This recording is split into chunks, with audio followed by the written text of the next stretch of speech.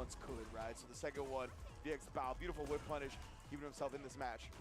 Oh, you ain't going nowhere. Attack the legs real quick. Way less than 3 minutes, I'll tell you what. 3 bars on the side of Bones, level 3! He's on classic, I swear to God! I was saying, man, you get used to stuff. You don't need those monitor reactions anymore. You make up for it. Oh, man. Oh, lets her jump out, but VX Bao was not taking a throw on landing. He could have because he had the jump, but the CA confirm off the Fierce, sends it, and this is going to change the course of the round. Damn, that's a lot of damage. Sweet God almighty. What? For one Fierce and a CA. Oh, jump, but yeah, it was a little bit too far. OD for the plus raise, and Juninho Ross takes down VX Bao 2-0. Telling you, man, these are players from Latin America, from South America. They are cooking when it comes to this mind matchup. You saw it. We saw Mickey try to switch to it in the beginning up against Brian Job, shut it down. Brother. We saw VX Bao switch to it up against Juninho Ross, shut it down. What a start for 2 games. The rookies of the league with a star-studded lineup already making a huge statement against one of the veterans. And now it's going to be Blas coming up for the anchor spot. Wow. As if we expected anything less, right? But taking a look at the replay, the full control that Juninho has against both the Bison and the Mai. Take a look at that. You saw him just waiting it out against VX Bao, throwing in that standing light kick. Very risk-averse and also really trying to play that counter-poke game, but overall, his defensive decision-making is so sound. But who needs defense when you have such a smothering offense just like that? Exactly right. You really, I think, highlighted perfectly with the fact that Luke getting the Oki off damn near every hit really allows him to smother Bison. So VX Bao switched the character with an invincible reversal, right? But we saw it get baited out. And just in general, what Mai wants to do, he nullified a lot of, right? I love that as well, using the OD Sandblast in the corner, jab quickly afterwards. Just in general, making sure that he didn't give Mai a lot of gaps to play with, and then really nullifying that fan space. That's something we saw from both Brian and Juninho Ross. They never really played at that spot that Mai got to comfortably throw fans at. Just a really great job prioritizing where to be against a very potent character. Buckle up for this next one, ladies and gentlemen. Another Mai coming your way, but it's in the hands of Xiao Hai. So you got, I was gonna say, now it is time. We got a rematch from SFL World Championship already, right, with the top of the show with the Punk Meta match. Now we get a rematch of EWC Grand Finals with Xiao Hai versus Blas. Oh, this is what Street Fighter League's all about. Brother, this is only day 1. Day 1! I can't really emphasize it, but I've said it in previous seasons. It only gets better. It's crazy how that's held up, honestly. That came from the top of the dome. I remember but here we are now, man. It really does only get better, man. So let's talk a little bit about this, right? Blas obviously has been a phenom this season. Has gotten second place at Capcom Cup, got second place at EWC, has gotten multiple top 8s, has won tournaments. It's been an incredible showing from him so far, right?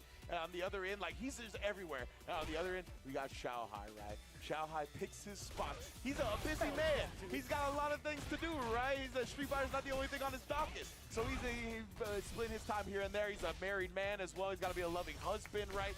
So there's so many things. But when this man comes out to play, he puts everybody in a bag. Packed them up, won EWC back-to-back years, the first ever EWC back-to-back champion. Like, it's going to be a clash of 2 players who are at the top of their game. I was going to say as a sidebar, there's nothing more loving coming home to your wife with a brand new trophy. That's what I'm saying, man. Yeah, that's pretty good. He declined the bag pretty significantly. I mean, Xiao Hai, again, although like he's had such a pristine record this year, he has never been a slouch in regards to every game that he's played throughout the years, right? He has been a staple in the FGC for not only his region, but also coming in to the United States a handful of times. Actually, more often than a lot of the players within the States themselves coming in for these top spots, coming in for these premier events. So it's, again, it's a very, really big contrast in regards to what we're seeing between like Blas and Xiao Hai in terms of travel, in terms of experience, but the results are still so damn close to each other. Yeah, and it's like, it's funny how much these two actually do have in common, despite having like such a different age difference and obviously from opposite sides of the world and all that. But for those back in the day, when we first got introduced to Xiao Hai, he was of similar age to Blas, That's right? facts. That's he facts. was playing at a younger age even, and when he started getting into international competition and all this, he was a very similar age. He was a young prodigy himself. So it's so sick to see kind of this, like, maybe a rivalry start to blossom with, like, Xiaohai against somebody that he used to be. Yeah, it's funny enough, like all the young kids, they be stepping up to the OGs nowadays, and even back then, I'm just saying, it's been a thing. You know, it's kind of been around this whole time. Yeah, you know, I gotta say, 100%. There's a guy named Justin Wong that might know a story or two about doing that kind of like whoop assing at a young age. But anyways, we are gearing up for our final match, the anchor matchup. Again, you guys want to take advantage of all the promo codes that are going to be happening all weekend long. Asus-SFL, definitely a great one to kind of start things off with the Asus, the official monitor of Street Fighter League. There's so much going on in the works, even with SteelSeries, right? The most winningest headset going on in the fighting game community. And also, I wouldn't be surprised in the entirety of esports at this point. I was going to say esports definitely in the building. Corsair, we're going to show off their new leverless controller a little bit later as well. Beautiful stuff. You can see a graphic for it on the screen right now. But we've got one in full effect that we're going to show off later. Of course, 10-0 in the building. Right on. Bringing the best FGC apparel known to man, including that Akuma Heaven shirt in gold now. Stop, bro. It's a crew neck, by the way. Let me fix my face. Even the pin was all gold and decked out. They're big fans of Akuma. You can see it, right? The beads on the right. That's coming soon, by the way. Not available just yet, but what is available is the entire armory that Brooks has been supplying for years now, by the way. Brook converters have been such a pivotal thing in regards to like a multitude of different events. Like, you never know what you're going to get. Like, I feel like sometimes, not even just within the CPT, but within like fighting game season in general, it's a box of chocolates. Yeah, 100%. They're always making sure they stay on the forefront of everything, of course. And by the way, there are tickets available right now to come watch in person for the SFL US, right? If you're in the Los Angeles area or are planning a visit, there's a QR code. You can go to Capcom Fighters Twitter to find out all the info about where you can get your tickets. And just come on down, man. Come through. We got so many days of this action as well, all live and in full effect as well. So it's going to be a beautiful, beautiful couple of weeks. Because we obviously have the first 4 days from Thursday through Sunday, but we got a December stint and of course the finals in December as well. But it looks like we are ready to get this anchor duel going. Again, it's going to be Blast, Xiaohai, best of 5, and Blast is bringing out the Sagat. Right. Let's go. There was an exhibition, there was a tournament going on. Blaz had actually been dominating with this character to contest against the rest of the meta, right? One of the biggest things we were looking forward to is who Blaz is going to pick for Street Fighter League. This is an excellent first choice. At least so we think right now. Xiaohai has been laying down the pressure. Back-to-back throws, already putting Blaz into the corner, and also trying to outspace the guy. That's rather difficult. You see the big fella coming in with that crouching heavy punch, and look at the damage. And that's one thing that's like, God, opponents demand. Like, you have to be on point with your whiff punishes, because if you're not, his will reach your whiff. It's awful. In terms of, like, the terror he brings, awful. If you're piloting Sagat, you feel great. Even there, he thought Xiaohai was going to cancel that parry into a drive rush. Didn't give it to him, but he still found the burnout against Xiaohai regardless. Oh, the Tiger Nexus harassment coming in hot and heavy. Oh, the super! No way! Blast trying to ODDP to guarantee the chip. And Xiaohai's like, yeah, bro, I've been around that block before. That's wild. What a time to spend that level 2. I mean, it was do or die, essentially. It was. The fact that he was willing to risk that level 2 already, because he's like, if this hits, I'm killing you. Yeah. That was a great assessment from Xiaohai. I wonder how it would have played out up against the level 1. Maybe Blaz was like, okay, the level 1 won't be that bad, but not taking into consideration the level 2. But right now, the level 3 just came out from Blaz. Huge damage here and corner control. 55%, excuse me. With Blaz now in control with this corner. Throw does get technical. So in the range that I feel like Sagat has a little bit more advantage of outside of the fireball. Oh, the big heavy DP right there. Long startup. Slightly miscalculated from Blaz. Power switch to the west side. Xiaohai applying the pressure. BD overhead does get perfect. Parried. Forward step kick. Back to back. Tony Jaa, eat your heart out. Let me get that level 1 if need be. You already know it. Is it going to be enough? You're damn right it is. That is the king. Mine's got beyond CTE. I don't know what the next step is, but after that combo, that is a beyond concussion protocol, bro. Damn, son. And she's back for a 3rd round. Ooh. Yeah, and again, a huge jump in as well. It's been where Xiaohai has found some big open up so far. So they'll be baiting out the heavy DP, but Blaz now baiting out some whips. He's done that a couple of times himself. Nice challenge. Had to do it in between, right? Didn't want to fall susceptible to any of the follow-ups afterwards. If you get caught standing and the roundhouse version comes out, you're still going to have a tough time with Sagat taking his turn. So at this moment, Blaz, he is at critical. He only has 2 bars to his name. Xiaohai just needs 1 more throw if he can land it. He has 3 left in the chamber for some of these fans.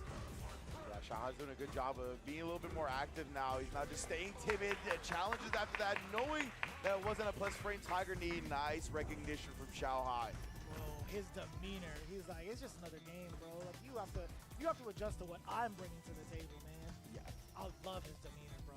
Yeah, it translates to in-game as well. Like, Shahai was willing to press buttons in dangerous situations, and he definitely didn't let Blas just bully him, right? Sagat bully game is some of the best in Street Fighter 6. So you can't just sit there and get manhandled by this dude. And you saw it too, Tiger Knee being able to close that space, and also being at the right ranges to get plus frames. You see the screen shake, it's his turn again, and it's so dangerous having to block a standing medium punch, being +2. There's so many follow-ups that he could frame trap you with. That's why Shahai, he's really trying to fight out of this corner, but he ran into the crouch strong with a buffer behind it and baits out the ODDP Blas.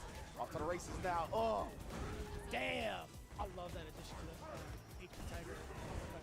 yeah, so clean right there. Shahai finds his gap though. Taking his drive gauge in the process with some clutch parries. Backdash gets chased down, and the level 1 is one to put him in burnout. Huge pursuit from Shahai. Oh! That chunk that the DP does, bro. Violent. Off of lights as well. Yeah. Ain't no better way though. I think that's exactly what Sagat's design is intended to be like, right? Making sure any sort of opening hurts. He's not gonna be like the fireball monster that we know him for. No, make sure to utilize his full build as a Muay Thai user, right? Precisely, bro. You can't throw no tiger shots in Muay Thai. I'm out here doing it for real now. Throws a real tiger. What if he does like a tiger summon, you know? I like that idea. Yeah, that's a good idea. Blas right here, though. Found a good idea of his own. Spin that level 3, put him really low on the drive meter. That's not going to matter to him. Yeah, beautiful timing on that as well. Not worried about running into anything. And right before he could get any meter, Blas, what calculations from the young man, bro. To the sternum. That is wild, too. He did standing roundhouse. Normally that's a 2-hitter, but he canceled off of the first hit right into the drive impact to ensure that it connects. Yeah. That is genius. I don't know if any other normal would have been like enough of a gap, like if there's maybe to kind of like press a button or not even press a button, like throw or anything like that. So roundhouse being just enough and also not build that meter, that single bar from Shahai, that was genius. Exactly. Like, he literally had put him as close as possible to getting 1 bar without actually giving him the bar. Man, yeah, the media stuff from Shahai right there. We got the corner scenario. Overhead, doesn't get checked this time.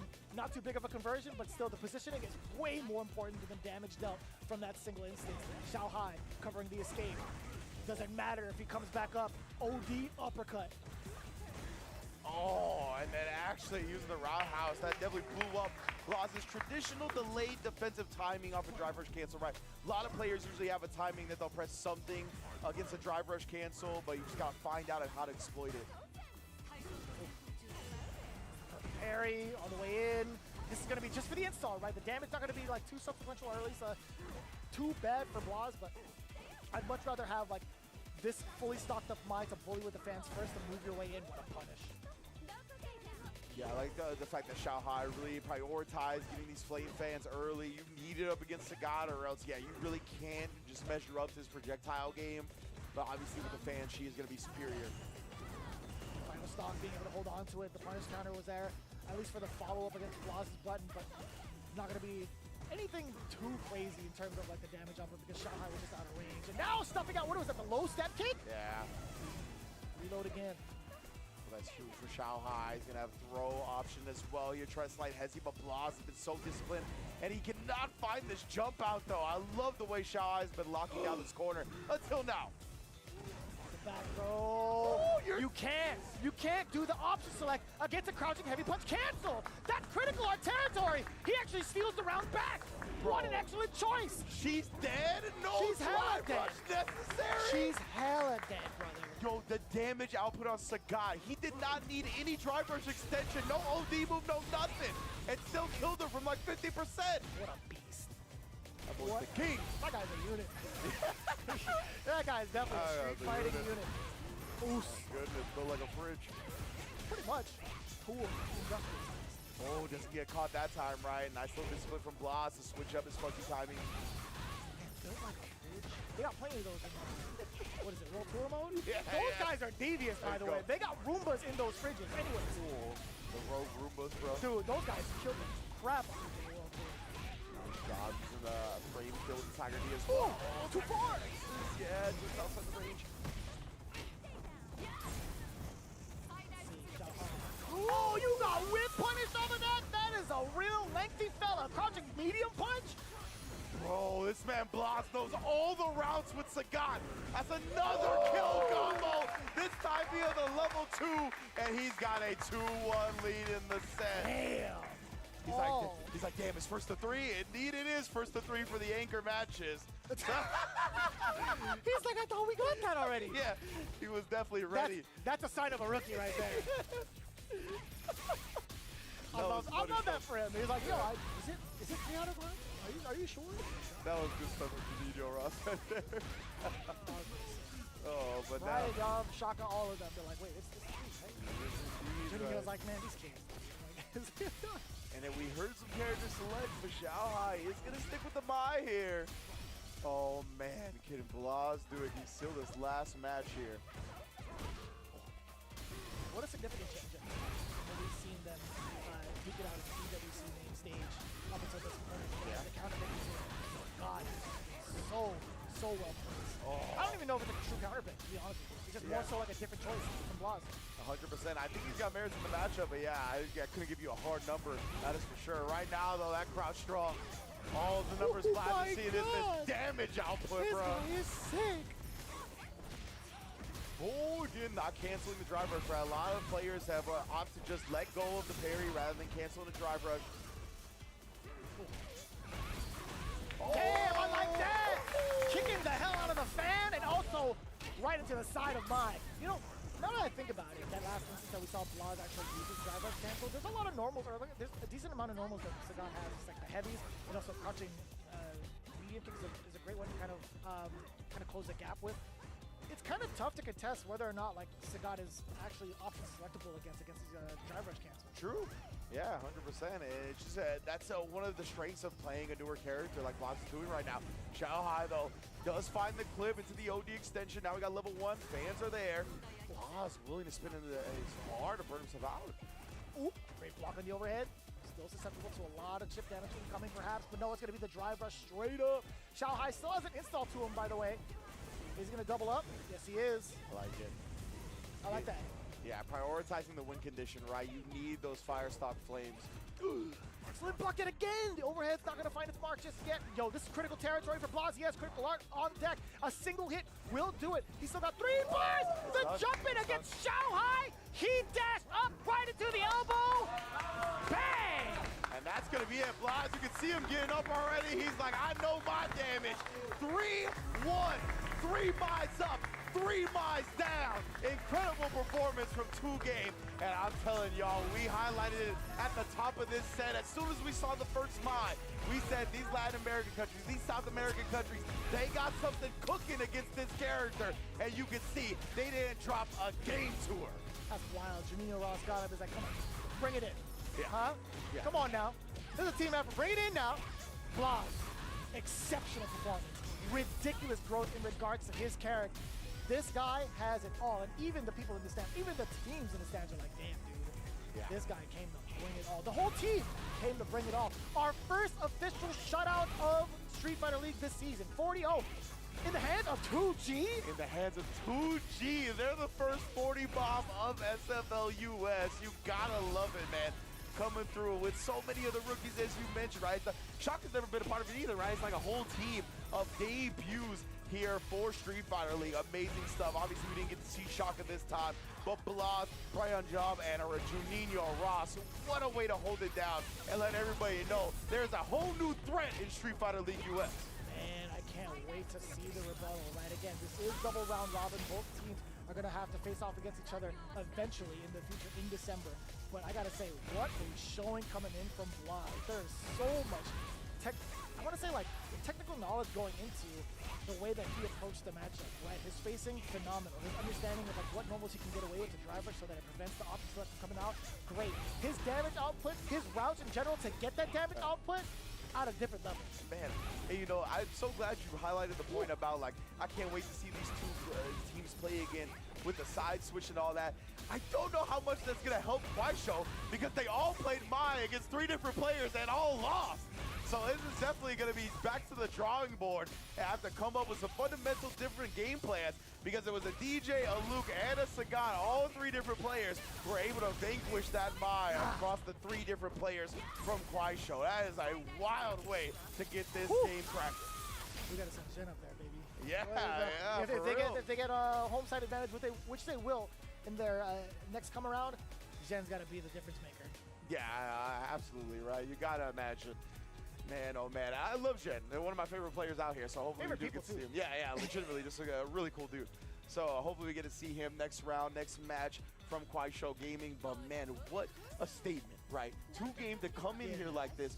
4 debut players, 3 of them playing, all getting W's. The first 40 Bob, not only a statement for themselves, for everybody else to take note of, but that's got to be a huge confidence booster, right? Oh, absolutely, right? Like, it's one of those things that's just so many uncertainties when it comes to being in a team format, right? Yeah. They all represent themselves individually.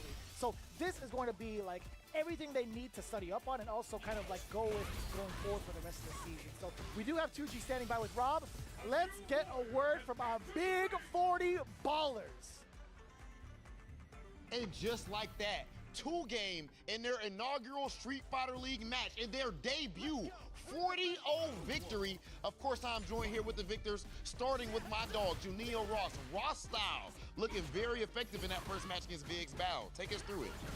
Oh, yeah. I use the raw style. No, we studied our opponents because we were the home team, so everybody studied very hard, each one of the opponents. So we knew somehow what to do, yeah. You know, some people probably would have considered you guys maybe the underdog going up against a team like KSG. Were you aware of that, and did you look at yourselves like the underdogs? This is just the beginning for South America. We came to stay, and I have to thank you everybody because everybody that's involved in this for us to be here. So 2Game, Capcom itself, and there's a man behind everything. It's called Joe. Thank you, Joe. Thank you, Joe. Okay. I know you're hearing. Shout out, Joe. Okay, now I gotta ask you. I actually need you to translate for my brother Blas. Blas, you just had the EWC Grand Finals run back up against Xiaohai. This time you go with the Sagat. Did you learn something from your EWC match, and why did you pick Sagat? ¿Entendió? Diga a mí. Give him the mic too for that part. Pues sí, en la WCA cometí muchos errores que ahora no cometo. Por ejemplo, que íbamos a Bagdad, o no que sea algunos golpes con Sagat, y ahora que sé más el matchup, lo puedo hacer mejor. Y elegí a Sagat porque tiene mejor en normal, tiene mejor neutro, más daño, y pienso que es un mejor matchup que Ryu también. Y ahora que sé mejor el matchup, no creo que me vuelva a ganar con Femei. Yeah. He said now he's not doing the same mistake that he did before, like backdashing, and he knows now what he's doing right now, and he thinks Sagat is better than Ryu, maybe other characters, much better. Yes, because he had better neutral, better fireballs. Yeah, he's saying good things about Sagat, yes. Whoa, hold on. Everybody on Twitter up here complaining about Ryu this whole time, up playing Ryu and complaining about Sagat. Every Sagat player, be quiet. I'm tired. Zafrino, Jimbo, all of y'all, I got trash to talk after this. But I cannot get out of this without talking to Brian as well. This is your first ever match here at Street Fighter League, and you go ahead and take down Mickey. So I just got to ask, how was your first match? Eu tava bem nervoso por estrear essa participação da 2Game na Street Fighter League, porém a gente estudou bastante os oponentes. A América do Sul tem menos experiência em campeonato internacional, porém a gente tem um grande volume de jogadores. A gente conhece os personagens, porém não conhece os estilos. E para se preparar para os estilos, a gente viu bastante partidas dos nossos oponentes. E foi essencial para ter uma boa estreia aí na competição. He was a little nervous because maybe the first time playing on Street Fighter League, but everything went well because again he said we did a very hard study from our opponents, and he said that in South America we have many players. However, there are not many styles, so it's hard sometimes for us to adapt to these new styles because maybe our region we don't have those styles. It's far away. We cannot play online. Maybe with North America, but the other regions, Central America. But he said that we studied very much the opponents and that gave us some edge. Okay, and that edge clearly was felt by their opponents. Just like that, 2-game, 40-0, the 40 ball up against KSG, and we're about to see just how far they can take it. Let's go ahead and send things over to our commentators. We told y'all, man. We told y'all at the top of that set that LATM is cooking against Mai. If you look at the results of that region, bro, the Mai's are getting drowned by everybody else. And you can see in full effect right there. It's not just, oh, their players aren't up to par with Mai. Nah, that region is extremely strong. The players of Mai in that region, extremely strong. But they have prepared these guys here at SFL for the rest of the world's Mai's as well. I mean, they're not only like train the pot right now in terms of like the competition. They're doing so on social. My man said, yo, Sagat was the choice for me. He thinks he's a little bit better than Ryu right now. Granted, it's within the context of the matches. But dude, the fact that Rob called out the other team, that was unnecessary roughness. Come on, Rob. We're on to take 15 yards out back. That's actually kind of rough. You know, I'm a big fan of Zaffarino. Mind you, those are our guys. But, I mean, all things considered, who would have thought the Newcastle on the block scoring 40 bombs? 40 bomber. That is so uncommon in the likes of Street Fighter League. Even in the first day, couldn't ask for anything better. And look at that, right? You heard some of the players talk about, right? They might underestimate us because we don't get to play with the rest of the world, yada, yada, like that. That's just a testament to get your butts on the game and get your fingers off the keyboard. That's all I'm trying to say right now. But, of course, we got plenty of stuff here to put your fingers on when it comes to the gaming side of things, right? Like, of course, Bow right there, Steel Series in the building, always bringing the best headsets in the business. You know what it is. Pro players have won more prize money using Steel Series gear than any other brand, and they are the most winning brand. And yes, Vicious, not just FGC history, but esports history. That's wild, dude. Absolutely wild. You know, we've had a lot of support coming through the years of SFL, but none like this one. The Nova Blade Pro, the official controller of SFL Pro US. Be sure to check them out. The official leverless controller for this season. Again, you can sharpen your reaction time with the Nova Blade Pro and rapid trigger technology. In fact, we do have that in our midst at the moment. We are actually going to be able to check this out. If you guys switch over to what we got going on right now, what's really kind of sick, you can hear that back there, right? Ooh, that sounds mad. I was gonna say. We're about to end the stream and put on a 2-hour ASMR loop of the Corsair leverless. We could, right? I mean, like, in terms of like the flashy design, I like that. I enjoy that a lot, right? We have like big the RGB guy here. being able to like have that in the gun so you know it's an activated super. Like, I feel like it's a really good like sensitivity point, or at least a point of activation. It feels really great on it. But also, there's so much utility to this bad boy. I was actually quite surprised. I had no idea. There's like extra buttons for the utility. You know what's phenomenal? If you have practice mode, you have like the shortcut settings. You want to go like record, playback. Ooh, the macros on the side. Playback, whatever, right? You have like reset matches or even like reset your position. Pretty godlike, I gotta say. I like really that wanna check a this whole out. Right, man. Well, we're gonna see. We're gonna get Vicious on the horn with some Corsair representatives. See if we get them hooked up. In the meantime, we're gonna take a quick break. Don't go anywhere because we'll be right back with more Street Fighter League.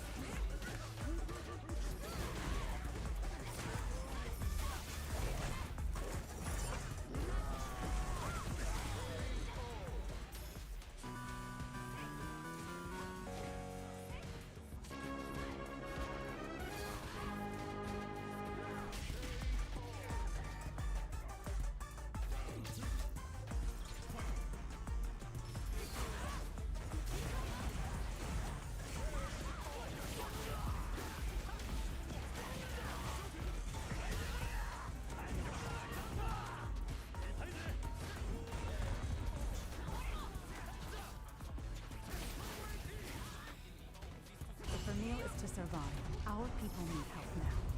I will not idly sit on the throne as our nation faces its death. Our village has long kept these canines as our wards. This is a threat to our very way of life. You're not the only one here who's curious about Lady Amal. The future of Azuria rests on your shoulders, and you sat yourself down right in front of an assassin. Are you out of your mind? The living mountain, Yamatsukami.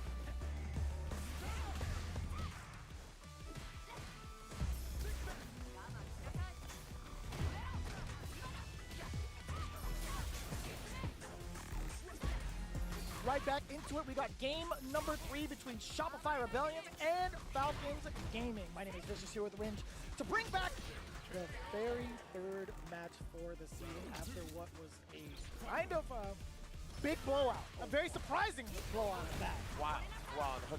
And just to clarify, also from that Plaza interview, I got some word from some of the Spanish-speaking homies that the Sagat thing about being better than Ryu, I think was specifically for the My match. That's why I said within the context. Yeah, I wanted exactly. to make Within sure. the context of the match, not just in general. Just want to make sure everybody before Thanks, Rob. they start getting out of hand. I know how quickly things can blow up via the discourse.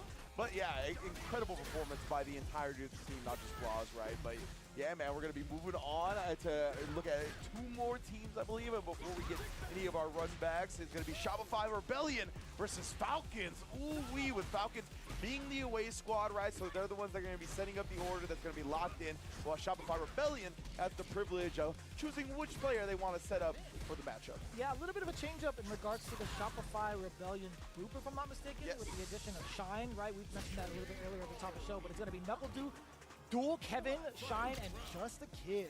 Whereas on the side of Falcons, it's NL, DCQ, Xian, and Oil King. Former champions, by the way. Don't forget Exactly. that. Yeah. Do not forget that these guys have already reached the peak when it comes to Street Fighter League US, and they're going to attempt to do it again.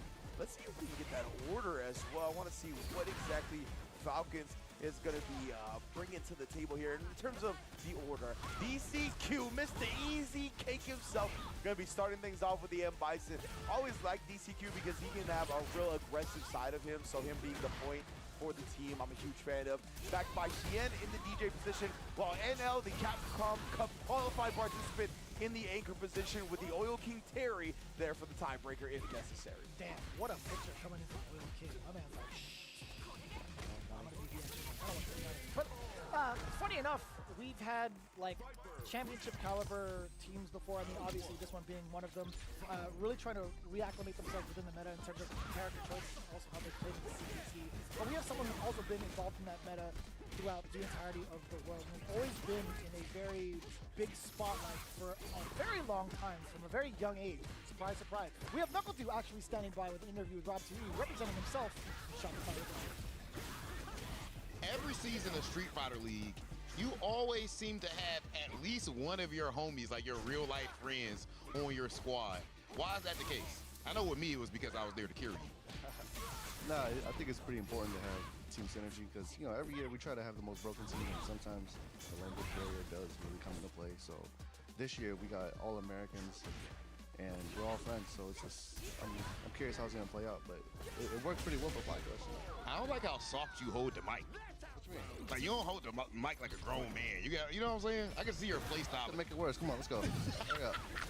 Get this interview going. So, this year's Team Shopify, y'all actually just now went over to Japan. What was that trip about? Why did you go over to Japan? Yeah, we just want to do something different. Just boot camp in Japan and get practice that we can't get in America. So, like, we don't have a lot of JP players here. We don't have a lot of Atlanta players. So we just went over there, got the practice we could get, and to our surprise, like, a lot of us did really good versus, like, the top Japanese players. So it's a really good confidence boost, and I feel like we're coming in at the best shape that we possibly can. So you switched up your roster a decent amount this season. What went into that? How did you go about scouting your players? Well, dual Kevin's a staple. You know, Shine, I teamed up with him in a different game, Street Fighter 5, twice or 3 times actually, and it was with you as well. So you already know how strong Shine is, and Jack, you know, he's like a wild card. He could beat anyone on any given day, but he can also lose anybody any given day too. So Look, you the realest guy. Okay, and last thing, when it comes to you personally, I feel like we've recently seen you, I don't know, maybe take the ankle weights off. Some of you're playing your best Street Fighter 6. What goes into that, and how confident are you personally going into Street Fighter League?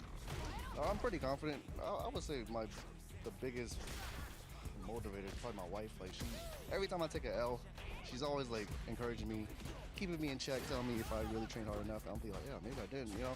So yeah, I will say she's a big reason why I'm doing so good. All right, Knuckle Doo Dang, Capcom Cup champion, back at Street Fighter League with Shopify Rebellion, trying to throw down and see if they can win their first Street Fighter League US Championship. Let's go ahead and send things over to our commentators. All right, shouts to Wifey Doo, bruh. Keeping the man Wifey Doo. Keeping him in check. That's what I like to see. I also like to see the idea to boot camp in Japan, right? Fighting games being mostly a solo venture, you don't get to see as much boot camping as you do in like other team esports, right? So I really like the idea of going out to Japan, checking it all out, right? Of course. But I believe we also have another interview ready with their opponents, and let's go to Rob and Oil King. We've seen you do it all on Street Fighter League at this point, you and your entire team. You've won a Street Fighter League US Championship before. Is this the year where you do it again and actually take the World Championship? I would say, yeah, we will. We won. We won it. We're hungry. We will buy it. Oh, you hungry? We will try our best to win this season. Okay, and where's that hunger coming from? You know, at this point, all of you have a whole lot of accolades. Why are you so hungry this year? In last season, Street Fighter League US in playoff we got third place. Of course, third place is not close enough, but I think it's pretty close. So this year we will come back. Okay, and when you say you come back, I mean literally you keep bringing the exact same team back every season of Street Fighter League. Why is that? Okay, usually, the different season in the team will like try to change the teammate, try to upgrade, change something. But just like you said, we won before. We believe each other. We believe we can do it again. So that's why. And we are really brothers, you know? Really brothers, okay, and brotherhood definitely one of the most underrated aspects when it comes to winning in Street Fighter League. Now, looking at these other teams, who do you think is your biggest challenge on paper? Which team is the hardest for you guys to beat? To be honest, okay, this season have a big change, right? Before we are always like 16. This season will be 17, and you can see every team the member, right? It's really hard to say. I would say this season will, no matter for us, for the viewer, will be very exciting because every team is very strong. You know, you see the bracket, you see, okay, like today have a 5 match, right? Yeah. So hard to say which team can win. Every team have a chance to get 0 points. Every team have a chance to get 40 points. So it's hard to say. Very stacked from top to bottom. I agree with that analysis, and that is why this is likely to be the best season of Street Fighter League US to date. We're going to see exactly what goes down with Oil King and the rest of the gang. Let's send things over to our commentators. So we got ourselves an established order with DCQ, Shannon, NL. It's going to be Shine coming up to the plate first with that Kimberly representing Shopify Rebellion. Now, I got to say, it holds a lot of truth in regards to the order that they picked, the players that they picked season after season being consistently, right? Or being consistent, excuse me. So I'm not too surprised. I'm actually, I forget that they got third place in last season. They were there in that finals, in the live finals over at Capcom HQ. So if any team can find themselves in that playoff position again and possibly take it, it's this team. These guys have a championship under their belt. And it's no surprise to see these guys still shaping themselves to be highly competitive. We saw them over at the Chengdu final. I think all of them were in attendance for that exact major as well. The only thing I will say, although there isn't really like any sort of upgrade to consider because they're all very strong players, I will say it's kind of a downgrade to not seeing them short. I know, man. Oh, what happened, bro? New era. Bring back the old. But it's okay. we'll hopefully get to see him flex his skills in-game in the tiebreaker match. Right now, they're setting Shy enough to deal with DCQ, which I think makes sense. A lot of their other characters have prominent projectile-based games, and obviously Bison's got good anti-projectile tools. Sean on the other end, Kim, I mean, you ain't gonna do anything to those cans when they're on top of you, so like the idea. Yeah, so we'll see if that mix ever actually comes into play. Right now, DCQ has actually set the pace quite well. Up until this point, we see medium kick as the counter hit, an excellent tool to both counter poke and also initiate. This is going to be a little bit tough to manage. I feel like closing the gap. DCQ's been rather active, and just like that, as soon as I said it, the curse comes in. There was a little weird jump that, like, DCQ just ended up getting hit afterwards in front. Maybe you thought it was a bit ambiguous. But either way, we are fighting tooth and nail in this round so far. Nobody's got anything significant. DCQ, got caught for a second there, and Shine's immediately going to take that scramble for the corner. Oh, damn, son. We do get the counter hit, get the conversion as well. DCQ just one more touch away outside of the throw. And what's it going to be? It is going to be the throw yet again. Drive rush forward. No real attempt at trying to get out of that one. Being prepared to do scissor kick after the run follow-up was so smart from DCQ, right? Oh my goodness, and now whip punishing the stand medium kick. That scissor kick counter hit the stand medium kick last time, so DCQ's doing a real good job kind of game planning around the Kimberly so far. Trying to get a parry attempt, and I'm glad that he went for a longer startup button, right, with the back roundhouse to continue his pressure. DCQ, that was a good call, but right now, okay! Nullifying both cans! Kim is completely dried up, at least in regards to like the mix of potential now, but the overhead instead, she's like, you know what, I'm not gonna rely on the paint. Indeed. Right now, Shine gonna be able to get himself a little bit back into this match. Level 3 install. DCQ's got so much meter though, you still gotta be careful, right? Applying the pressure, even a run stop in his face right now. Oh, and then the tip of the low, catching him off guard, a Zuna drop. Gonna put DCQ low and dead. Ooh, what routing from Shine. Just enough damage in the Tatsu towards the very end of it. Sit him back down. Fierce as the opener for DCQ yet again. Forward throw. Shine. Gonna be stuck in this corner temporarily. Trying to move out of the way. After that back roundhouse, that medium punch was such a good choice to catch any sort of delay or any movement, really. The bomb! Help me out! Bam! Love that from DCQ, right? Not going with the anti-air, just letting the mind do the heavy lifting, getting out of the subsequent follow-up to the jump in. Oh, drive reversal baited and punished. Perfect for DCQ to put an exclamation point on game 1. Oh man, swagging out. You know, lately he's been actually rocking a lot of these button-up dress shirts, and I'm quite the fan. I like it. He's not even trying to rock the jersey. He's just trying to like be here for business mostly. But I mean, good recognition overall. Like when he has that bomb applied and he knows what the timer is going to be like, he's like, you know what? I don't think I need to really try to anti-air this person. I don't think I really need to worry about it too much. And also the times he does steal turns off of like I want to say like off of background. Background house is a pretty decent tool to start off your meaty with. You can frame trap with like a crouching jab, etc. It's like something smaller, but standing medium punch, what is that, like six something like that, right? Yeah. So that being like a 5-frame normal afterwards is a pretty decent tool to kind of keep your opponent locked down. But outside of that, I think it's amount of control, like him picking the right spaces to anticipate Kim's potential trajectory is really important. Whether she goes for a full jump, whether she goes for like an elbow drop afterwards. Like you notice, DCQ would throw out a light as soon as she lands, just in case to be prepared for whatever it is that Kim decides to like longer range, like it's gonna stuff it out as a counter. Yeah, absolutely. Doing a lot to not let Shine get started, right? I love the fact that he hasn't really been messing with a lot of Shine's jump in because of that elbow drop threat. Right now though, oh no, the elbow on the ground as an anti-air as well. Wow, that stand medium kick at the edge of the foot. We're still gonna give sword with that parry. It pushes her so far away that he's allowed to pretty much gain his drive gauge back. Not really feeling the repercussions of letting out that drive gauge, right? Counter hit. Yeah, again, that was the same thing we saw in game 1 as well. Shine keeps trying to press buttons after the run follow-up, and the scissor kick just beats whatever Kimberly tries. DCQ, double drive rush. He's on set point just like that. So confident in his demeanor, the way he's been stepping up to the plate against Shine thus far. There hasn't really been any big deterrents coming in from Kim to stop Bison from moving on in. Ooh, wow. That was slick. Yo, that Fierce was just, it was just a mirage. You never saw it. Legitimately, right? It was all part of the plan to get Shine to press the button. With punishment just a little bit too late, but we do see the counter hit this time. Oh yeah, let it fly, level 3. Obviously, we've talked about it, right? One of Bison's big weaknesses is his lack of reversals. So if Shine can start running him over, this is where he needs to be. Oh, no biting, though. Such disciplined defense from DCQ. finishes the movement back into the other side. Shine applying the mix off of the anti-air. Punish counter, nothing too big out of it, possibly out of range for either medium punch or medium kick, sorry, or fierce. Just enough though for that conversion. He actually had plenty in the tank to convert off of. Either way, Shine fighting back. The equivalent of neutral jump and then the same medium kick. Again, catching on the very edge of the button. Oh. So scary too. You see DCQ like walk up in that space and he immediately backs off. Yeah. It's like I don't even want to try to press the button. Knocks him down with the jump. Fierce. The air-to-air does connect. And now the pressure off of that. The bait coming in from the throw as well. Knock him back down with the Azuma drop, kicking back up. We get the can set up.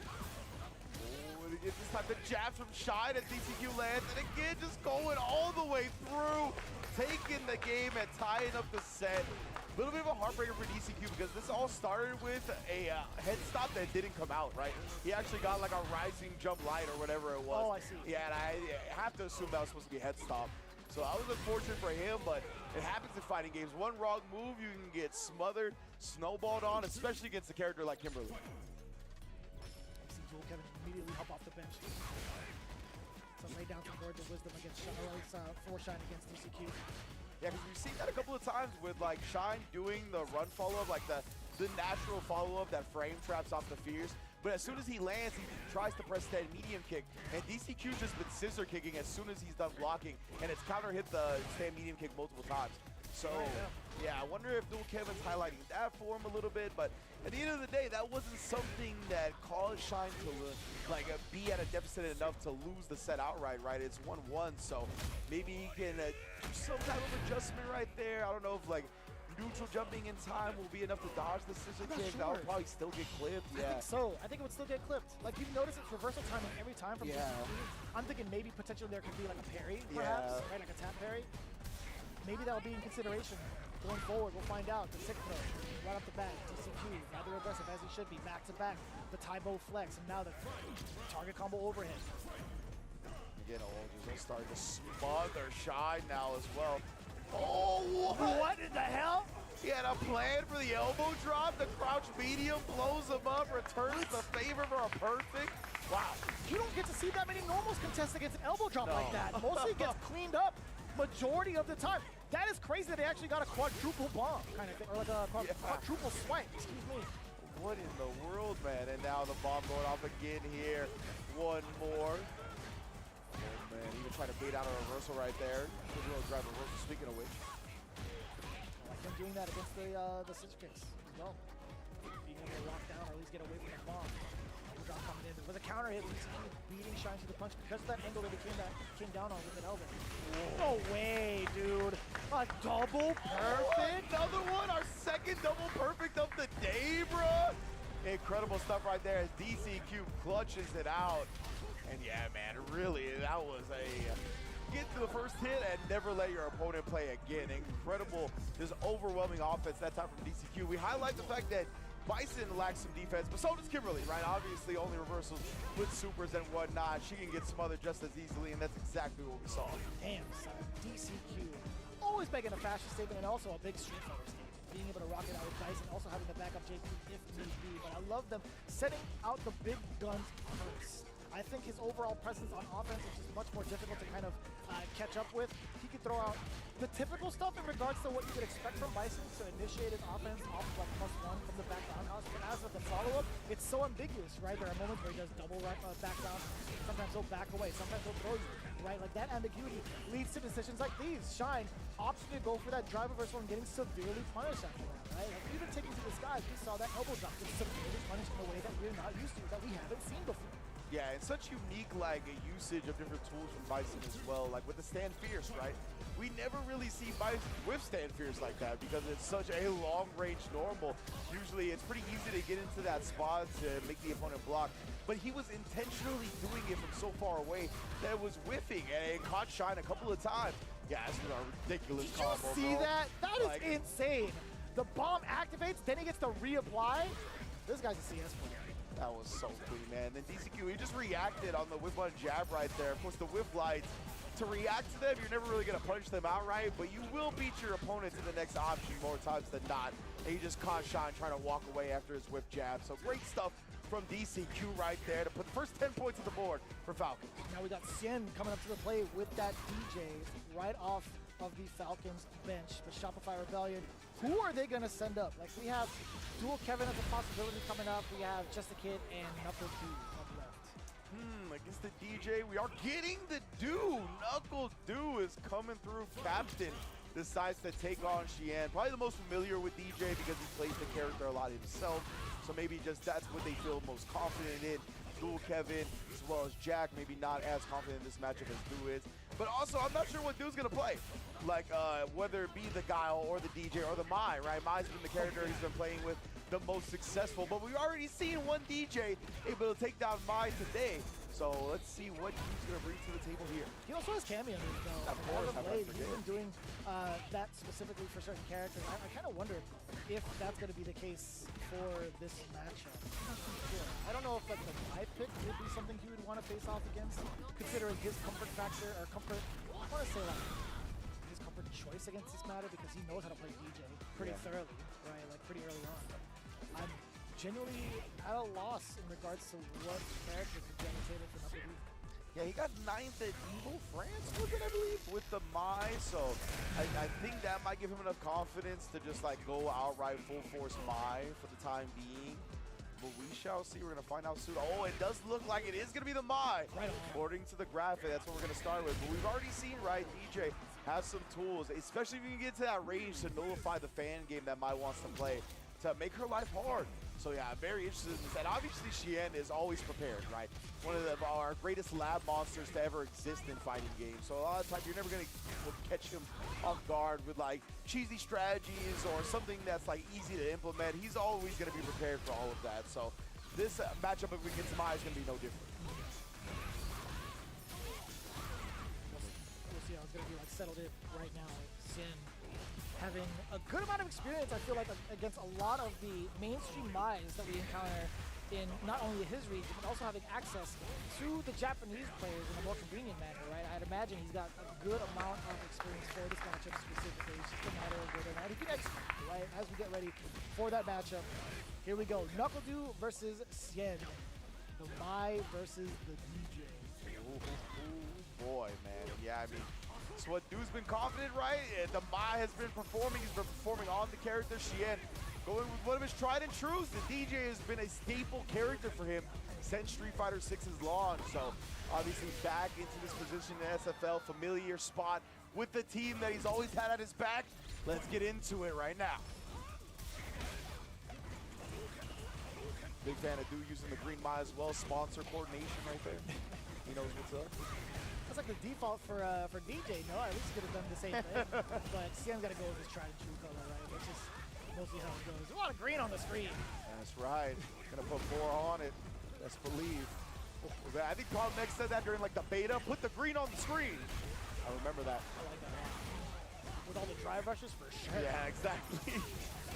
DP right there on the sharp knee. Oh, the fan. Perfect parried the first part, but you still gotta deal with the second part. It's been mostly Knuckle Dew, right? Setting the pace. Majority of the time, it's been space to create like the fan pressure and drive rush right afterwards. There hasn't really been a big response from Cien. I think he's been playing a little bit too passive in regards to what we experienced in the previous matchup between like 2G and KSG. Yeah, exactly. In the 2G match, right, our DJ player like really got aggressive. Stayed in, the My space that time. Coming up just a bit short on that drive rush attempt. The jab was just off the mark.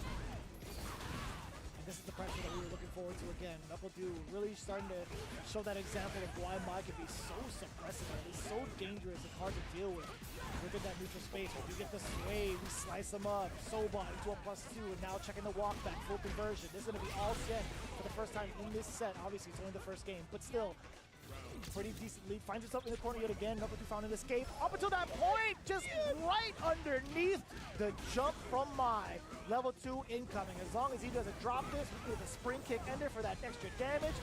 You already know he's got the beat. Yeah, I know this man got rhythm. He got a few kids. But besides that point, right, Knuckle Dew, he got a few like furry kids, you know? Ah, I see. The pets. Oh. Gotcha. But right now, right now though, Knuckle Dew is gonna cash out big level 3. He's gonna put Chillin very low on the drive gauge here. Oh, this is a tough spot to be in, bro. You know you scared the hell out of him. Are you actual kids? I believe the hell out of you, by the way. Just the furry ones, the millennial children.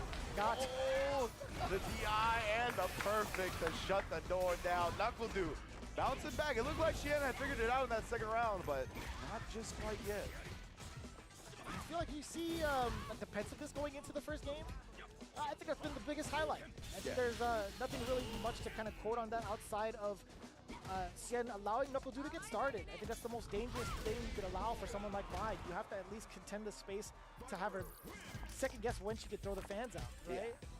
Yeah, 100%. It just feels like Xian's normal style is a little bit rough with the way Dew's playing right now. I feel like Xian's trying to listen in on some of the advice. Yeah, I liked the way we saw the 2G representative play earlier, where it was just a lot of getting in his face. Brian's job, right, was just getting in the my space a lot, like really nullifying that space, harassing with Sobots, harassing with staying medium kick, throwing out the big air slasher to kind of nullify some of the fireball presence as well. Just feels like Xian's been a little bit too passive, but we'll see how the adjustments play out here in game 2. Find out. Stand jab. It's going to check immediately in case the drive rush does come through. The green is on the screen for the side of Xian, but backing away. Again, now he's in a much tighter spot in comparison to the previous game, right? He's in a range where he can react to a fireball and also maybe zoom on in there. Counter hit. You do get the target combo as well. Backing away just in case. Ready for a whip punish. Nice, yeah, immediately challenging afterwards. Smart stuff from Dew. Backing off to see if Xian would have busted out with his own reversal, but nah. Not a tool, man. Oh, I thought it was going to be fast enough to connect. The way you spin it, Xian, a slight advantage. You do get the bait against the parry. Now in burnout. This is pretty critical, all things considered. Xian can burn you out with the rest of his drive hit. Because of that factor alone, we got the heavy air, the OD air slasher right into the Sobot for that big chip damage. Yo, shout out to Mono, by the way. I think he's one of the first to put that out there at the very beginning of Street Fighter 6, by the way. But Xian pretty much made it his by mastering the hell out of it, using it more often. Yeah, it was so sick when you have your opponent burn out like that, just trapped, taking the chip damage. Oh, but dude, not definitely laying down on that one. He said, you can't trap me. Oh, damn! Double up on the fears, bless the forehead twice. The double, quadruple fan. Dude, and the punish counter. Chip is imminent. Yeah, you can do the same exact thing you saw from Sid, although it's not going to be as tight of a gap. Still being able to back away, get the anti-air, catch the escape option. Knuckle Dew looking on match point. Indeed, and now Xian does get the throw off plus range. Oh, try to air the knee. Oh, anti-air that time, right? He didn't have the down charge, so no up kicks. He was walking away. Oof. Get that sweep and the punish counter forward throw now. Dance on in there, the dash. A little bit too soon, Xian! Hitting punish counter up the poorly timed throw. Yeah, very unfortunate. He's in complete control of that round until this point, and now we get the anti-air, knowing that he's going to use the knee to dodge the fan. Sneaking a throw from here. Air slasher, but oh my goodness, jumping in after the fan as well. Deuce pressure. Oh man, it is mounting right now. It's kind of difficult to deal with. Back-to-back throws. He can do it again if need be. Looking for a bait this time. Stuck in the corner. Xian is going to be backing away. Heavy air slash, OD air slash yet again, excuse me. One critical art, one blow from Xian, the trade-off! He could have had it. That was it. No, and he went for the upper, the machine gun upper. Xian, he had the trade combo possibility. He had the potential to go into the OD Sobot and then finish off the rest of that round. That is mad unfortunate. The idea was there off the back roundhouse trade. I've seen that succeed for him in other avenues, but here at Street Fighter League, swing and a miss. Yeah, that's rough, man. He was definitely looking for the trade anti-air, right? I think he could have gone with a different option that would have been a bit more clean, that he would have like won outright, but it would have just knocked Knuckle Dew back into the corner, right? That combo, he was looking for the trade just to get there in time to combo afterwards, and it definitely would have done enough damage to actually win the entire round. So I love the swing, just unfortunate, came up with a miss there. That happened to Chillin a couple of times in this round. We saw like an unfortunate mistimed throw that started NuckleDu's whole round offensively. Just a couple of errors. Yeah, you see My right bad. there. It was the OD machine gun funk. It was the sway, right? OD sway does like the, Oh, yeah, the little the OD sway, uppercut. that's what it was. For some Yeah, reason, yeah, I thought it was background house, but yeah, Yeah. OD sway does cause that little uppercut to happen. Yeah. Rather inconsistent in regards to like full-on anti-airing, but in regards to like the trade value, the trade potential, it is so good. So we saw that attempt, man. Yeah. And like, It was a good idea. It was an excellent idea for sure. It's just a matter of timing in regards to the pickup. So that could have gone off the wayside. But as it stands right now, 10 apiece for both teams. NuckleDu securing it for himself for Shopify Rebellion. Now going into the anchor spot. No tiebreaker again? Come on, guys. Yeah, no tiebreaker. Come on, man. Another one. We do not have a tiebreaker. The only one where we had the opportunity for it was that 2G versus Quaisho match that turned into a 40 bomb instead. But it looks like for NL, the Akuma qualified for Capcom Cup. We're going to set up our own Capcom Cup qualifier on the side of Shopify Rebellion in Dual Kevin. Right on. And no ambiguity in regards to the character choice. It's got to be the Rashid. Yeah. That is the staple for someone like Dual Kevin, as he has been working this character and reinventing himself every single season, every single region that he gets to participate in. I'm actually rather curious to see how this is going to step up to NL's really sharpened Akuma. Yeah, 100%. This is going to be a fun match to watch, just to see the shape of both of these players and how in-game ready they are. Obviously, Dual Kevin has been grinding nonstop, right? I think the most successful Rashid this season, right? A lot of the other Rashids either switch characters or haven't had as much success as they wanted. Obviously, shouts to Big Bird, who did qualify for Capcom Cup recently. But besides that, didn't have as much of a season of success as we're used to seeing from him. Dual Kevin, still here, right? Made top 6 on the leaderboard, qualified via the offline grind and just the consistent success. You gotta love to see it. Well, and now he's qualified a couple months ago, right? Where he got second place at CEO, I think it was, where Lashar had already qualified, so he got that spot. So it feels like NL's been a little bit flying under the radar more so recently because of his qualification already.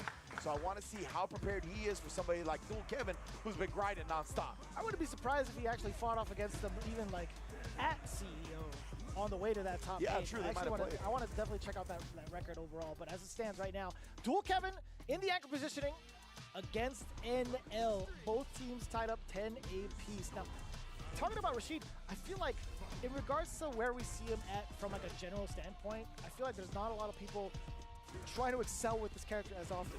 Yeah. Not really brought to the table at certain premieres. There have been a really big shift in the meta in regards to the characters we see quite often. Rashid still has his presence with a handful of players, but just not as often.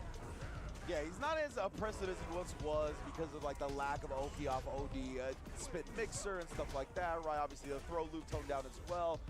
So it takes a little bit more neutral victories than it did before, and Dual Kevin, he's been finding those. Nice conversion as well, finding the mid-air juggle point, a little hezzy on the crouch medium punch. Got the counter hit, but nothing afterwards. Pretty even life right now. Dual Kevin, I think he just needs one normal away to get himself into that W with NL. Pretty much the same thing, right? We talk about conversion, we talk about single hit ones too. Akuma definitely has that type of potential, but it's a little bit more access in comparison to Rashid, standing light kick into the cancel, trying to drain the rest of that gauge. That could have been so severe if NL had committed to the low medium kick drive rush cancel. No DP, no attempt at all for an anti-air. Dual Kevin moving on in, forward throw, first round. Yeah, I love the way Dual Kevin ended that round, really. He stopped playing ground game, he harassed a little bit with stay medium kick, but that was about it. Yeah, right there, you see the harassment is coming in hot, now he gets the counter hit. But beyond that, he didn't want to play that ground game with Akuma, right? He rather just set up the super jump, are you ready for this? Let me get in close quarters. Right now, that beautiful punish counter link from NL. I like that, taking note of that medium kick spacing, right? Dual Kevin is not shy to actually whip it in front of your opponent, because if you're not ready for it, he will be able to counter pull. But damn! Over the wind, straight to the chest. Falcons NL with a huge rebuttal. Nice bit right there, perfectly spaced jump. No category 5s. He's not even taking shelter, he is the threat. What is happening? Okay, yeah. I freaked out, man. Just went right through the body. My brain definitely short-circuited a bit. I'm not sure what happened. Oh, yeah, he tried the sweep, but NL, he wasn't looking for Dual Kevin to respond immediately, right? So he wasn't ready with the whip punish of his own. Little Kevin now gets the opportunity. Oh, tried to catch affliction, and he caught him standing up eventually. Double drive rush combo, empty the meter, and because this is a Akuma, guaranteed dead, brother. No question about it. Damn, what a conversion, I gotta say. Dual Kevin, just using the entirety of that jar of sauce, just emptying out the drive gauge, emptying out the level 3, finding the correct route, all off of that safe jump setup that he had initially. That was really, really well done from Kevin. If anything, in terms of consistency, this guy's got it. Like, he's gotten every single route down pat for any occasion, and it's quite impressive. Yeah, I love the way he harassed NL at the end right there as well, right? He's like, I'm going to keep this compact, I'm going to keep it quick, I'm going to keep it so you have to think about something and change your defense, like, within heartbeats, right? We saw the crouch light kick, it's like a jab, and then just a micro-wall crouch light kick again, and it caught him standing perfectly. So then well calculated by Dulkev to know that he can get the kill off that as well. Just immaculate play. You know, one of the biggest things that we kind of highlighted in previous seasons when we first saw this team come together was like what the language barrier is going to be like amongst all four of them. So I was actually kind of curious. Or at least 3-1, I will say primarily. But I mean, like, the gameplay has just been so universal and so well developed lately that there are like certain ways to kind of get your message across. And I think like NL definitely strong enough to pick up at anything that gets put down in any language, genuinely. So I'm actually quite impressed to see like how they've all come together and really establish themselves as brothers, as we heard in the pregame interview. Yeah, well, if you say we're brothers, man. We are ride or die. This is the squad. And yeah, they definitely, I've communicated with NL. No. What in the world? No, we need to communicate with his controller a little bit more, apparently. My man was upsetting spaghetti. Oh, it's all coming down. Dual Kevin, make it hurt. Oh, and it's 0? Hold up, hold this DI. Let me get that win. Nobody's gonna jump on in there. Nice and easy. Dual Kevin singing his way towards at least the second game. Yeah, for real. The good thing for NL is 3 out of 5, right? Because that snowball could lead to a whole lot, but gets the punish on the roundhouse attempt and baits out the OD spinning mixer. Wait a minute. We might take this second game for ourselves by the end of it. At least he got the punish counter this time, right? Not gonna let it fall by the wayside. So much damage was left on the table in that previous round. Make it hurt. Damn! Conversion off of the lights too, nice and easy. Dual Kevin committing to the throw. Akuma was mad for, but to be fair, I think it's because of the backwalks before. Yeah, 100%. He's so fast, right? That time NL tried to jump over with the whirlwinds again, but Dual Kevin this time kind of schemed on it, right? Allowed him to DP right back. The back throw, we get control for NL. Akuma doing a great job of keeping majority of the cast in the corner with a plethora of different normals, forward medium kick being one of them, but forward fierce for sure. I've definitely witnessed a ton of ranked players just throwing out fierce with 0 caution. NL, not gonna be on that variety, right? Yeah. I love the fireball and the jumping as well, catching Dual Kevin. We know that Rashid has a tough time anti-airing, right? So, but again, the empty jump. And Nell's parries, man, they've gotten thrown multiple times. GDS, the Great Desert Storm, how do you protest against it? NL, force on defense. Not going to use any sort of drive reversal. He's just toughening it out, but we do get the big opener. Dual Kevin, dump out the rest of that gauge. What happened? I thought we were going to see the GDS followed by the SRK, but instead, we're going to see the level 3 from Akuma, the CA version as well. You can't block me. Strongest fingers known to man. Like I broke the guard. Wow, and yeah, unbelievable. He bet on the crouch medium kick as well. I thought he was going to do some type of fireball shenanigan to cover the level 1 and then get some chip in, but believed to just straight up the crouch medium kick, send the drive rush after. I was thinking of like what other opportunities Dual Kevin had to go into the target combo to launch up, or at least to go into like anything ending in a mixer into SRK. Yeah. There was a big opportunity there to finish it out with a level 1. Yeah. What went wrong? Very surprised because you highlighted perfectly. He's almost like always on point with the routes, right? That's one of the only times I've seen his routing suffer. So that was very unfortunate for Dual Kev. But now we're back in 2 out of 3 territory as well. Cool. Yeah, that was actually mad far for him to catch like the Demon Ray dive kick. Establish one throw. How many are we going to establish? Oh, tried another one, but Dual Kevin quick with the defense, but a little bit outside the range. God, man, just so much push on that too. OD spinning mixer, finding the mark. Dual Kevin, temporary solace. He is still rather close to the corner. Any single conversion that Akuma can get can also lead you to that exact same position, or he can bully you back into it with the lights and also the walkie that he has. OD! Oh, and now What perfect usage of the projectile priority system. OD Fireball, deleting the Whirlwind, recognizing that it did, and comboing into the level 1. Also ready, very potent with the anti-airs, and now even more so with a punish counter on the way in. A couple of frame kills, and now still trying to find his shot, drive reversal to keep him contained. We do get the burnout successfully. There is 0 to his name. He's not gonna go for the splat, is he? He is, and NL actually willing to spend level 1. Yeah, this is a tough spot for NL, right? Because he was still so far behind, but it looks like that level 1, oh, my payoff! What a cancel to the DP, but he got caught off guard. Dual Kevin with a wake-up drive rush, was not expecting that one. Oh, and he gets the DI as he got his drive meter right before Dual Kevin's impact connected. What an answer from NL. And you can't mash it. You can't mash it either. You have to wait for that moment to actually get the drive gauge. You can, because you will get a fierce or a button instead if you try to mash it before your drive meter comes back. Excellent highlight, Vicious. How did you time it like that, brother? Lightning in his eyes. These guys are swinging. Yeah, you got to. He's like You holding gotta. his chest, bro. He's clutching his chest. He's like, damn, I'm nice. Yo, son, like how locked in do you have to be? He got that the moment his drive came back. Wow.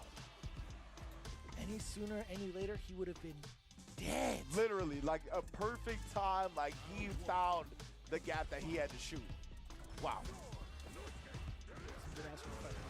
Legitimately. It's been an amazing day 1 of SFL already, and Dual Kevin most likely holding up back right there. He got clipped by the overhead standing, so either that or backdash.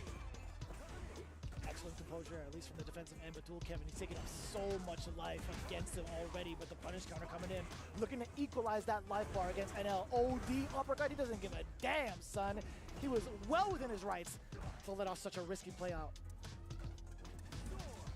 Now, oh my goodness, he's been so good with a life lead this set. So patient, picking his spots. That stand light kick has been a mean harassment tool, as it always is. Oh. And the wayside looking rather sharp this whole day. Yeah. Time to cut off on the pass a little bit. Heavy, yeah, man. NL, right, he's got a lot of these ODDPs baited out, so now he's starting to wake up with buttons thinking Dual Kevin's gonna bait it out because he has been in the past. Now we get a full-on conversion, close enough to get the forward medium punch, into the eagle spike. Perfect parry. The side switch is going to be so dastardly against Dual Kevin. We get to harass with the fireball. Move on in, drain some of your drive gauge off of these fierces. And these are chunks at a time, by the way. A single hit conversion for Dual Kevin will force the burnout unless he's forced to block the entire time. You see a couple of parries coming in, but he's still below that threshold. Perfect parry against a cyclone and a perfect punish going into it with the drive impact. Although the scaling is here, the most important thing is this corner control. Yeah, and now just going with that combo, I think, to build back his own drive meter, take up the time, right? He didn't want to get cheeky with a reset or anything like that. Oh, and then finally just walks up and jabs him instead. Catches Dual Kevin's option. And now just running the typical corner game. Well done, man, to bring home the victory for Falcons. A real big slaughterhouse in all 3 matches thus far. No different coming in from Falcons. 30 points to Shopify's 10. Hopefully, they get to keep up that momentum and keep their promise in regards to where Oil King wants to take this team for this season. They want to bring them back to the promised land, but even further beyond into a championship. As for Shopify Rebellions, again, they were slow to start last season, but they really shaped it up in the second half. There has to be a point where they need to kick it into gear right now unless they want to face the same repercussions as last season. Precisely, man. It's got to be a big wake-up call early on, right? And Team Falcons, the big confidence booster, right? You heard Oil King talk about it when he came in on the interview with Rob. This is the year we get our second title. We've come in, same roster every year. The camaraderie, the brotherhood is there, and even beyond pretty much every other team, because it's been these 4 for multiple years at this point. And man, what a way to bring this home. I love the way they ordered everything as well. NL, the true anchor in the spot right now, considering he is the Capcom Cup qualified player. Just so sick to see. Dude, truly, man. You see this matchup, the way it unfolded. NL taking a lot of big risks on defense, but it paid out severely against Dual Kevin's pressure, because when you talk about, oh, I forgot about that significant drop. We didn't even catch the end of that replay towards what happened with the drive gauge in the last-ditch effort to get that DI from Dual Kevin. But either way you spin it, right? We talked about how dangerous Rashid's offensive pressure could be, but NL's decision making on defense, technically, I want to say that's a defensive call. Oh man, like literally the moment he got that drive meter back, I need to see that. It's super slow-mo, frame by frame. Oil King just standing up. Just standing up with the pose, like, yeah, bro, we can't lose. Oh man, and then yeah, a little hesitation right there from NL, blowing up the timing Kevin tried to defend himself with. And man, yeah, they're definitely bringing it home on that one. Hugs all around. I love that coming in from Oil King too. So ecstatic to see it right now. But as it stands, in regards to like matchups, we've talked about what happens between the rounds. The first round, 10 points being acquired from Falcons. They fell short in just a little bit towards the Cien matchup, but then really bringing it home towards that anchor match, scoring 30 points total, right? This is what the format looks like overall. This is something you got to get used to throughout the season in regards to how the point disparity works. That anchor match is ever so important, but leading with that momentum of round 1 and round 2, just as imperative to find your team success, or at least bring yourself into a playoff positioning, right? Every single W counts in regards to acquiring all of these points, right? Although it's a 10-30 deficit for Shopify Rebellion, these 10 points are still going to be so monumental towards the end of the season when we get to the second half of the double round robin. Exactly right. We go by total points, and the top 4 teams are the ones that advance to the playoffs, right? So every point matters. That's why we're like, damn, the 40 bomb, bro. That's not only a huge boost to 2 games, but also Kwaisho, like, getting 0 points today. That is like a rough spot to get into the playoffs going forward, right? You need every bit that you can get. So when you do be on the outcome of those 30-10 wins or those 40 bombs, then those extra 10 points that you got along the way really propel you into those top 4 positions. But yeah, man, it is wild seeing this.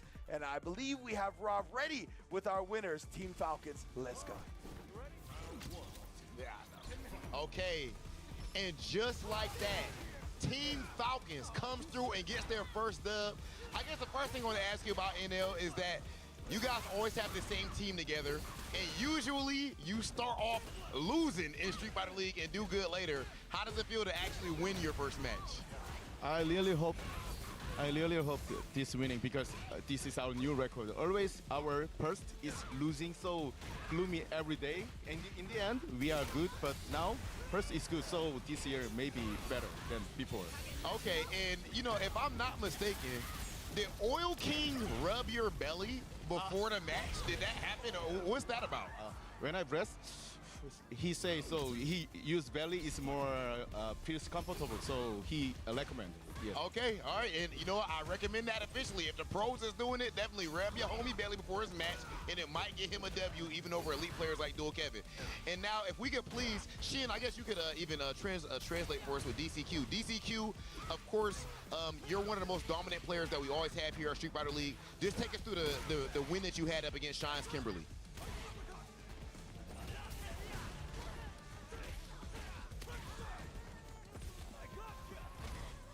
说实话，我没有想到会是Shen来打我，因为我们当时都对策觉得会是火舞来，对。但是因为我之前我跟贤也打过这个金波力，我觉得还是比较有信心。We didn't think that Shine would come. We thought that Mai is gonna come because there's a lot of Mai over there, but he's still comfortable with fighting Kimberly because we practice. Okay, and of course, all of that practice, it's been so many years of this exact same team staying together, the longest tenured team here in Street Fighter League, and we are seeing the power of brotherhood. Team Falcons officially 1-0 here at Street Fighter League. We're gonna go ahead and keep on with the action. Let's send things over to our commentators. Does rubbing bellies do anything? I don't want to find out. Okay, fair enough. You know, that's a good point. But yeah, incredible stuff from Team Falcons. Whatever you got to do, whatever superstition you subscribe to help you win, I always encourage it. So big up the Team Falcons. And like we talked about, does this count? The brotherhood, yes. Gotta find something to rub, that's for sure. But Team Falcons, obviously, the longest tenured team, as you heard Rob talk about, right? The brotherhood that they have is clearly exemplified, and not only just seeing them together right there, but in their gameplay. Everybody is so invested in every match. You saw Oil King get up from his seat in a power pose when we got that DI counter at the end. So I just love seeing the camaraderie between that squad. And hey, off to a great start. Hopefully that means, you know, it's not like a reverse where it's like great start, troubling finish, you know what I mean? That wouldn't be good. And that's like the exact confidence they need. Like even NL, he's taken note of previous seasons. They've gone through like the worst of it in certain seasons, only to come out on top. Like when they had like that first half of nothing but 0s and 10s or whatever, and they ended up winning that season. That is kind of ridiculous. Seeing them out the gate getting the W, they've really elevated it this year.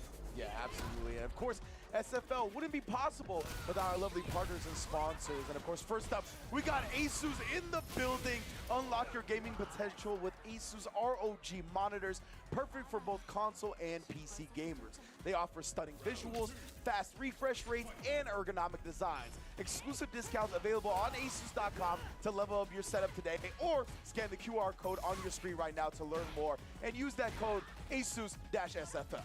And you've seen all the players representing themselves throughout the entirety of the US and some from around the world. These guys have brought so many different peripherals. Well, guess what? The Gen 5X fighting board, that is the heart of your next gen fight stick, right? Fully compatible with both PS5 and Xbox Series X and S. It delivers seamless performance and very low latency. Super critical, by the way. It's got a built-in assist feature that makes it easy to craft your ultimate fighting weapon. Again, the Armory is open, being a full-on official sponsor of Street Fighter League this season. Yeah, latency, you know what, I'll get to that in a minute, because 10-0 right now is bringing y'all the hottest merch, the hottest FGC apparel in the business. You can find it all at merch.10-0.gg. They got titles, they got clothes from all of your favorite titles, and obviously including Street Fighter. All kinds of great stuff with the Akuma Heaven. This has got embroidered crew neck, and by the way, the embroidery on the 10-0 stuff is premium. You know what I'm saying? It is not just like, not ironed on or any of that nonsense. It is legit stitch. It's a high quality embroidery.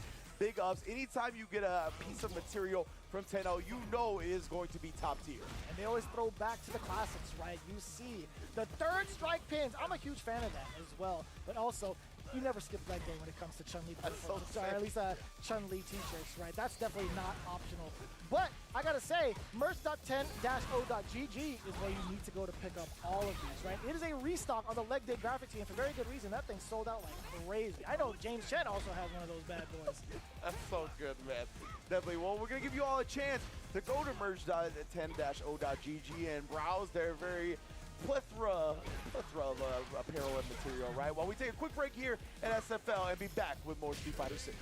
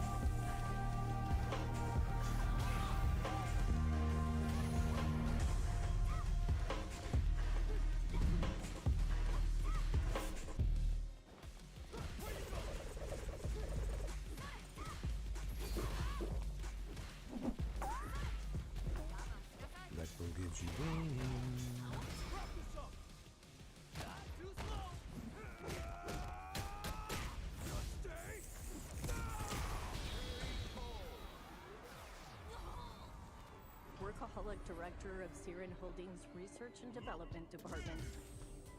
Gray Pill is nothing but a cover story. Crimson Viper. My code name. Stay out of my business.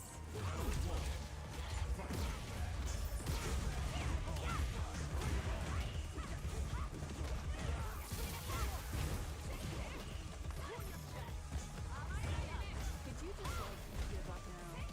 I have other work to do.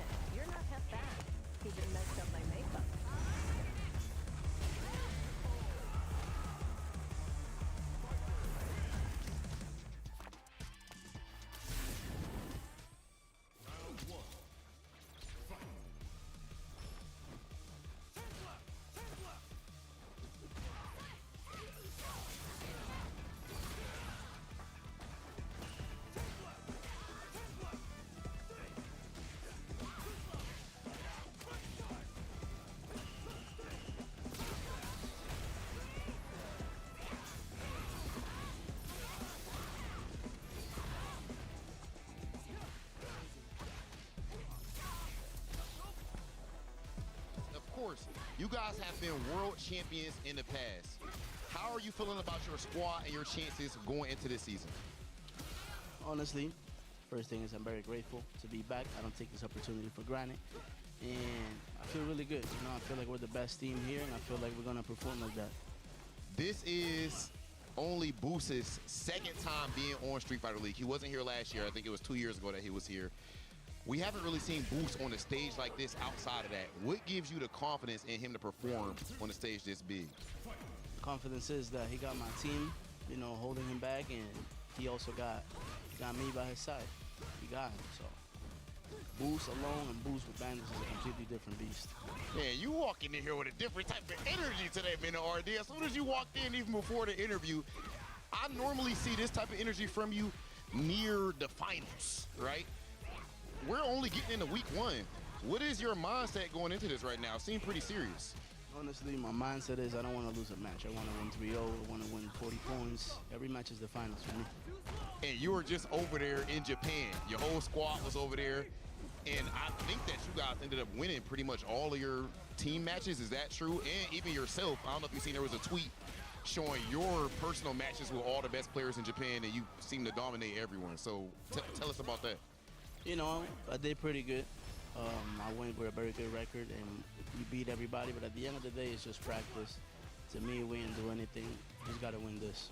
Man, we see we see the fit. You know what I'm saying? We know about all of your championships and all that. We know you get to the bag. We know what's up with men in RD. What motivates you now?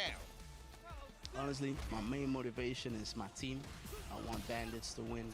I want them to be world champions, especially in that beautiful stadium in Japan. And, you know, I want to give Christy and Kava their second ring and Boost his first ring. I think they're a bunch of good players, and now with the opportunity to qualify for EWC and for Capital, I'm counting on that. I want to get them there, so that's my motivation.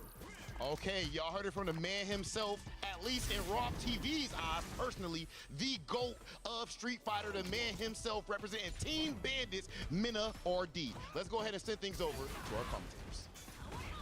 He wanted to put another ring for the rest of his teammates. That is a godlike statement to make, and as serious and professional as his demeanor is, I'm so glad that Rob's like the only person that could like crack it a little bit, like actually get like a smile out of him. He's like, just swag it out, man. Champ, you got it in the bag. Like, what you on right now? And just that smile. Really, really great to see in terms of like his attitude, his presence, and also most importantly, his gameplay. They're facing off against Red Rooster. This time they have the home field advantage.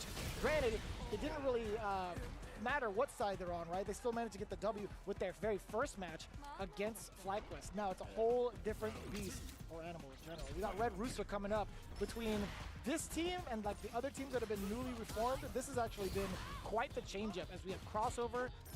We do have Crime as well, Chris Wong, and Mono leading the pack. Yeah, it's going to be interesting to see what order they bring into the event right now. Going up against Bandits, who obviously have the home field advantage. And it's going to be Crossover on the Mai to step up first. Chris Wong on the Luke in the secondary position. And they got all the faith in the world in the young gun, Crime, in the anchor spot. That 3 out of 5 match belongs to him and the Ryu. While we got Mono in the extra slot as well. And of course, even though a lot of the Red Rooster roster has changed, the captain himself remains the same. Let's go to an interview with Rob and Mono. Red Rooster is back here on Street Fighter League, but it seems like the focus might be a bit different. Did you have a different focus when it came to constructing your team this year? Oh yeah, by far. Obviously last year we didn't have like the best performance, but this year we definitely were like scouting a lot with the players, and obviously newcomers like Kraime and Blas, which are like, last year they made some waves, this year they're still making good performances. Chris Wong as well, and Crossover finally got his visa, and like I've always said that Crossover is a really, really talented player. You just haven't had the chance to travel. And what's funny about this is that it's their debut for all three. Like it's their first time here in SFL. Period. Yeah, so, you know, this time around when it comes to Red Rooster, of course, we know that the team is based out of Puerto Rico, but it appears that maybe you're not focused on region and focused more on best player available. Is that fair to say? Yeah, I mean, we're focused on the level, obviously, because we really wanted to, like, obviously have good representation, good character variety. maybe top tiers. Because, I mean, the team has Mai now. We have 2 Mais, Luke. We have Cryme has like 4 characters. And then you have Aki Bison, which I'm playing now. Like, obviously, Aki's not like one of the tops, but I do have a Bison now.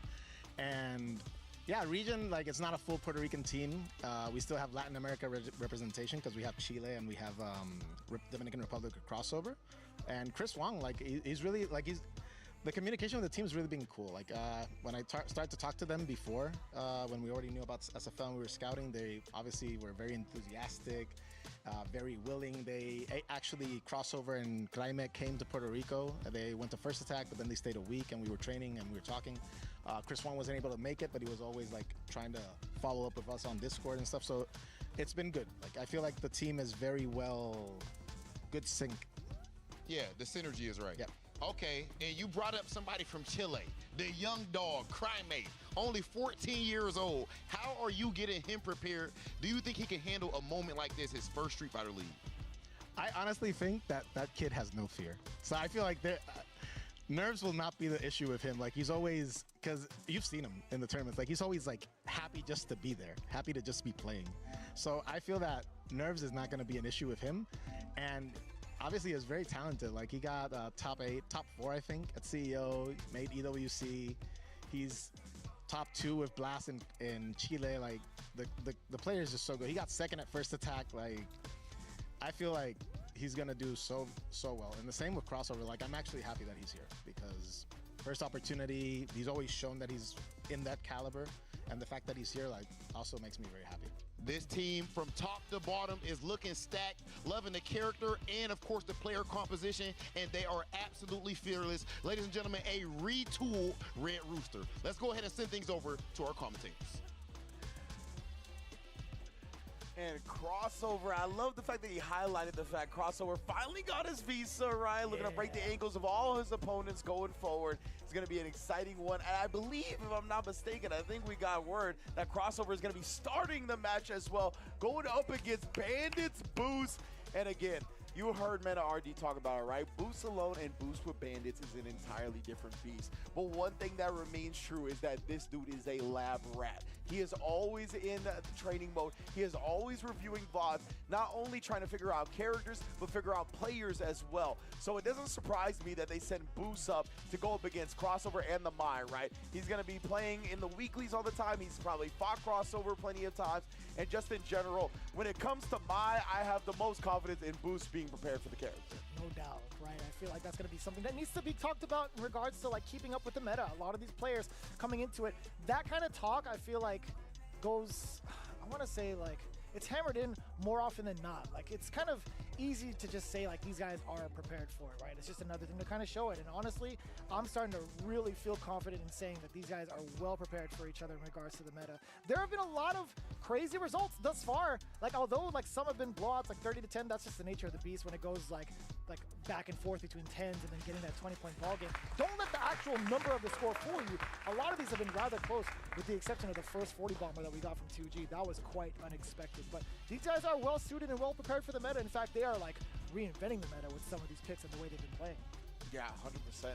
You can see Boost who just ran over his opponent in the first set that Bandits had with the Terry, right? His character definitely a prominent player in the meta right now, and I'm excited to see how he deals with the Mai. Again, this is another character where we talked about with the low projectiles in Terry, the power waves and the round waves being a little bit tricky perhaps for Mai to connect with. We'll see if Boost has the type of the stuff that Blas was showing off, where he'll like punch the fan into some follow-up button to get some type of punish counter, something like that. If anybody's going to have those besides somebody like Blas, it's going to be Boost. And on the other end, we'll see how Crossover, how comfortable he feels in this scenario, getting to travel for really the first time. Let's get it, man. Boost and Crossover, game one. I know for sure we've actually had like Crossover going into pretty consistent matches, not even just like on a weekly basis, but also being a part of First Attack, right? One of the biggest events in Puerto Rico, and also being a part of like his own scene with like Respawn. He's gotten so much practice and so much time to really flesh out the way he wants to play Mai, but it's really up to Boost to see if he can step up to the challenge, which he has done so far. Again, this is the second go around for Bandits today, but now we're seeing so much more activity coming in from these projectiles. Yeah, consistently just trying to power wave him down right in that range where Mai wants to throw these fans, right? And yeah, that's the thing with Boost is that he likes the light rising tackle. It's so fast. Has a really disjointed hitbox out in front of him to check the Mai, but crossover hasn't fallen for it yet. Just like that, Bruce really able to command the round, at least within a certain range, to let some of these projectiles rock. Ryu and Boot getting punished severely for the round. Nice and easy for Bruce, putting himself into that first round. Tip of the crouch medium kick, man. Bruce. Oh, nice. And again, just that slide hezzy with a micro walk forward after the Fierce. God damn, the pressure, even from further out, standing like it just at the tip of that hitbox. Indeed, and hey, that's exactly where you want it to be for the tackle follow-up, right? You get an extension afterwards, like we saw.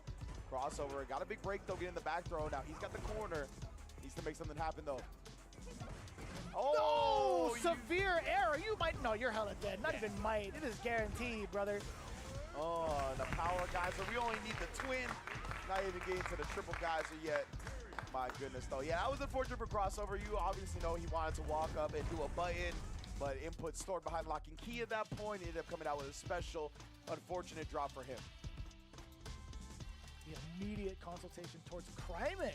Yeah. By the way, my man is about to lay down the law. He's like, things you need to look out for Boost. I'm actually kind of curious, and I wish I could get some like time to pick Crymate's brain in regards to like his perspective on certain matchups. I would love to have this on the comms, but as it is, man, it's really difficult to kind of like get yourself out of that moment and figure out what needs to be done. So I love crossover taking the time out to consult with his bench. Yeah, especially it seems like Crymate is kind of talking and maybe even a philosophical aspect to him, because this was not like a short, here's this tech piece of info, right? That was quite a lengthy kind of monologue that Crymate gave towards him.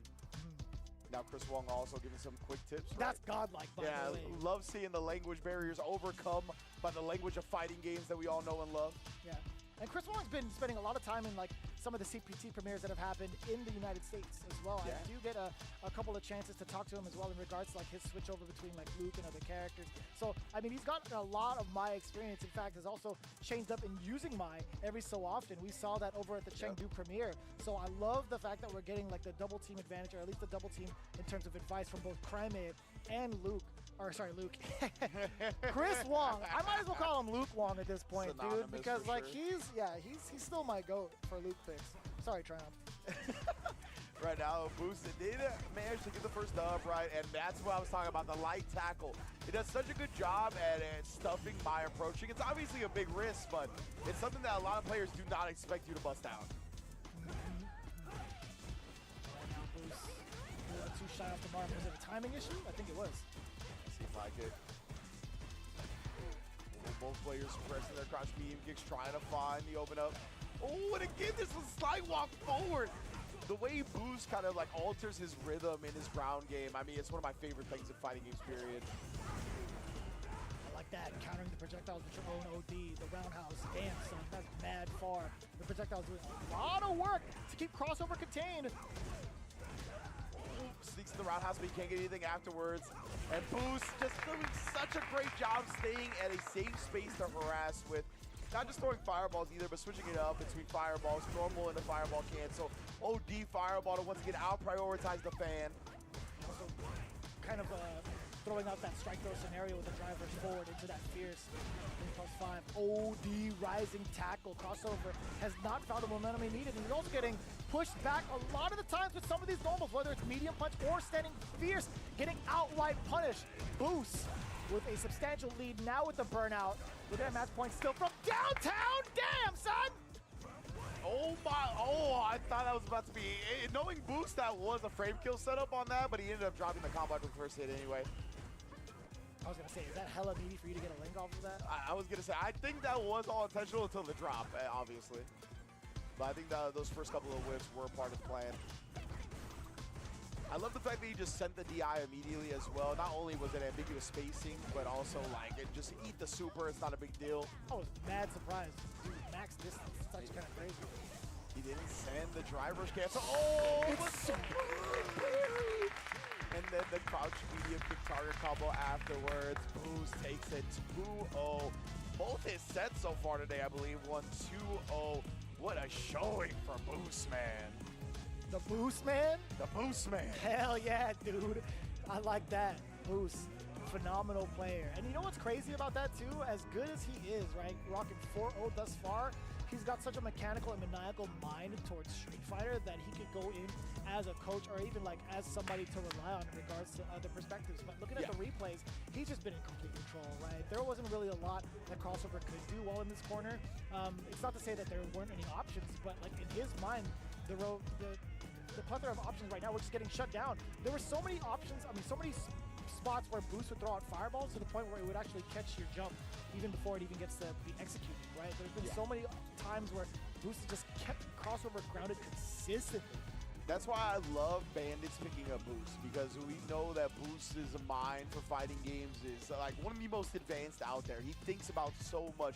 He reviews so much footage. He takes so many things into consideration. And Mena RD is a very similar player in that aspect, right? He also is one of the most studious players in the business. So combining these two players, I mean, yeah, I would feel like everybody else is in trouble, not only because they are two phenomenal players on the sticks, but just their mind. It's going to be so tough with all of the advice that they're going to hand over to everybody else. Also, it puts an extremely big smile on my face just seeing the Dominican Republic flag on the back of Boost's jersey. Like, Boost repping the DR is so sick, my man, with Bandit. Yeah, dude. Putting the 10 points on the board. What a start. And now Red Rooster's got to go up against somebody else. I forgot who they're bringing up to the table next, but it's going to be somebody interesting, that is for sure. So it's Chris Wong who's going to be sending by with Red Rooster, and he's got like both Luke and Mai setting up for himself. But in regards to the matchup at hand for Bandits, I'm actually kind of curious to see if we'll see maybe like a Chris G for some of the Luke play. I mean, we've seen him represent himself well in the World Warriors and play off against some of the more aggressive Lukes in that area. And it is going to be Chris T. That is the precise call that we were looking forward to. It's going to be the Ken coming in from the bald man himself. Christopher Tateri. Hey, it looks good on him, bro. I'm allowed to say it. Absolutely. I don't know if anybody else is, but you know, I got those credentials. I cannot pass judgment. But I'll say it looks better on him than it would on me, I'll tell you what. Right now, though, Chris Wong obviously going to be one of the premier players out of his region, right? Obviously got second at the very first Capcom Cup for Street Fighter 6. Has been holding it down on the Luke for a little bit, experimenting with some Mai as well. But it's interesting that Bandits, who reserved Chris T for the tiebreaker match at the beginning, actually sets him out, right? They have the home field advantage here, so they're confident in Chris being able to thwart the Luke, and we're going to see who is the superior Chris at the end of this match. Damn, son, I didn't even think about it that way. Yeah. I was thinking Luke again. Luke Wong versus Chris T. Ken Tatarian, actually. It should be. There you go. If anything. But, I mean, it makes sense. I think there's a lot of experience coming in from Chris Tatarian in regards to the Luke-specific matchup, and even so, like, throwing out Kaba out there, I don't know if that would be as effective, right? Because there's a potential My pick that is backed up not only with the Luke, and then you don't want to sacrifice or, like, even compromise having Men RD in any other spot other than the anchor, right? Yeah, precisely. So, I'm loving this shot, and just in general, getting Chris T in the mix early, maybe getting him a dub, or even in just a match to get the feel for it, get him going as an actual player in the series is huge, I think, as well for Bandits going forward. It's throwing me off that it's the intro song as the final stage music. It's the second time I've been thrown off, but either way, I like that pressure. I like that conversion from Chris. We do get the forward throw, drive rush on in, crouch medium punch start, true strike throw mix-up. Yeah, now Chris Wong not going to try to get too aggressive, right, when he's below that 3-bar threshold. Didn't want to overextend or be overzealous, just playing timid, playing clean. Oh, especially with that ODDP to check the Jinrai. A little precautious coming in from Chris after that stand jab off of the drive rush, by the way. Looking for something big, but Chris Wong instead finds his mark, lets the level 1 rip, and gets the first round. Sorry. Nah, I get it. Like, this happened to me the other day, too, and I was like, what's happening? But ODDP immediately upon the drive rush, right? Gonna test that, make sure Chris Wong keeps the gap tight.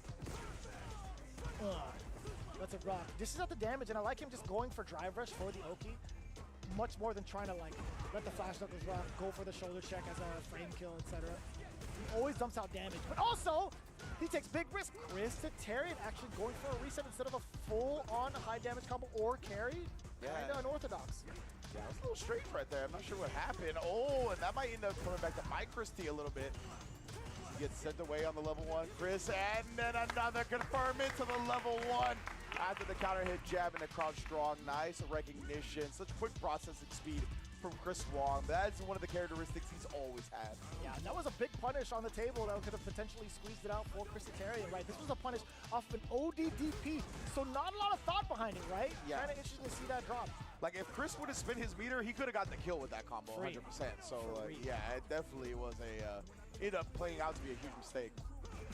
But still, the footsie game, just as strong as we remembered it. Chris T now being able to, okay! Very short-lived, my mistake. Yeah, one of the frame kill throws set up. Oh, after the step kick, both players trading, but nothing that they can actually trade combo off of. And then Chris Wong, just the full faith in the crouch strong, bruh. As you should. That was a god button for a reason. Despite being taken down a couple of notches, still a very effective tool for both counter poking, even just throwing it out there as caution in the wind, and also being able to establish yourself with your offensive pressure, but the punish counter, the footsies, light to light. That's beautiful. Now Chris T really needs to run his game here in the corner, right? Got a snowball. Chris Wong down a bit, catches him low after the initial meaty. Like, this has been right every time so far. Waited out, but wasn't actually committed to the throw. Forcing the OD as that punish against the Jinrai. Maximum footsies yet again! Chrisitarian. Definitely two-stepped on him a little bit. And yeah, I think level 1 would have came up just short. So has to spin the level 2, but yeah, well worth in the end to get the kill. Most definitely. Worth every bit of bar spent, all tied up. Still, Chris Wong looking at match point, the perfect parry, not quite any sort of, I want to say like not within the distance to actually get a punish counter perhaps. I could be wrong on that. Oh, crouch strong with punish yet again. We've talked about it, right? That button has been mortalized. Not normalized, but mortalized. No, you're taking it down from godhood. There you go. Okay. I'm there. Know what's up. I missed that button. Well, it's still here. You know what I mean, guys. Yeah. Capcom doesn't miss that button. I'm so sorry. Oh my, another beautiful light kick punish from Chris T. Go with the level 2 as well to put Chris Wong close to burnout. Oh, and Chris bet on the parry. Oh my God! Oh, that's better than that right there. Recognizing that Chris T just whiffed by a couple of pixels. Able to punish him outright for the kill.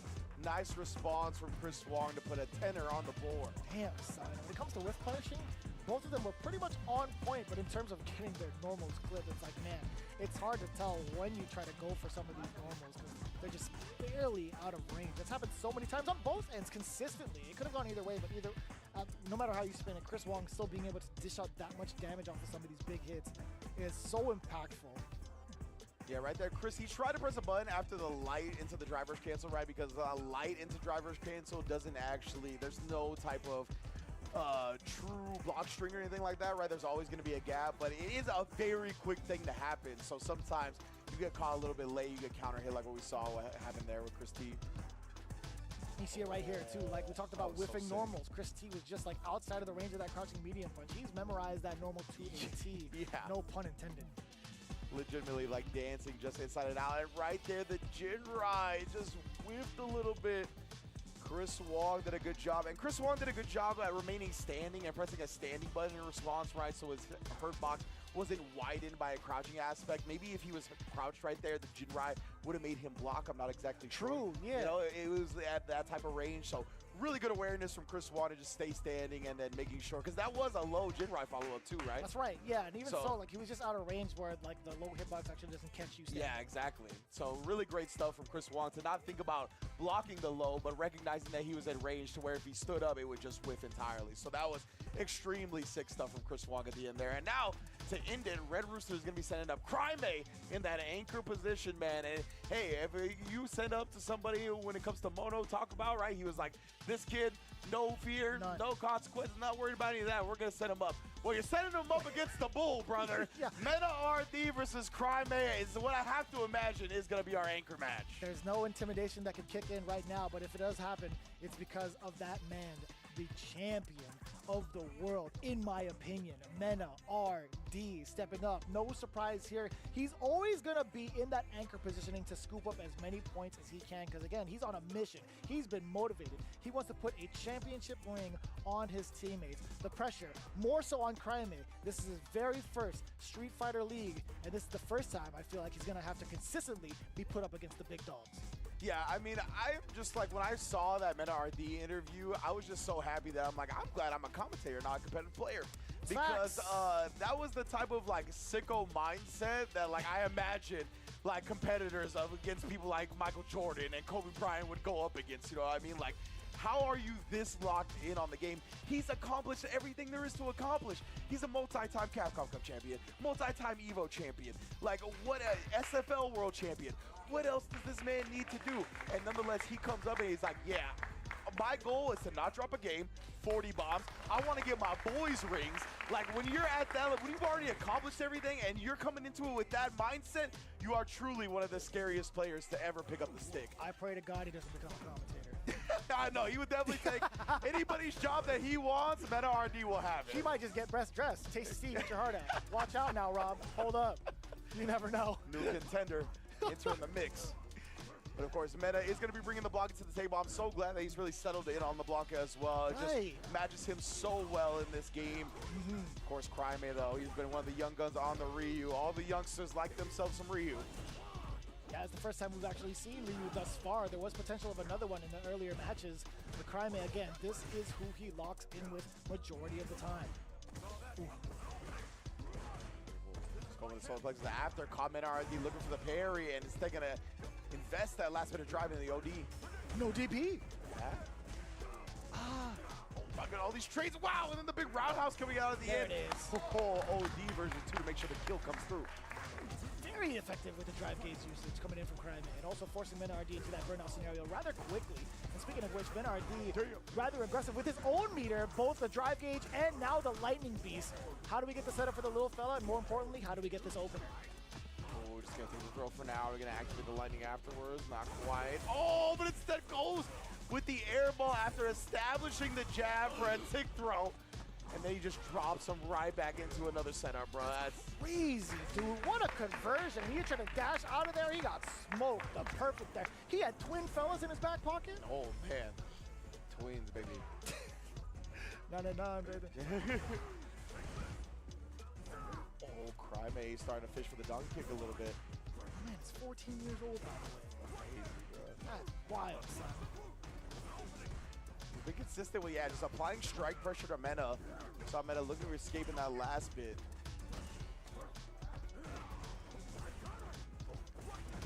A lot of movement from both ends, by the way, but it's Mena RD who finds himself in the corner, trying to get that rainbow ball out. Jump back jab, excellent response, Cryme. Agree with the jab as soon as Mena RD landed as well, but that's why I talked about that back medium kick into the hop. It's not just an anti-air, you get the Oki afterwards, it's so strong. Now into the lightning beast, you got level 3, but you gotta pick your spot. He's locked down, so much chip. Cryme can't even find a spot to breathe, can't even find a spot to let loose any sort of super, no risks taken. He just took the throw, he took all the chip that came with it. The one time he tried to rebuttal, it was in a scenario where he had to guess. Exactly, Mena's so smart, right? He literally chipped him down to strike throw 50-50 range. Like, you die to strike or throw, and then was like, all right. And then when he got worried about the fact that he would now die to throw, he just shimmied him instead. Like, this dude is a monster. Man, like, how do you have that process in your brain so ahead of time? Nah, legitimately, like, we gotta do some studies on Mena RD before it's all said and done. Oh, nice jump over, though. The first clean opener we have from Cryme. Let's give him the corner, and now what's the lockdown scenario going to be like? I do like his offensive pressure and the potential coming in from Hashogeki, but also, more importantly, his spacing that he plays at in case a Blanca ball comes in case a jump comes in. We know about the damage that Ryu can deal, but it's about the control. Indeed, and the heavy Hashogeki came in. Oh, no. Wait a second, especially with Lightning Beast. This could alter around. He tried to bait something down right there with the hop back. Cryme didn't give it to him, though. Oh, the lightning! It just comes through, and it's gonna kill Cryme off with the OD command grab. He's always got a new route, Vicious. Stuff I ain't never seen before, exclusive. That was sick. That was dope. Like, wow, bro. perfectly calculating it as well for the last bit of meter he had to do the actual enter of the combo that would kill. Nice buff. Hey man, sweet buff. Yeah. No sarcasm. I thought that was kind of godlike. No, 100%, man. The creativity on Blanca is endless. They actually made this character cool in this game. I don't know how they did it. Props to Nakayama-san and Mats. Yeah. Mats. Big Mats. Oh, and then baits out the super DI for the inevitable follow-up DI that acts as a checkmate. 2-0 to the world champ. My man is sending him back to school with the way he's been playing. Crime immediately off the seats, consults with the bench. And that's gotta be, there's gotta be some treason here. Crossover, the first one to give the intel? Damn, dude. Hold up. Crossover from the Dominican Republic himself, right? Immediately stood up and was like, bruh, I got the info. I got the inside intel. But we'll see if that can help Crime in this situation, right? It doesn't matter how much intel has been shared about Mena RD. It doesn't matter how many people have tried to theory fight this man. He has still taken home multiple world championships. There is no way to prepare for the way Mena RD is playing. Like there's the ambiguity, the locked in. Ooh, look at how locked in he is. He hasn't even blinked, brother. That is not a freeze frame. That is 100% live. My man is locked all the way in. He is a sicko in the best way possible, bro. I want to see what the changes are coming in from Crime thus far. A little bit of a slight introduction in terms of normals exchanged. Backdash away from the throw, one correct guess now leads him into a favorable position. The overhead, he was stand blocking the moment he got up. Yeah, he knew the overhead was coming. Oh, he's trying to make something out right there. Such a delayed air ball that time, and then hopping through to bait the throw. Mena has already turned this round around. Oh, but just as I say that, Crime had a huge opportunity. No. That was a pretty big round for the side of Crime. Now even bigger for Mena RD, considering it is match point for the Bandits camp. Beat that chest again here. Oh, the quick down. He actually got the parry, but Crime showed the parry so late. What an impressive round, but also more impressively, the blocks from Crime withstanding that. Up until this point, though, the throw does get punished with the OD air ball. Here comes little fella. I love that too. Mena using the end of his lightning beast just to get a knockdown where he gets set up the doll, because this is what happens afterwards. Oh my goodness, oh, used all three of the dolls, and then the back mediums for a 3-0 Mena RD. There is no signs of stopping this man. And just to rehash what Sajam had said towards the end of Evo, no end in sight. This guy has just been reintroducing himself every single time, and also has just been eyes on the prize the entire time. I'm so thoroughly impressed with him. 3-0 over Crime? 3-0 over Crime, bro. It was 3-1 over Punk, I believe, and now 3-0 over Crime. Incredible stuff. 3-1 over Punk, right? Yeah, okay. So yeah, 3-1 over Punk, 3-0 over Crime. Just showing that Mena RD has had, bro. Yeah, I mean, Sajam put it perfectly at Evo. We don't know when this guy is ever going to slow down. He went to Japan after winning multiple world championships and didn't drop a set to any of the SFL Japan players he played. Brother. What do you mean? What do you mean indeed, brother? To stay as motivated as he has with all the things he's accomplished, it is a testament to who he is as a human being, man. It is just, like I said, we need to do studies on this guy before it's all said and done. And not just because of his fighting game skill, but because of how he approaches, how professional he goes about playing fighting games in the first place. Incredible stuff. Dude, he's got recognition around the world and also in his hometown by the government, by the way. And I'm quite curious to know what his work ethic even is, because he not only finds time for himself to practice, but also his camp around him. Not even just directly the players on his team, but also back home they have full on schools of Street Fighter because of this man. Yeah, if I'm not mistaken, I think it was Gachikun that said, after I talked to Mena RD, I realized there was a lot more in terms of studying that I'm not doing. And that's right, Gachikun, who is a Capcom Cup champion. Yeah. You know what I mean? He is one of the best players in the world for a period of time. could claim to be the best player in the world. And he saw how Meta RD studied it and was like, I'm not doing nearly enough. Wild, dude. Like the work ethic is out of control. It is, man. And I mean, you can see the results are there, though, right? Like, the work ethic isn't just there. He's not only working hard, but he's working extremely smart. Incredible accolades in his role, right? Evo Japan champion 2 times over. Evo Vegas champion. Capcom Cup champion 2 times over. Jesus like, Christ. the work ethic, I mean, he has showed you why you should work as hard as he does. Yeah, man. When it comes to like some of the interviews that they have as well, he's like, we're just gonna trust in the practice. It's just like, you have no idea how deep that practice goes. Yeah. And not even just like him at the helm, but you also have like the rest of the squad. So it's rather impressive, man. Overall, championship demeanor, looking to score another ring. Let's find out what they have to say after that very impressive win, with Bandits standing by with Rob TV. And just like that, Team Bandits gets it done again. Boost, another W. You just seem unstoppable right now. How did it feel to get yet another dub in that crossover match? It wasn't. I kind of played slow at first, just kind of see like, because Terry, he kind of wins the Fireball War in that matchup. I had to see if he jumped, and like he wasn't really jumping or like drive impacting, so I could kind of just play the layer 1 from there.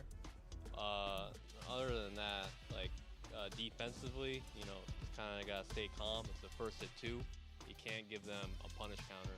That's like my sort of thing, is anything they want. The longer the match goes on, the better it is for me. So hold on, Boost. You might be giving up a little bit too much sauce. I can't be having them learn exactly what you doing and everything. Okay. Right. What I'm saying is it's not great to give up like big damage opportunities. So, but sometimes you have to mix it up. But that's a huge. All right, well, Boost, that first match right there, actually your second match, another dominating dub. Now, let me please talk to Minna RD as well. Minna, of course, when Bandits first came to Street Fighter League, we remember a situation where you were so frustrated, you literally walked off of the stage and just immediately like left the entire studio. How does it feel to be on the other side of that and be given another player their kind of welcome to Street Fighter League moment? No, man, it's insane, you know, to have that whole process going on. I remember back then I wanted to even cry. I wanted to look up at the sky and ask God, like, why is this happening to me? But today I just laugh about it. It's just funny because now I know it's just part of the process. You got to have those kind of moments to create a dynasty, and that's what we're going for. Okay, you're definitely looking like a dynasty up to this point, trying to go ahead and win another Street Fighter League championship. So I got to talk about the demeanor that you had. When you went up 2-0 up against Crime, he goes to get some advice from Crossover, of course, your countrymen and all that, and your face is just stone cold. I feel like right now is the first time I've been seeing you smile this entire day. What's going on with your demeanor? Nah, because it's over. The matches are over. I can smile, I can joke around, but tomorrow is the same thing. When I got to play, it's some other guy. It's not me. Okay, ladies and gentlemen, Team Bandits, of course, all about that work, but right now they can't relax. Congratulations on both of your victories today. We're going to go ahead and send things over to our commentators. He cuts the best promos in the business, man. I'm inclined to agree. And I don't just mean the FGC. I mean esports in general. Like, I don't know anybody that cuts better promos than Meta RD, man. Like, the fact that he was like, the match is over. I can smile now. Tomorrow, I some other guy when I play, bro. That's insane. And that statement about creating a dynasty, it's not even just like on solo efforts, because I think he's just already established that. But like, he's trying to create Bandits dynasty in Street Fighter League and potentially the world. If this keeps up, especially, right? We've seen what they were about last season.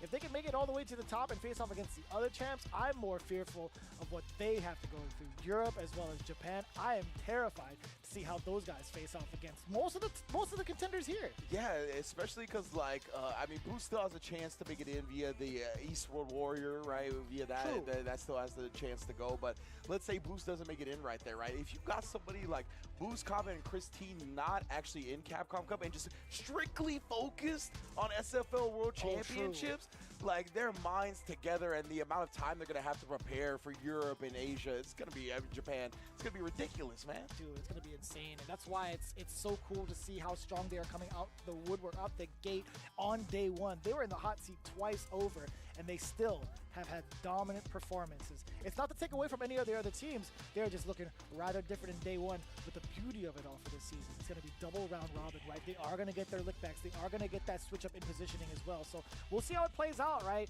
Bandits making victims out of both FlyQuest and Red Rooster, and Bandits having the both home and away positions pretty much over and done with. Yep. They're very, very comfortable, and they're looking like the most winningest team already out of day one. And speaking of which, we have the perfect head state to accommodate those types of teams here in Street Fighter League.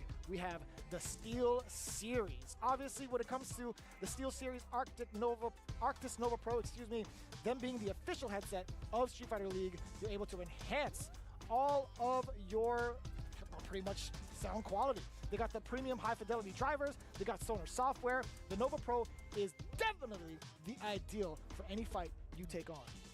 Yes, indeed. Of course, I want to give big ups to Corsair as well on the Nova Blade Pro. Get ready to witness the fastest inputs in the FGC, courtesy of Corsair's Nova Blade Pro. You can sharpen your reaction times with it and its rapid trigger technology. Big ups to Corsair for delivering the Nova Blade Pro, the official leverless controller of SFL Pro US. And again, we got one in the building right now. We've been handling it. We've been messing with this thing ourselves. And yeah, bro, the buttons on this bad boy, I love very reactive buttons like this. You know what I'm saying? The clicky ones are all up in my business. So I'm a big fan. I love the lights. I love the clickiness of the buttons. Big ups to Corsair holding it down. Yeah, hopefully we get to show that off to the crowd as well. There have been a couple of people kind of showing up for the in-house and live Street Fighter League US, and it's only going to be even bigger as we progress throughout the dates. Again, round one, we're currently going through it with day one. We have it until the 16th, right, for our very first phase. Round two happening in the beginning of December, the 3rd through the 6th.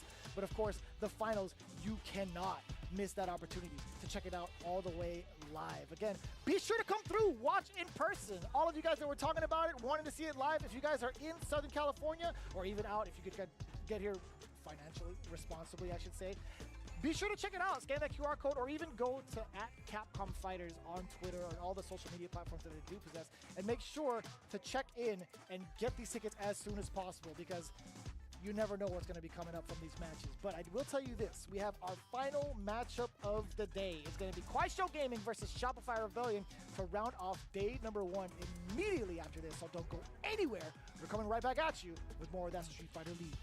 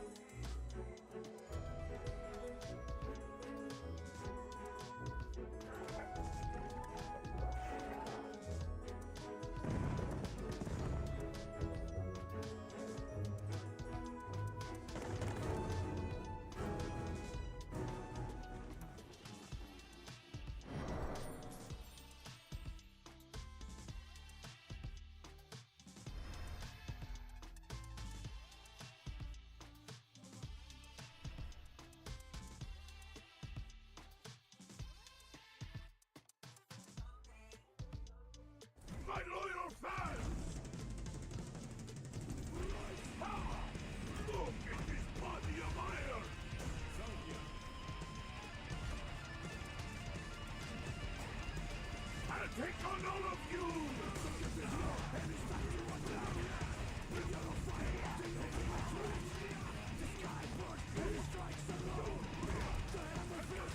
It's time to get serious!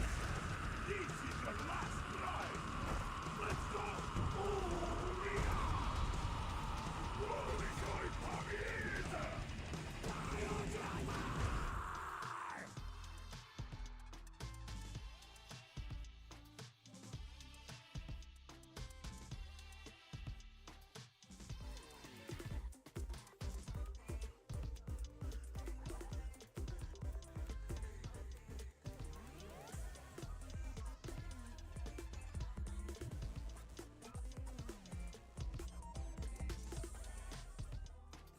Last time you were here on Street Fighter League, you walked away victorious, winning a world championship with Team Bandits. Are you confident that you can do the same thing with this team? It's so difficult. I want to try because last time I have Mana. I have my captain. He's so amazing, so too good. But I'm just just a few score. I'm not good enough that time. But so this time I want to test. I want to check. Can I do it again? Can I win again? I want to try. Can you do it again without Mina RD? And you know, when you speak on doing it alone and doing it back to back, we just seen you do exactly that at EWC. You won last year and then you come back this year and you did it again. Is that the biggest moment of your career? Maybe last year is the most important champion, but maybe this time maybe more difficult than before. But maybe last champion is the most important. I still think about that. Maybe in my life, maybe before my fan, maybe older than me, maybe 40 or 45 of 40, maybe old, but now maybe 18, 20, so young. The fan, yes, maybe fan more how to say bigger.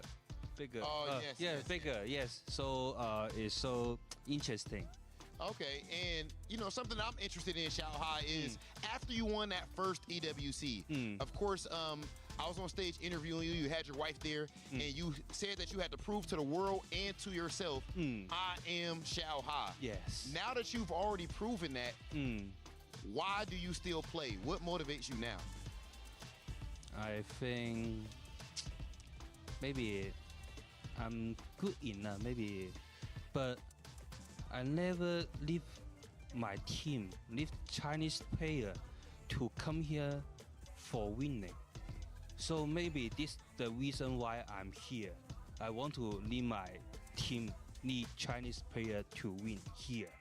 And if there's anyone who can get that done, then it definitely is the man himself, back-to-back EWC champion and Street Fighter League world champion, Xiaohai. Let's go ahead and send things over to our commentators. It's cool seeing the fact that like some of the teams have altered their approach to Street Fighter League this year, right? Rather than trying to put together an all-star crew from around the world or around the country or whatever it may be, right? They're going with their close-knit friends a lot of the time, right? You heard Knuckle do talk about with Shopify Rebellion, some of the language barriers got in the way. We're going 4 Americans, 4 like homies that we could all know and communicate well, right? And now Xiaohai talking about his main motivation for SFL this season is bringing other players from China here to try to win as well, right? So it's just cool to see that type of camaraderie approach rather than like the all-star building. We've seen that even in real sports, kind of the homie approach, the chemistry approach, work out more than the all-star teams. Oh yeah, you ain't far from the truth, brother. Being a Los Angeles native, I'll tell you what. Woo! I don't want to get into that part of the conversation, but it feels like a byproduct in regards to the talent, right? Like although you're bringing up like your homies, you are preparing yourselves to like a plethora of different premieres, right? Different like world warriors. You're still leveling up your teammates at the end of the day, right? Like if you're a champion caliber player, you're by proxy going to be leveling up your teammates regardless of who you pick. And you kind of see that effect coming in with Bandits against like when you have like Mena leading the pack with like Kaba, Boost, especially Chris Tatarian, right? It just becomes a byproduct of it all. But this is what it's gonna be. Kuaishou Gaming going up against Shopify Rebellion. These guys on the away side this time. Let's take a look at what the roster is gonna be. Dual Kevin up front first. Shine going up second, and Knuckle Dew in the anchor spot. A little bit of a switch up, and then just the kid for the extra spot if need be. I actually had a conversation with a handful of the different, not even players, but also like the production guys in the back. I was thinking to myself, it's like with Shopify Rebellion, like who do you even put up as the anchor? Because I feel like Dual Kevin might just be your most consistent spot. Like you also have access to Knuckle Dew's Mai, who's leveled up severely. Yeah. That's it, definitely. I can see either one being in that position, right? That's what we saw Dual Kevin in the anchor position last time, but he's kicking it off right now. I think that's because Shopify Rebellion really wants to set the tone early, right? Get the morale up, get the vibes going well. And I think sending Dual Kevin up, which as you mentioned, probably your most consistent player, is the way to do that, right? You have full confidence that he's bringing home the dub, no matter who goes up against them. So yeah, let's send him first, get our 10 points on the board, and then hopefully we can just snowball from there. If not, we got Dew in the back in that anchor spot. And of course, in response, they've sent out Shen. Right, and that was the biggest question we had is like, you know, how much of a killer is Mai going to be for a team like this? They sent out triple Mai's last time, and one of the first things I said is like the one thing to shake up the order is sending out Zhen first with M. Bison. Lo and behold, that is indeed going to be happening. Let's see if it equates to anything in terms of points.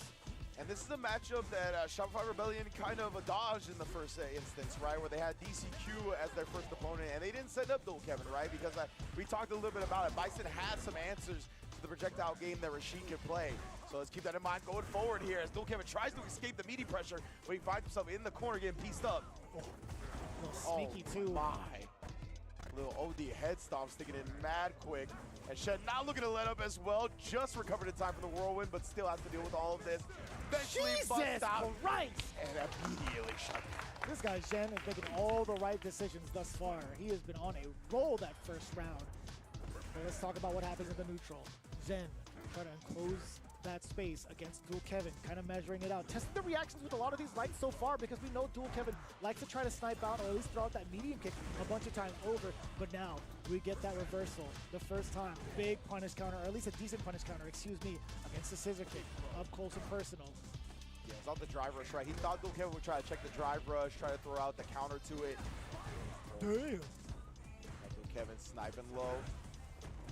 Here we go, on the way through too. We do get the light rebuttal on reversal, like Shen being able to snipe out whatever it is that Dual Kevin tried to do, but it was all temporary. We have the level 2 coming in from Dual Kevin. OD scissor kick, back into the tornado! What a conversion and what a punish! Damn, son. Actually, I don't even know if it was a punish because it's OD, right? It doesn't even matter. It doesn't put you at a punishable scenario.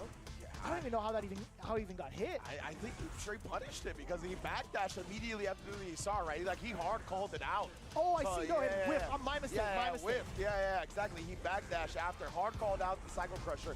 Right now, just not letting that get to him. Now we got the level 3. It's the complete control from him in the final round. Yeah, that's how you know the games are intense. I'm gaslighting this. Didn't mean to interrupt you, actually. My mistake. You know, you're good. It has been an intense day, to say the least. Oh, my! And the perfect spacing harassment pressure from Zhen, right? Like, after everything, after every string ended, it was just outside of Dual Kevin's main range to press buttons back against. He just got demolished. Wow. Dude, so much confidence coming in right off the bat from Zhen, understanding what needs to be done. And funny enough, like you mentioned that DCQ and potential Dual Kevin pick or matchup, but you're starting to see like real prowess in terms of the matchup, like Bison. Yeah. That understand what can be done in this matchup can really equate to so much harassment. Like, Shen's got so many different approaches to it, right? He's really testing Dual Kevin's reactions for one. He's testing whether or not he's going to be committing to the fireball, that's two. But also, what happens under pressure, three. Checking Dual Kevin's defense when he's knocked down. All three of these factors are really starting to add up against him.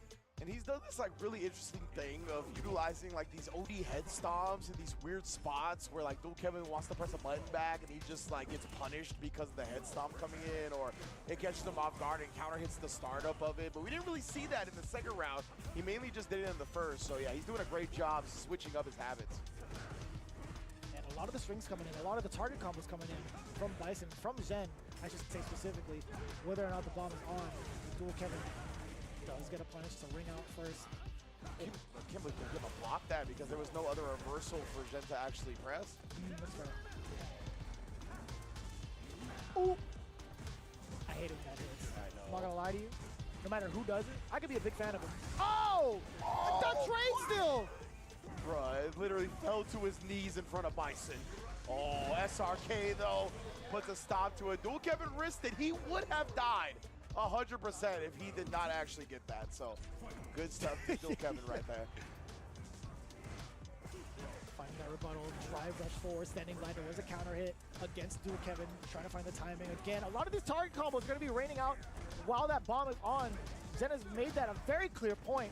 And also the big punish counter again against the OD spinning mixer. I think he's like, what, 2 for 3? Yeah, I was going to say, they've been baited out more than that. And then again, the OD head stop. This is a really tricky thing that Jin's been doing this set. Like, it definitely calling out Dual Kevin's reversal buttons with that. Very, very interesting, bro. I don't really see that strat utilized much. Seeing a lot of the east side of this stage. Zhen's been complete control thus far. Counter conversion off of the crouch jab. Did you get the bomb implanted? What's going to be the approach? He backs away. Slight hezzy off of the crouch medium punch. Oh, the hell attack as soon as Dual Kevin took to the sky. Couldn't quite get the kill combo he was looking for, and now it's a little bit dangerous for Zhen. But no, never mind. Just wakes up with the jab, calls out Dual Kevin's pressure, and takes it over the Spotify representative. Damn, son. Shopify. Right on. Zhen shrugging it off. He's like, man, I could have got that level 3 earlier. And he's not even like, he's kind of impressed with his performance. Like, he's shaking his head. He's like, man, I could have finished this a little bit earlier if I hadn't messed that up. And I'm sure he's looking to his comrades. He's like, I'm sorry, guys. That was my bad. He was like, I would have gotten high fights with that one, but unfortunately, gonna have to go about it another day because, yeah, that cool combo, which would have been a kill combo, I'm pretty sure. Yeah, see, that was so sick, the backdash. Because we talked about it, right? Bison has a lot of answers to projectiles, especially the SAR. He's one of the few characters that has a good answer to that, and Dual Kevin knew immediately what he was going to go with. Yeah, it's funny that you're talking about like high fights clips, right? Instead, Dual Kevin is probably going to be the recipient for it, just based off of that alone. But you might get some off of that, right? That DI was mad impressive. You're still going to be on high fights for it. Yeah, exactly. SRK wake up, bet it all, but it paid off. At the back throw here, right? I thought I was going to turn around, but yeah, I think he did try the overhead. Wanted a big haymaker, try to get back in the set, right? That would have been big damage, kind of evened it up a little bit, but Zhen called it out perfectly with a jab, beating him to the button, literally. Yeah, and I don't think Kevin was expecting any of that, too, because he had like a big smile, kind of like he laughed it off a little bit. He's like, man, I didn't expect you to press the button there, but either way you spin it. KSG, Kwai Gaming, getting their first set of points on the board with 10 in round 1 in comparison to how they faltered against 2G in match number 2 of today. But with that, it's pretty much established. The next person up for Shopify Rebellion. I gotta double check actually. Let me fix my face. Oh, there it is, right here. Shine, right? Okay, it is. It's on the screen. Hello. VX Pal is gonna be the candidate to come up next. Indeed, they're going to set VX Bow up against Shy, which is very interesting because actually when we saw Shopify Rebellion, when it was the Bison matchup, the DCQ matchup to go up against, they did send Shine up there with the Kimberly. So it's interesting now that VX Bow and Huaisho having the chance to counter the Kimberly, they're also going to go with their Bison player. And VX Bow, the other character he mainly plays, is JP, which is also thought to not be that bad of a matchup for Kimberly. Funny enough, I think it's one of the first things that Knuckledo had mentioned in regards to their pilgrimage to Japan, right? They wanted to face out against the Japanese players, but more importantly, they wanted to isolate certain characters, one of those characters being JP. But we haven't seen that from the bench. In fact, we've seen nothing but Mize in that first interaction we had in match 2.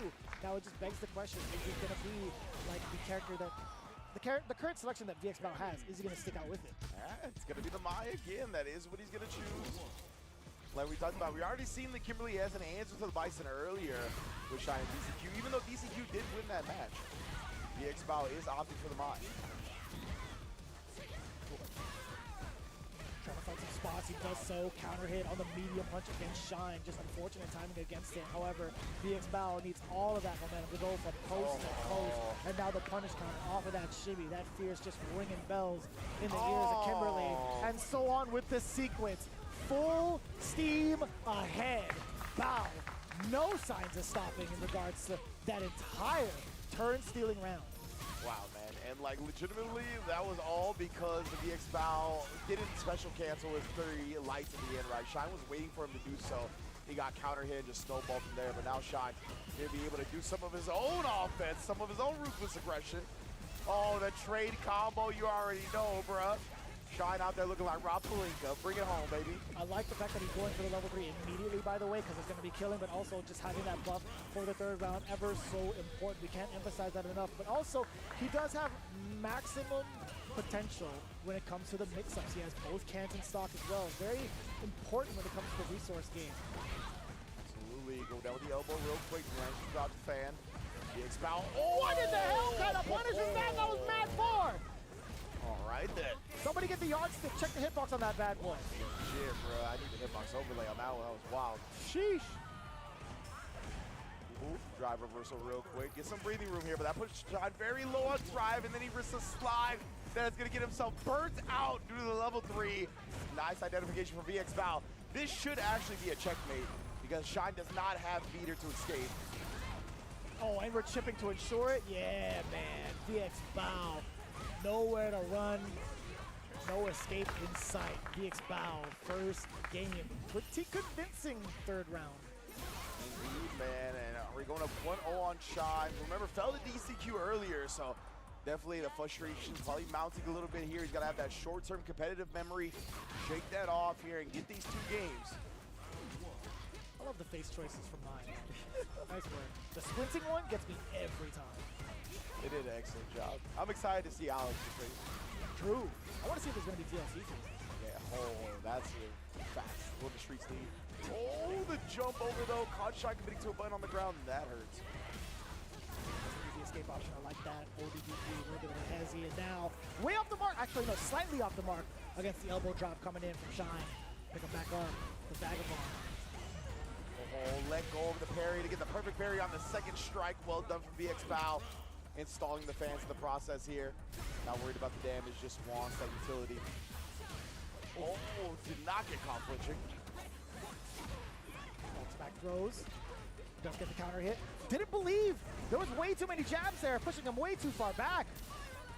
Oh, and then the forward throw here by VX Bow. Oh, he actually perfect parried both, but still got thrown after. Oh, but he threw the DI. That was bars. That was smart from both ends too, by the way. You saw the perfect parry from the fans. He tried to do it again, but the drive rush timing threw off Shine, and he thought he could get away with a DI. Wow. Really smart counterplays from both. That was a hard-fought one round from Shine. And immediately checking the run pressure right there, right? If it's not the follow-up, it's not going to be a real frame trap. Oh, I like that. Shine reacting to the, I want to say like the punish, sorry, the parry optics, so I'm going for the dash too. Out of it. Level 3, a lot of damage incoming. I don't think it's quite enough to kill. Yeah, I think VX Bow's got one more chance here. ECA on deck as well. This might not be as far-fetched as you might believe. Oh, especially with Shine burnt out here and no meter. There's no way. And you have full critical art? Oh, the delayed normal. You're actually going to be guaranteeing yourself the kill even after this critical art hits. Yeah. You build a bar for yourself. You stunt the growth of that burnout. Sorry, the drive gauge from the side of the burnt out character. Drive rush forward, guaranteed. Indeed, right. Not even a gap. Even if that was blocked right there, it wasn't enough of a gap for Shine to do a jab and take that little pixel away. He still would have got DI'd. So incredible recognition from VX Bow right there to get the checkmate from very far away. He was standing on wake up first. Oh, man, and then crouch. Oh, and then he got the light whip punished by the heavy. This is going all wrong for Shine here. He's trying to fight back, trying to get the throw backwards to take the corner, but he'll at least get that. No my, does get the parry. To the teleport. Can 1, can 2, but can you get anything out of the mix? Right. Bro, her drive gauge got deleted right there. Actually does have the bar now. Just immediately sends it. Oh, anti-air, please! The DI! Nice work, Shine! Staying alive! That was the only thing that was a little bit regrettable for VX Bow with busting out that super in the end right there, right? You stopped the pressure. That was immediately in your face, but now you didn't have a DI counter. Sure, you got the flame stocks, but you immediately needed to get out of the corner because it was inevitable that Kimberly was going to drag you there and DI you if you did not escape. Loving the back and forth so far. Pretty evenly matched, but it's been pretty much a battle of resources a lot of the time. Oh, yeah. We got caught low right with the extended 2B range. That ain't a crouch like it. That's a 2B for mine. That's fair. That's facts, actually. Oh, caught VXBao trying to interrupt the drive rush. Oh, nice. And again, sniping with the extended range, that standing medium kick. Harassing away. Had to take a risk. OD uppercut. VXBao does find the mark temporarily, but again, the pushback is pretty okay. Not too bad for Shine. Yeah, he's found a couple of these hits where he's like drive rushing in at the perfect timing to where VXBao's like whipping stand medium punch. Able to get a couple of whip punches like that, but VXBao looks for it a lot. Oh, nice block on the neck hunter. Oh, beat into the button, tried to check the drive rush. Shine goes with the stand medium punch, stuffing the check attempt, and now is on set point for Shopify Rebellion. VXBao running into the normal and now susceptible to the mix. Shine letting it all loose off that medium and then immediately into the overhead. Wait a minute, the fans though. Immediate tech after those couple of normals coming in from VXBao. Shine trying to maintain control, but VXBao with a big interruption. Indeed, just walking him down now with the protection of the fan. Little insurance policy, tries to get in the grill and does so with the throw. Oh, caught Shine looking to escape. Perfect parry, side switch. Already know, put him in the back. Again, BD. Has to check the delay button, and it's still VXBao finding the mark with the crouching medium punch. There was a counter hit, a slight delay from Shine's behalf. And he paid severely for it. Match point for both. Yeah, exactly, man. Shine, he was like waiting. He tried to like layer his pressure to where he would block a reversal, but then that delay allowed for VXBao to get the button in there. Oof. Oh. Now the delayed button gets clipped off of that roundhouse from Shine. Much like the adjustments here, catches him with a fierce. Oh, that was ambiguous, but it was a great block from VXBao. Goes to the level 1 as well to preserve that drive and then get the flame stalk. What a way to get past the fan, and now Shine here. Tries to smother in the corner, does escape via the empty jump.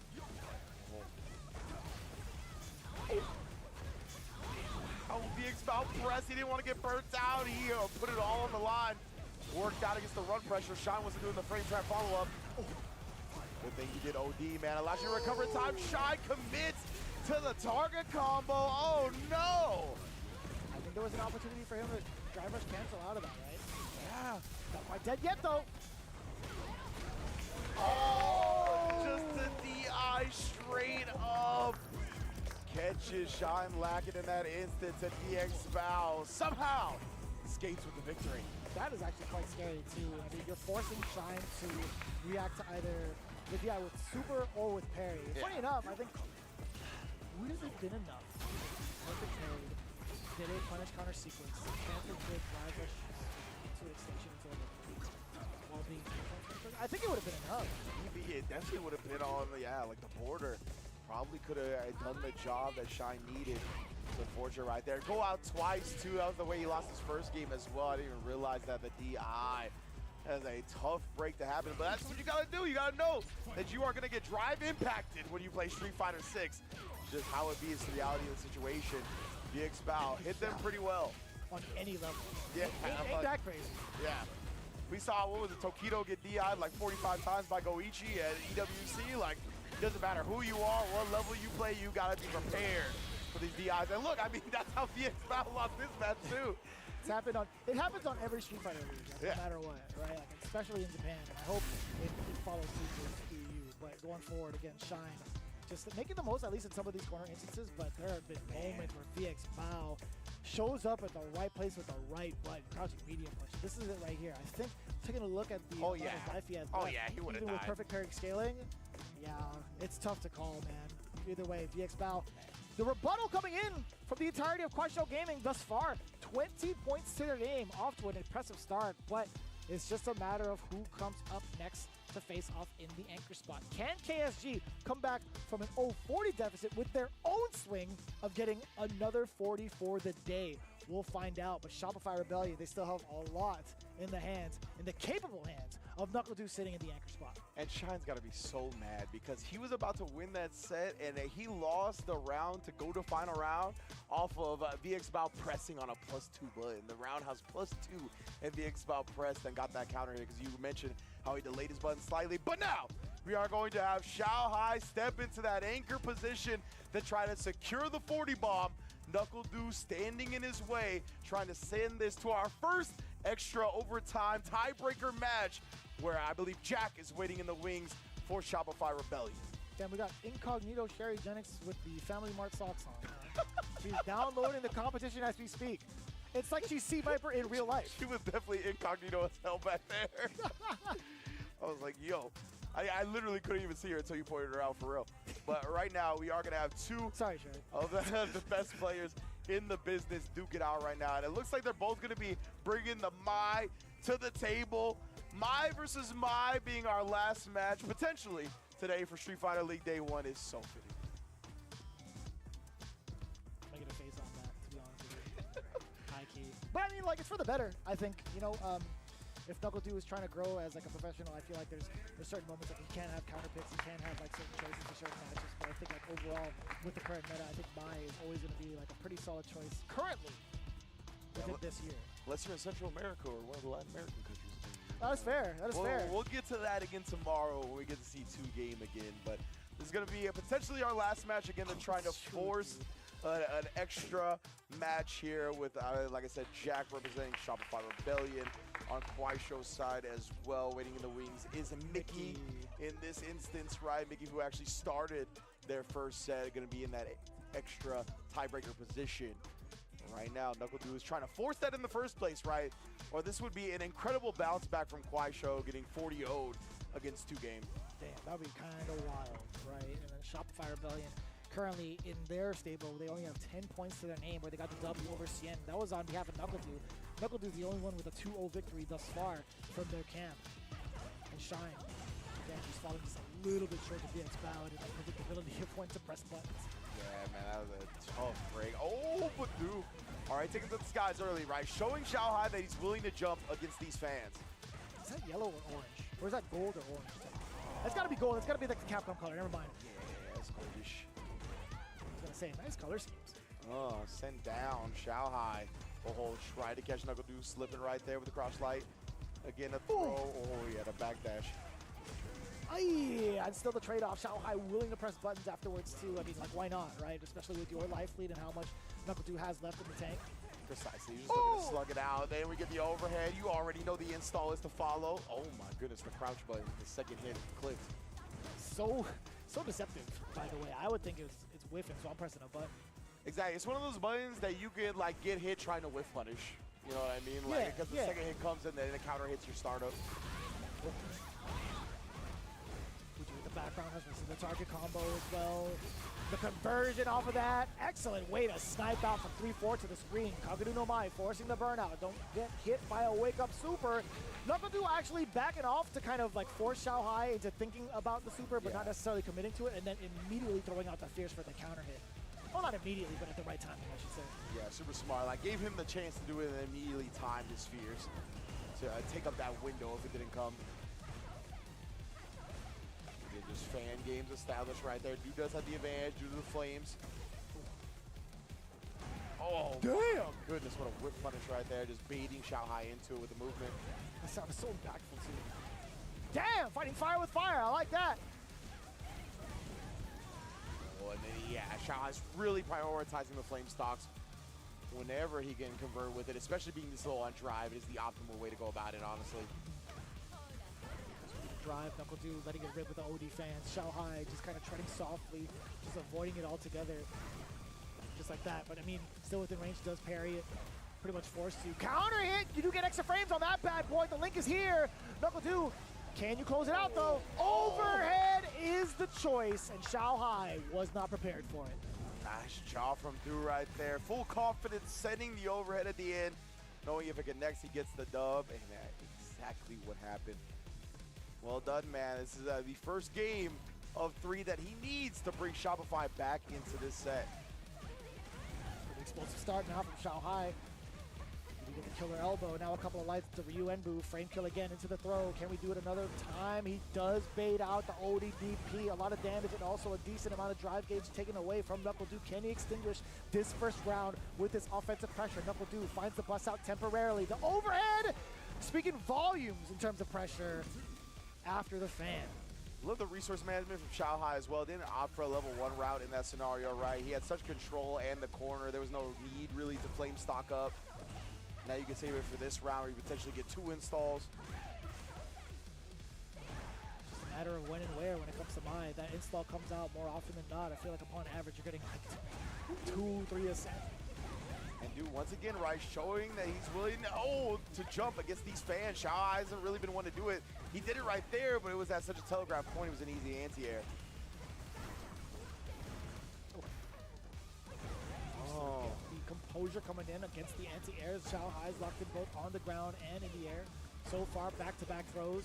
That is so tricky. I thought that was going to be a throw as well. When you fake out the light and still have enough time Guns to get don't that kill up people, forward, I do. That's so difficult to defend against. Man, Xiaohai said, don't Guns don't kill people, I do.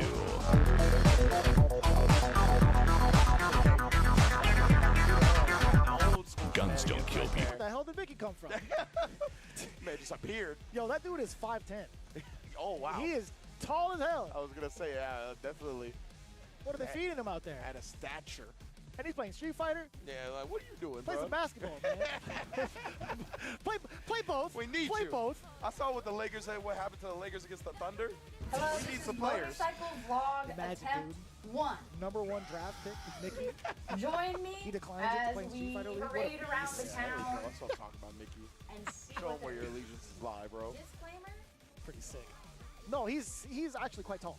I'm not even like messing around with that.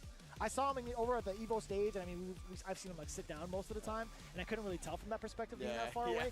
But then I saw him at League. I saw him stand up, like, oh dear God, it's like, you are gargantuan, sir. I would want to shake your hand, but your hand's probably the size of my face. Like it's. Yo, yeah, that's one of the funny things about being in the FGC, right? Is that you almost always have no idea how tall people are because you always see them sitting down. And you just get jump scared like left and right. I've been told so many times that, wow, you're so much taller than I thought you were, Ringe. I'm like, thanks, I guess. Never gotten that a day in my life, I'll tell you what. That means your energy matches your height. I get offended. I'm like, so I got short energy? What are you talking about? But anyway. I don't know what that means.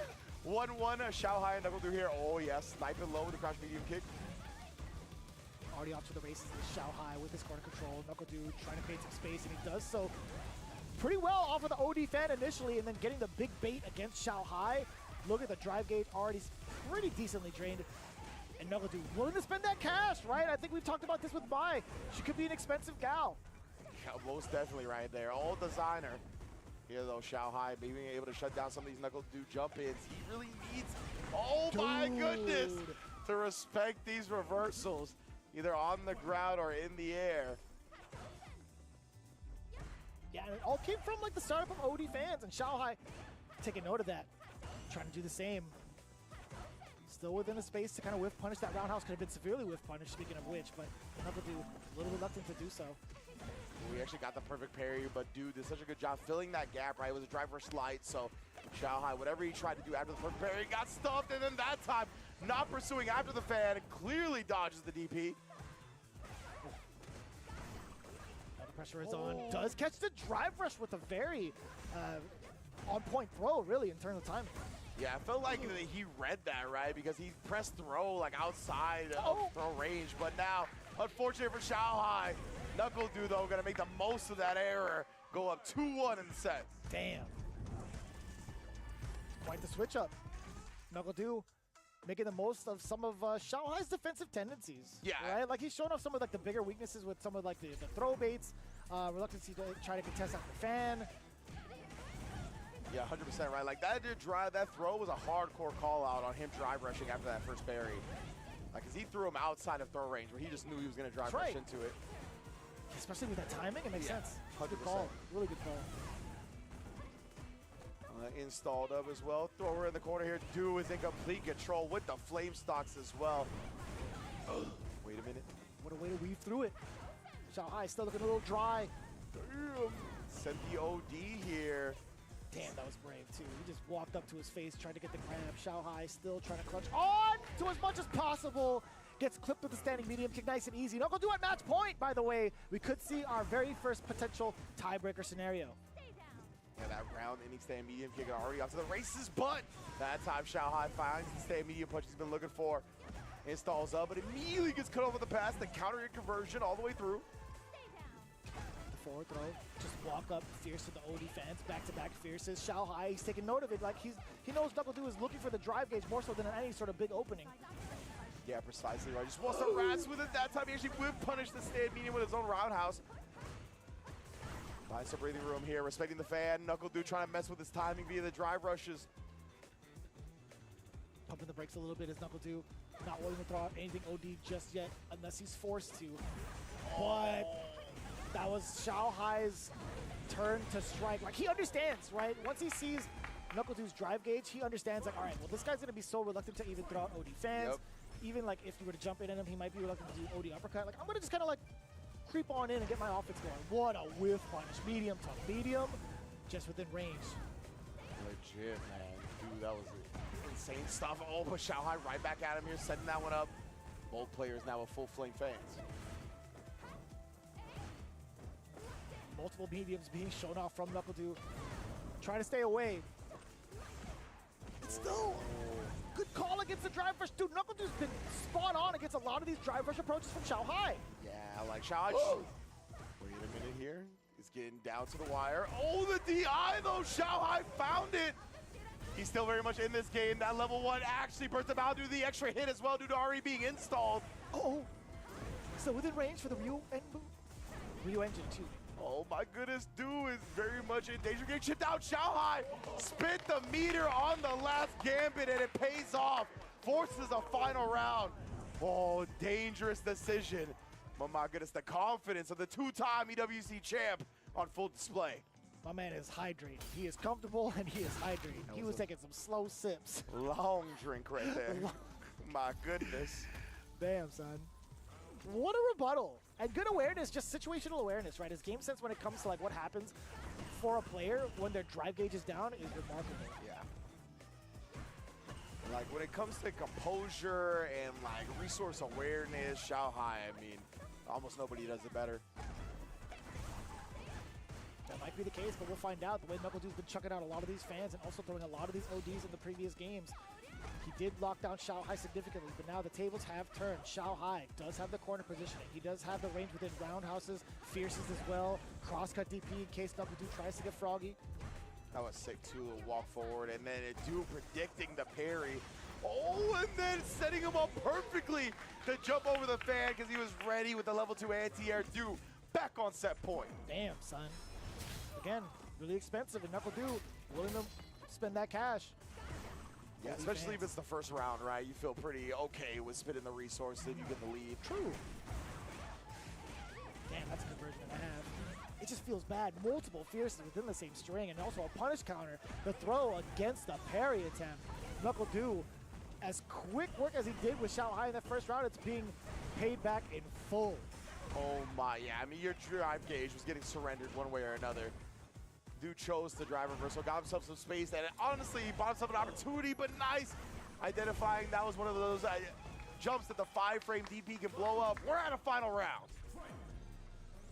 Shanghai with a little bit of an advantage in regards to, okay, nothing at all, actually. He just a parry and gets Knuckle Dude walking forward after the fan, assuming pressure was happening, went for the OD uppercut. No shot. Nice response with level 2 here as Dude was charged up the fan, but Dude beat him to every button, but then dropped the special. Oh, buddy, this is still anybody's game here. The forward throw pretty even in terms of life. Drive gauge and super. Knuckle Dude spending first of the OD fan. Wait a minute, you can build that level 2 if need be. Pop him up and send him back. Knuckle Dude keeping Shopify Rebellion alive. It's tiebreaker time, baby. Oh man, that overhead came in at like the perfect timing for Shanghai to flinch in its face, right? Like, it felt like it was just a heartbeat or two after you usually do the overhead after the drive rush, and it like exposed Shanghai's fuzzy defensive timings perfectly. counter hit into the victory. NuckleDu gonna force this tiebreaker match between Jack and Mickey. Damn, son, you've awakened the Stairmaster. My man was looking at the camera on the bench the entire time. It's going to be the first time we actually get to see him in the spotlight. Mickey, this is going to be his second go-around. We saw him fall short to Brian Yob earlier with that My Pick and also the Cammy a little bit earlier on. But taking a look at the amount of control, the back and forth between these two competitors, NuckleDu off to a really, really solid start. And just like, I think this is the first time we really emphasize the usage of OD fans, right? If you don't have that buff, you don't have that level 1, and you're in an awkward space, like throwing out that OD fan is not going to be a bad choice because of the follow-up potential. Yeah, precisely. We saw that time and time again here. Both players looking for those opportunities, right? Both prioritizing the install as well to make sure that they had the projectile superiority. Just very smart identification of the win conditions from both players. That's why I went to a final round, right? It could have been anybody's game. Dude just at the end coming out clutch. Mickey rolled up on him, bro. Hands in pockets too. Like Xiaohai owed him money. Like, did he walk away like that? Like, yo, give me that check by next week. He's like, I like that check. My grandma gave me that check. But yeah, it was very intense. Obviously, Du just slipped out of his grasp right there, honestly. I was a little bit worried that the momentum was going to go all Xiaohai's side as we get the extendo drink. The extendo drink for sure. And did you see his angle too? He was just big sipping. He was big lounging and everything. But again, a very critical drop. That could have gone towards the wayside. That could have been Xiaohai's game to win just based off of that mistake alone. But NuckleDu, full composure, finding another opportunity against Xiaohai with the thing I feel like doesn't get Xiaohai the most, right? That overhead actually sneaking in like that at the very last second, quite surprising. Yeah, it legitimately felt like, I want to go back and watch it again because it felt like it was just a drive rush that lasted a heartbeat longer than usual, and it kind of just threw off his timing. It was very, very strange for sure. But hey, that's exactly what you need when it's that close and everybody's so aware of the optimal routes and decisions that everybody can make. So big ups to Du, bringing his team back into this one, putting the team on his back and forcing a tiebreaker match. Again, this is going to decide the winner between Shopify Rebellion and Kuaishou Gaming. It's going to be Mickey versus Jack. Damn, son. Again, it's going to be our first time being able to see Jack on the stage. That jury been rather impressive. And even NuckleDu, sometimes he says, when it comes to Just a Kid, sorry, the artist formerly known as Just a Kid, when it comes to Jack, he could beat the best, but sometimes he gets beat down by the best, right? It's just, it depends on how you roll the dice when it comes to this guy. But Mickey, we haven't seen too much of him in general from the stateside in terms of like studying. Like we've seen him like Evo, his impressive, very highly impressive top 8 run. We've seen him at like the other CPTs as well, even in World Warrior. Outside of that, man, I'm more curious to see what Mickey has to present against someone like Jack. Yeah, he's still relatively a very new face to the mainstream scene, right? Like you mentioned Evo being his first like international offline where he had incredible top 8 showing. Obviously, he did well in his World Warrior throughout the years, but no real exposure into that Evo movement. And then afterwards, right, we're definitely seeing a whole lot of momentum start to build on his side, obviously getting picked up by Kuaishou for SFL. So it's just exciting to see more and more gameplay of his. While Jack, on the other end, Jack kind of grew up in the spotlight, right? He was on SFL very early on when he was even younger than he is now. So yeah, it's going to be fun to kind of watch Jack as his maturation process and Mickey just coming into the spotlight. The first time we've seen Jury being represented in its entirety thus far, at least within the first day of Street Fighter League. I feel like that's a character that we don't really get to see represented as often. Whereas on the offhand, on the other side, we have Cammy a bunch of times all over the world. So Mickey, let's see if he can bring on that pressure that we've seen and known him for from that Evo run. Yeah, but Jack already showing a throw tag early. Nice discipline the second time around. Oh, but just a dash button from Mickey as well. Oh, is that a micro walk combo? Uh-huh. Oh, my. Kind of nasty. Oh, my. Still throws me off how like Cammy gets hunched over during like the burnout phase, right? I think it's a kind of funny the animations that we get from a lot of the burnouts from these characters. But either way, Jack, let's see if we can get that corner pressure going. No DP. I mean, I get it because of the threat of the dive kick perhaps and probably whipping. Yeah. You can't let Cammy dictate your decision making that much, right? Sometimes you still gotta try because stuff like this starts happening where you get jumped in on, your buttons just get countered. Oh, try to parry afterwards, but just got thrown out of it. Try to parry again, and now you're gonna die for it. That blue stuff is in the wrong neighborhood, fam. Mickey and Kuaishou Gaming on the board in game 1. Bang! A huge difference in comparison to last season, by the way. The fourth player obviously playing up on the stage. But is this going to be 2 out of 3? Yep. Do not get it twisted. We have another game to play. Mickey feeling real good about himself. Yeah, again, no longer first to 1 like it used to be, right? What is happening? Hold on. Yo. What is this stance? It's a What? stretch. Oh my goodness. Jesus Christ. How did he do that with his arm? I was going to say. Yo, Just Kid is also a giant. Yeah, absolutely. Like, how do you be flexible like that? I don't even know what that was. I'm trying to do, okay. I tried to do it right now. Younger than me. I guess I can chalk it up to my age. I'm not that flexible anymore. Jesus, dude. Come on, man. Mickey's like, this guy's contorting his body in ways I've never seen before. But Jack here, looking to relax a little bit. It's tough to gather intel after that first game because you kind of got ran over a little bit. I would say like the anti-air thing is probably the biggest thing you could take away from it. Maybe try to put your space or put yourself at a space where you can consistently anti-air a little bit more. Because right now, yeah, that first game was tough, bro. Oh! What a call out. It's funny just like understanding the sequencing that some jury players can go to to keep themselves safe and also stock up Fuha.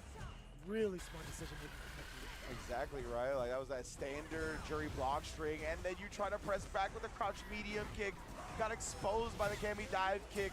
Something she is adept at, to say the least. Puts him on a pixel. Is it mundane or magical? You show me, Jack. That is mundane as hell. 1 round to go for Mickey. Looking real confident in his demeanor, honestly. Making all the right reads, no overhead. You had to keep yourself safe because that option select was coming regardless, right? Yes, sir. And then checking the regular dash. Remember we saw Mickey do regular dash in a button. Try to get the air-to-air. Nice call. Now he's catching all the marks so far. Jack has made, what, 4 right decisions against Mickey? Yeah, just got to snowball that offense. Luckily recovered in time. Not get punched by that drive rush, and there's the anti-air. Starting to fix it up a little bit. But he got caught committing to the Renko kicks. Ow. Jump back. I like that. Beating him air-to-air. Jump back medium punch as well. I like that. Back throw now coming in for Just a Kid. Oh, man, this is so scary because of Mickey. Oh, nice overhead to clutch it out. I was going to say, any hit Mickey gets, he's building the CA and you're dying. So, nice clutch out. Excellent drive reversal choice. Damn! That was a cool way to combat that, right? Puts out the crouch medium kick. He's like, if I see a dive kick, I'm sending the level 3, catching the recovery landing. I like that a lot. I like that so much. Now the counter rate, everything's coming up, Jack. Uh-oh. Man, and now applying the pressure ends up burning Mickey out of this instance. Mickey this time, the one that gets caught, committing to the big button. Yeah, absolutely. I love that from Jack Wright, because either you get hit by the dive kick or you recover in time, and you know you recovered in time to punish that super. I love that. Nice work. From both ends, really. Impressive start out the gate from Mickey, and what a rebuttal coming in from Jack. Yeah, what an answer shown off. Gonna be 1 up here. We got 1 more game to decide the final winner of SFL 2025 Day 1. My goodness, bro. I wouldn't have had it any other way that it comes down to the only tiebreaker match we get. And of course, we got 1 game to decide it all. I gotta say, it's been quite a privilege to see these guys duke it out loud. I'm glad you guys are here for the very first day of this season. It's this wild already. Here we go. The final game for our tiebreaker match and final match of the day. Mickey and Jack already swinging. Brass, gets in there with a dive kick. Ooh. Starts to make it, but yeah, Jack already representing the backdash a little bit, right? We haven't seen him tech as much since that first game. He's starting to opt for backdash, DP, parry a bit more. Stopping out the air approach is Mickey. We saw Jack just kind of like walk out of the light pressure a little bit earlier ago. I hope that's going to be intel for Mickey going forward. Yeah, maybe snipe with a crouch medium kick as he walks away. Exactly. Oh! Sorry, I got freaked out by that low medium kick, dude. I felt like I got hit. Get off of me. Another dive reversal that is a meter efficient for Jack, considering the 3 for 2 trade. Damn! And stopping out the dive kick, well spaced and well timed. Back-to-back medium punches, stealing turns. Just a Kid! Putting himself at match point. Very nice, bro. He's staying so consistent with the pressure, not letting Mickey have any gaps to jump or doing any dive kick shenanigans. Damn. Stomps him straight down and gets the throw afterwards. Oh man, and then just pressing buttons. Figured Mickey was gonna want to get close after that Fuha stock. Dude, back-to-back counter hits. That wasn't even a trade combo. Jack didn't finish his play. The overhead is blocked. Okay, there it is. Jack somehow scrambles his way to victory to secure the W for Shopify Rebellion. Very close, very scary, but they can all laugh and breathe a sigh of relief. God bless. Oh, man. Yeah, rub that heart, brother. My goodness gracious. Camera can't even focus on you right now. What a showing, dude. I had no idea what we could have expected from Jack, but I am thoroughly impressed by his clutch decision-making towards the end. Like, even if he dropped that combo, he was still trying to keep the mix alive with the overhead as well, coming in with the lights. Yep. Man, so difficult. But either way, you saw how much Mickey got away with, not even get away with really, but how much like he was pressuring Jack to make some really incorrect decisions in terms of spacing and like decisions to even like move out of the way. Mickey looked very convincing in game one. Yeah, Mickey did whatever he wanted in game one, right? And I don't know if it was something his teammates told him or if he just really like woke himself up. But Jack, after that first game, was like, okay, I'm going to go back to playing my game. I'm not just going to sit here, play defensively, and let Mickey just run over me, right? It was a really good job not reaching anymore on the throws either. He started opting for stuff like drive reversal. That was one of the sickest things I'd ever seen with the level 3 covering the whiff crotch medium kick on the dive kick. That was like very Cammy-specific counter strat right there. Like very, very cool. And just in general, he made sure that he wasn't at this like not playing too defensively anymore. I just really liked the tempo and pace he implemented in games 2 and 3. Yeah, I mean, we see the sequencing too. Just a kid, actually. I gotta start saying Jack a little bit more, but Jack had an opportunity. You see him shake his head too. He's like, I can't believe I dropped that confirmed, dude. That could have been the level 3 way earlier, but still keeping his composure. And then, of course, give me that signature, brother. Let me see the oh, okay, well, we skipped over. Don't worry about it. But I will say this, though. It's one of the biggest questions I had. There it is. You know, the guy on replays, he's pretty damn good. Yeah, he's got me like mixed more often than not. But Shopify Rebellion clutching out the 30. But it's not to say without any significant damage taken to them, right? KSG, Crash Out Gaming getting 20 points on the board. Not bad, as long as it's not a full-on blowout. Again, we were looking for as close of a set as possible throughout the entirety of the day, and I'm glad we got it in Match 5 between Crash Out Gaming and Shopify Rebellion. I will say this, too. Going into the matchups, when we talked about Mickey and his overall prowess in terms of his presence at EVO, being his first real offline major, and also just how much he's improved in getting picked up for Street Fighter League, my biggest question was, what happens if he's in an isolated environment where he has to face off against the big dogs consistently, right? When it comes to EVO, it comes to like floating through pools, being able to take down player after player after player with much ambiguity to it in terms of like the player and also the skill level. When you're against super consistent players that are traveling all the time and also like really well-known players that understand what needs to be done in terms of preparing for a matchup and pretty much focusing on a target, it's kind of difficult. I feel like that pressure might be getting to Mickey just a little bit, but indeed. But right now we are going to talk to the winners of our last match. I know Rob's gonna have a joy talking to them. Let's go to Shopify Rebellion and Rob TV. Shopify Rebellion with yet another major W. Knuckle Dude, we just saw you go ahead up against Xiao Hai in the mirror match. Recently, in general, I feel like you've been playing so calm, so relaxed, and of course, clutch. Just take us through that match you had right there with Xiao Hai clutching out, and overall, how good you've been doing. Yeah, I played Xiao Hai EVO France in the mirror match, and I beat him there. But it was, first of 2, but this time was first of 3, and I'm glad I was able to clutch it out. And yeah, just recently I've been doing really good because it's actually attribute some of it to you because you made a YouTube video about how to be a pro, and I watched it just to support. And then you said some real stuff. You're like, if you're not going to a tournament, I forgot what you said, but it really helped. Like it was like, no, I'm serious. Like we always give you trash for being a host, but no, like that video really helped. And literally in my notes for Xiao Hai, I typed in Xiao Hai. I was like, yo, where are my Xiao Hai notes? And I was like, okay, the most recent notes is. Like you went to Japan, you're better than most of these people. Oh, that's it. Yeah. Bro, that's actually insane. Really cool, bro. Yeah, and I know we definitely always talking trash, but that's dope. And as far as trusting your teammates, man, I see that this time you guys even switched up. Dual Kevin, usually I think we was in an anchor spot, at least last year, first match he was. This time you're in an anchor spot. And then, of course, trusting Jack with that first to 2 at the end. Just talk to me about why is it that you trust your teammates so much and you're willing to switch up the order? Yeah, well, I mean, respectfully, Dokkan is amazing, but he used to be getting slammed by Xiao Hai. So Slammed is crazy. yeah, but no, I mean, yeah, no, I do trust them. Like we planned all this accordingly, so we knew who our opponents were coming into this like months in advance. And I'm just glad Jack was able to score 10 points for us at the end because we really needed that. Shopify Rebellion, of course, even in this situation, as the away team, the other team able to counterpick, but they were not able to get it done. Shopify Rebellion, big W on the board. Let's go ahead and send things over to our commentators. Dude's phrasing is crazy, bro. I'll say it. I'll definitely say it, chat. You know, this guy, he needs to be checked. Brother. Slammed. Yeah, man. Slammed by Shanghai. That was OD. That is wild. That's a real thing to say on the streets, huh?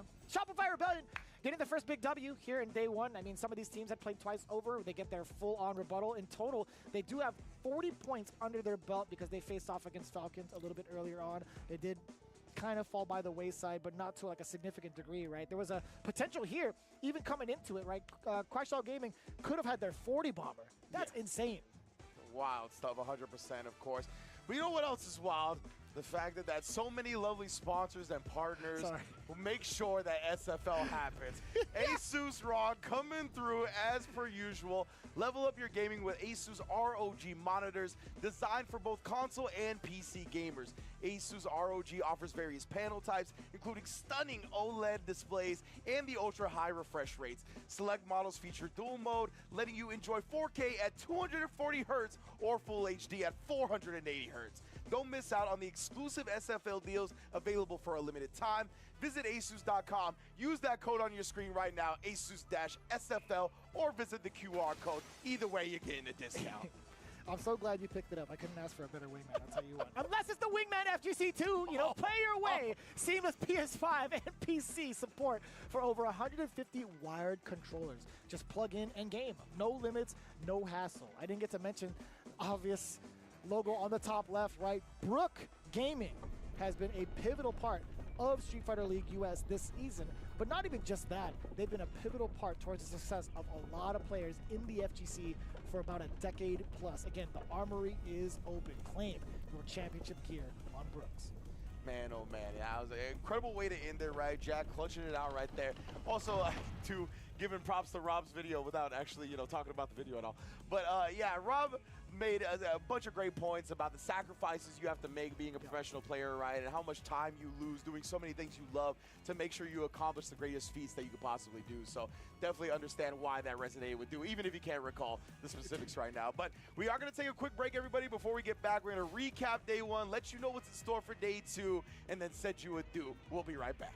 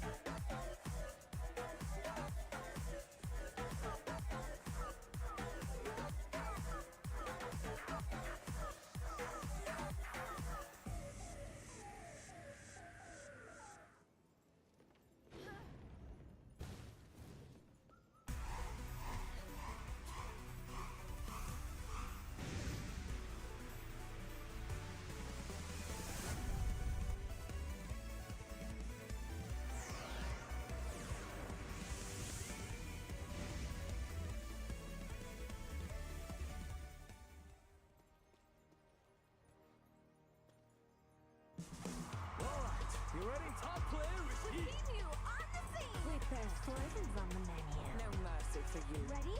Then show me. All right, let's get it. Game over, yo.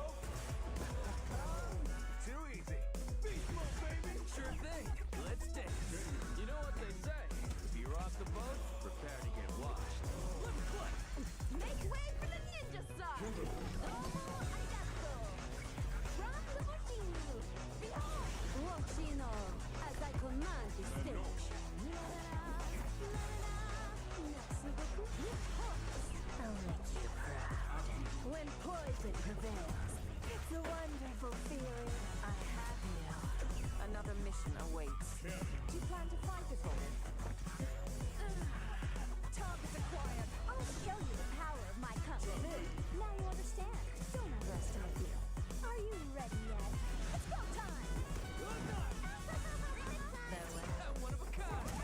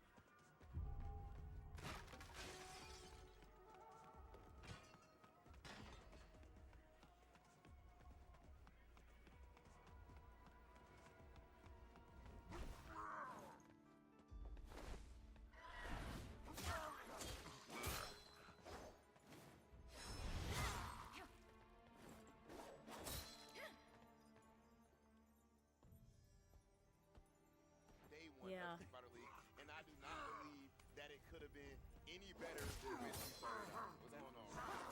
Hey, man. Good stuff on the hosting stuff. Live, you know, a big change up. Good work, man. Appreciate it. Make sure you let you know.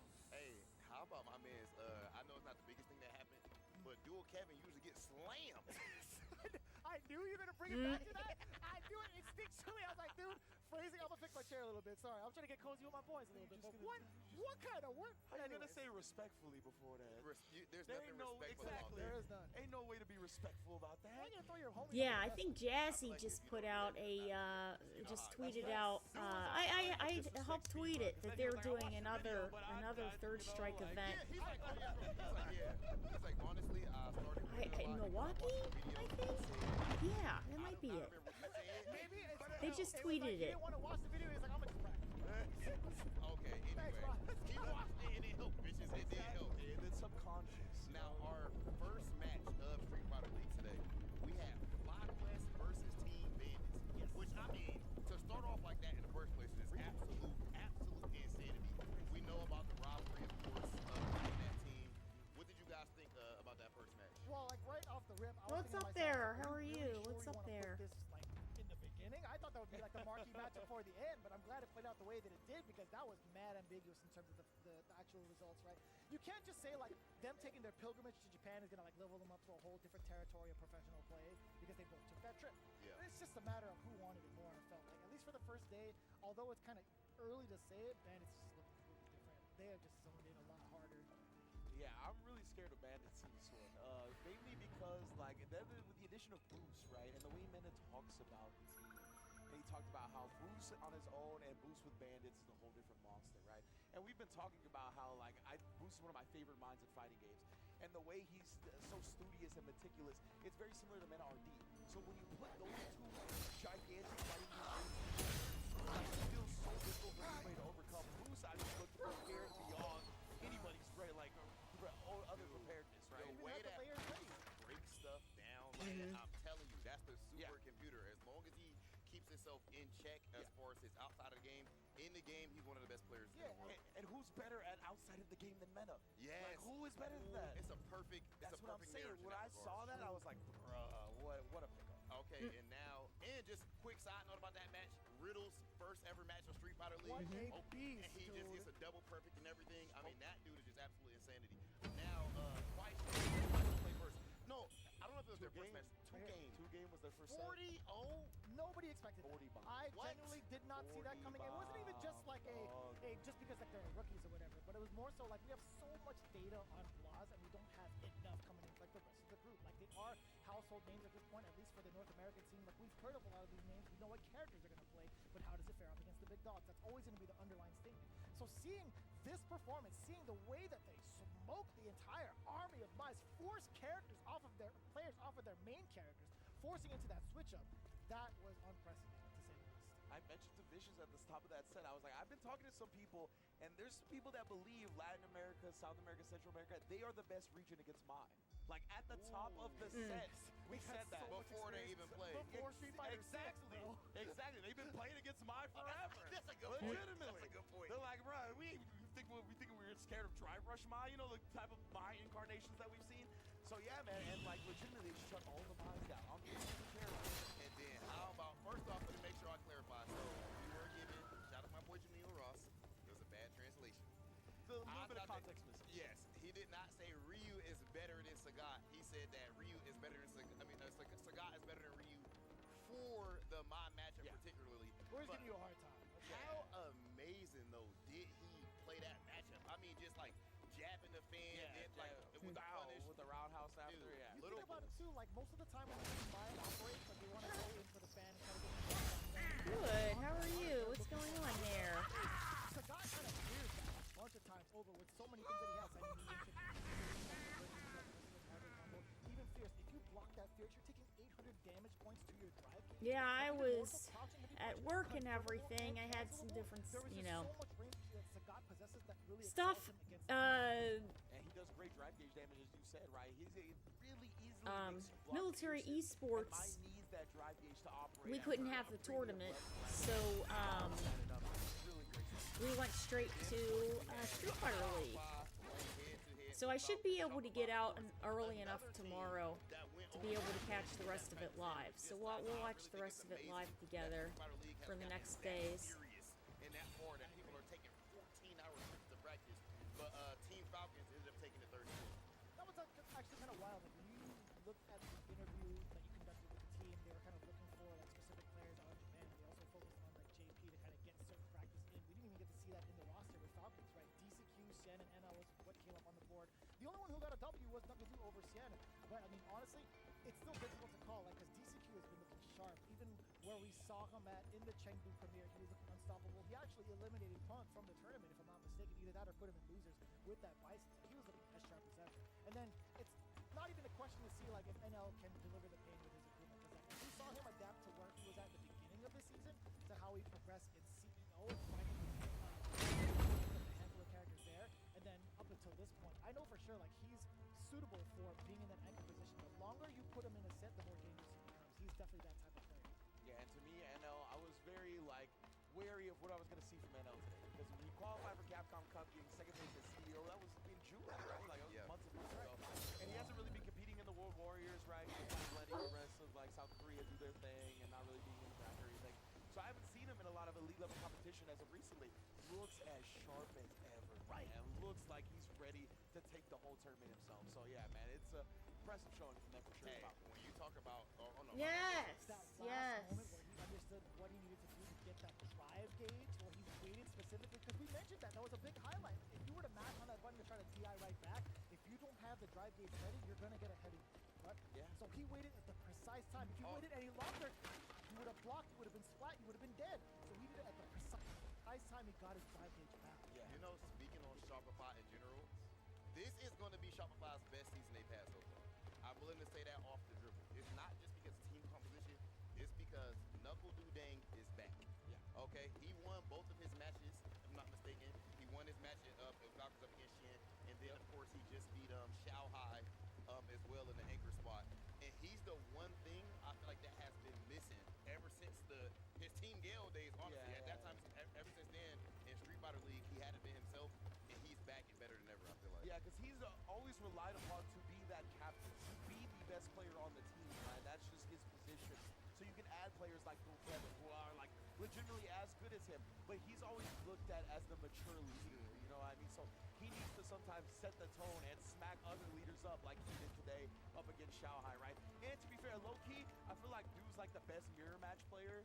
Like I've seen him mirror match Giles, I've seen him mirror match DJs, I've seen him mirror match Candies, and now he mirror matched Mai and came out on top again. Okay, and now can we please take a look at the standings right now on day one of Street Fighter League? As you can see, we start things off. Team Bandits, 60 points. They're back in 2 games, 40 points tied with Street Fighter League. You know, of course, the plus minus means that 2 games is up higher. Team Falcons in 4th place with 30. Twice Show with 20 and 5th, and then of course FlyQuest and Red Rooster both with 10 points. It's surprising to see. Oh no, never mind. FlyQuest only played 1 time. Yeah, played one. Okay, so of course, so you guys know every day one team, at least I think it's one team, will be playing one match, where most of the teams play 2 matches. Right. 2-game, I think is the most surprising situation that we have there. But a big thing that I noticed storyline-wise so far, guys, if you're looking at these standings, it reminds me, we see Bloss cooking up, of course, the young guy. But then we didn't talk about Minna beating Crame, right? Like, really beat Crame really bad. Yeah, the red There's a lot of a narrative right now about the new region, not the new region, but the new age coming through and taking over. Yeah. But we're also seeing the OG show, or the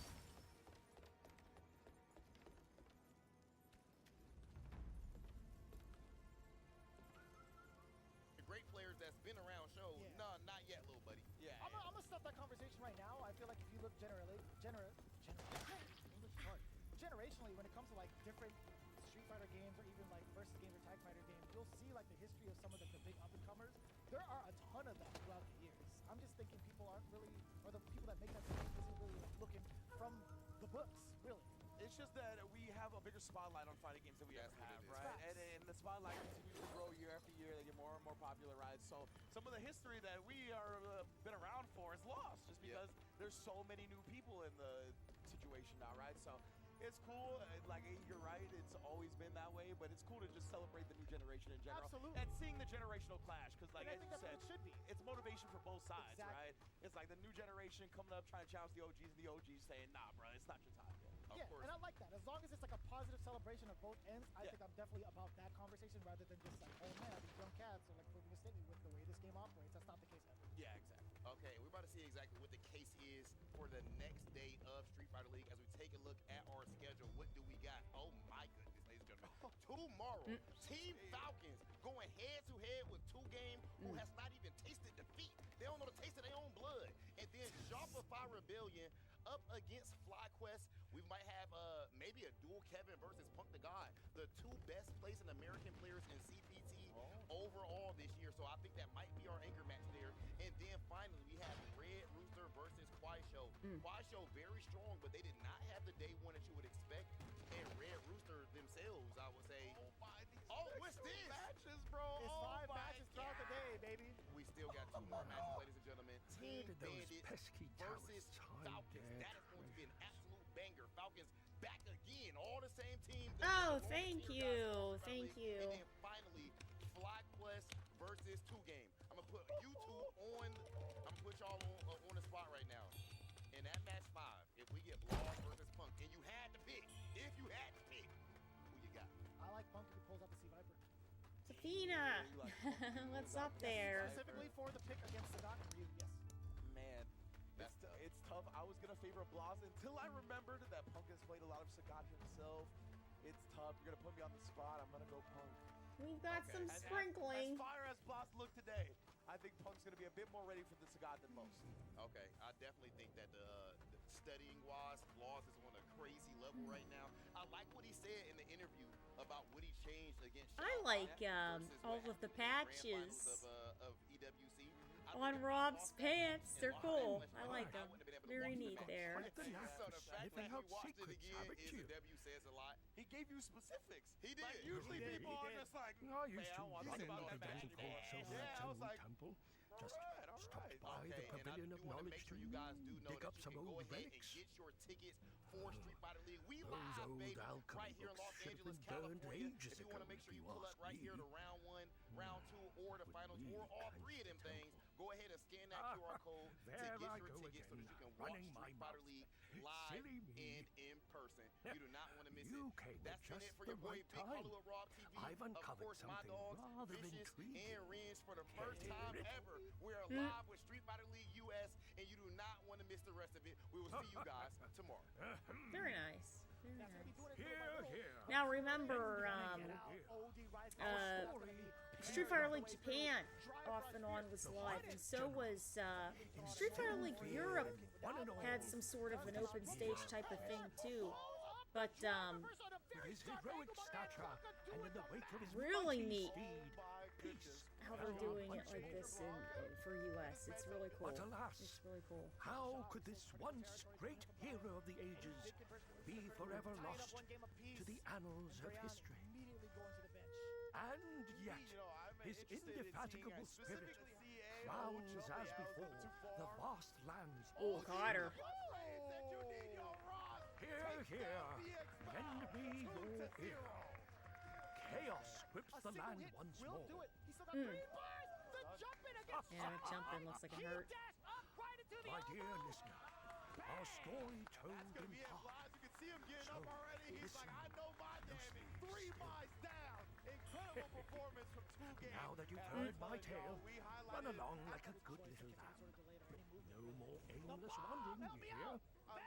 Love that from DCQ, right? Not going with the anti-air, just letting the mind do the heavy lifting, getting Now out that you've heard of the my subsequent, tale, follow-up run into along the like a jump in. good little Oh, lamb. driver baited. also baited No and more aimless wandering, you hear? Forced on defense. Not going to use any sort of drive reversal. He's just toughening it out, but we do get the big opener. Dual Kevin, dump out the rest of that gauge.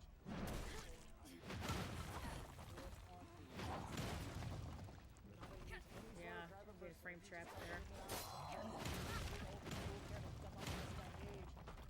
What happened? I thought we were going to see the GDS followed by the SRK, but instead, we're going to see a level 3 from Akuma, the CA version as well. You can't block me.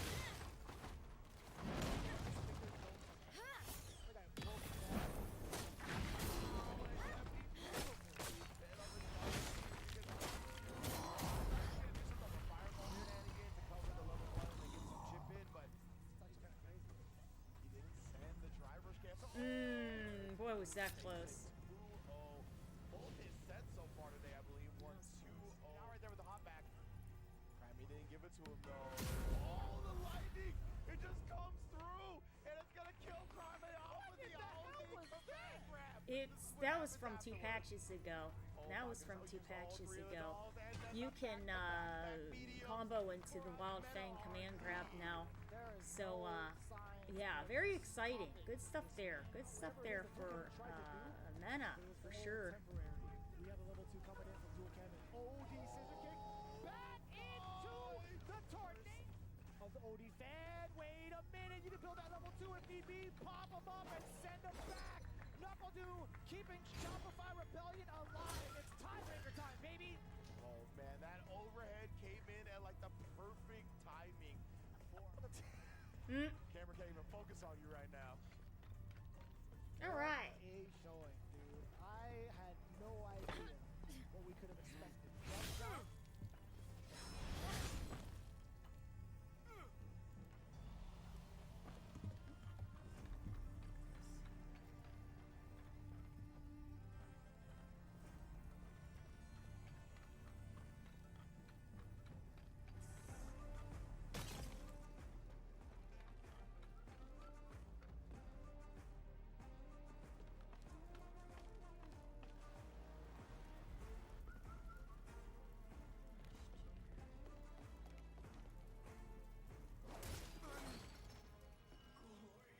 Okay.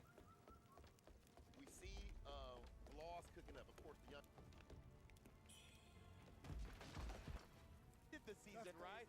SFL US Championship, he let it know that they are the champs and they are back to defend their title. Yeah, there's a lot of eyes in regards to tuning into the US scene and just overall the competition, right? It's been talked about at Street Fighter League EU. It's been talked about with Street Fighter League Japan, even in their pre-show segments, right? But it's more so been talked about around the world with a lot of the players really tuning in because this is the data going into what's coming up at Capcom Cup, right? This is what it all leads down to. Exactly, right? This is actually some of the people's last opportunities to make it to Capcom Cup, right? Some of the regional warriors are done, the offlines are done, So this is one of the only ways to get to Ryugoku at this point. And as you mentioned, right, there's so many teams coming back. I can't wait to see. Obviously, FlyQuest has returned in the building. The defending reigning champions with Punk the God, Nephew, Psycho, and Riddles, of You've course, come all this back far. at it. Bandits, of course, I'm coming in very impressed. close last year as Remember, well. Menardi and that Kaba, old the fool staples. They ain't stumbled ever into going the pavilion anywhere, of right? knowledge. And of course, Chris T was on the So, team as well how a couple far years do you back. think Came you'll make it? as a coaching role, now in the player role, and they added Boost, one of my favorite minds in fighting games, period. So I think that's not only going to be a dangerous addition as a player, but as a mind to kind of theorize the matchups going forward. We also have Shopify Rebellion in the building with Knuckle Dew, Jack, Dual Kevin, and they took Shine from FlyQuest this year as well. Dude, you broke up the Kimberly brothers? That's actually kind of wild. But just as wild as ever, we have Kwai Show Gaming coming into the season with Shanghai, Zen, BX Bao, and the man who took all of our hearts over at Eagle Las Vegas, Mickey. Then, following up after that, we got the Falcons coming in with NL, DCQ, Zen, and our favorite, Oil King, leading the pack. Followed by one of the newcomers of the block, we got 2 games with Roz, by the way. We got Shaka, Juninho Roz, and Raya Yo. We actually got the big representation from their region. Last but not least, Red, Blue, we got Mono, Crime in the building, bringing in Chris Wong, and Crossover. Yeah, that is a retooled Red Rooster roster. I forgot to touch this today. But no, indeed, the additions of Crossover, Chris Wong, and Crime, and of course Mono heading the captain spot as he always should.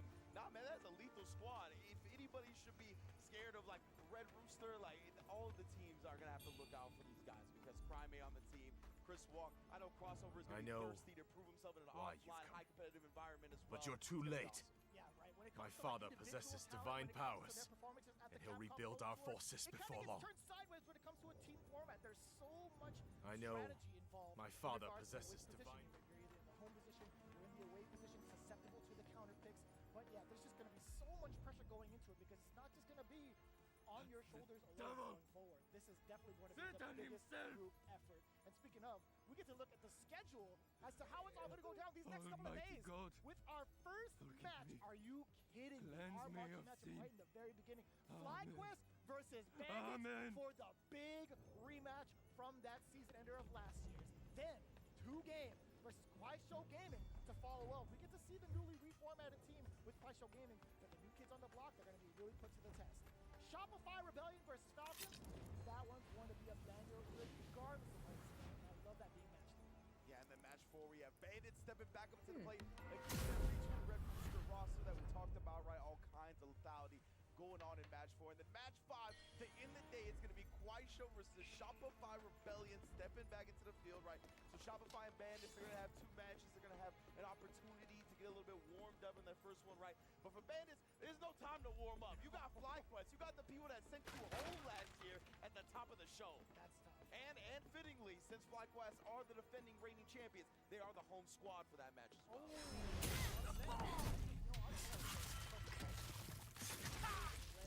Roster.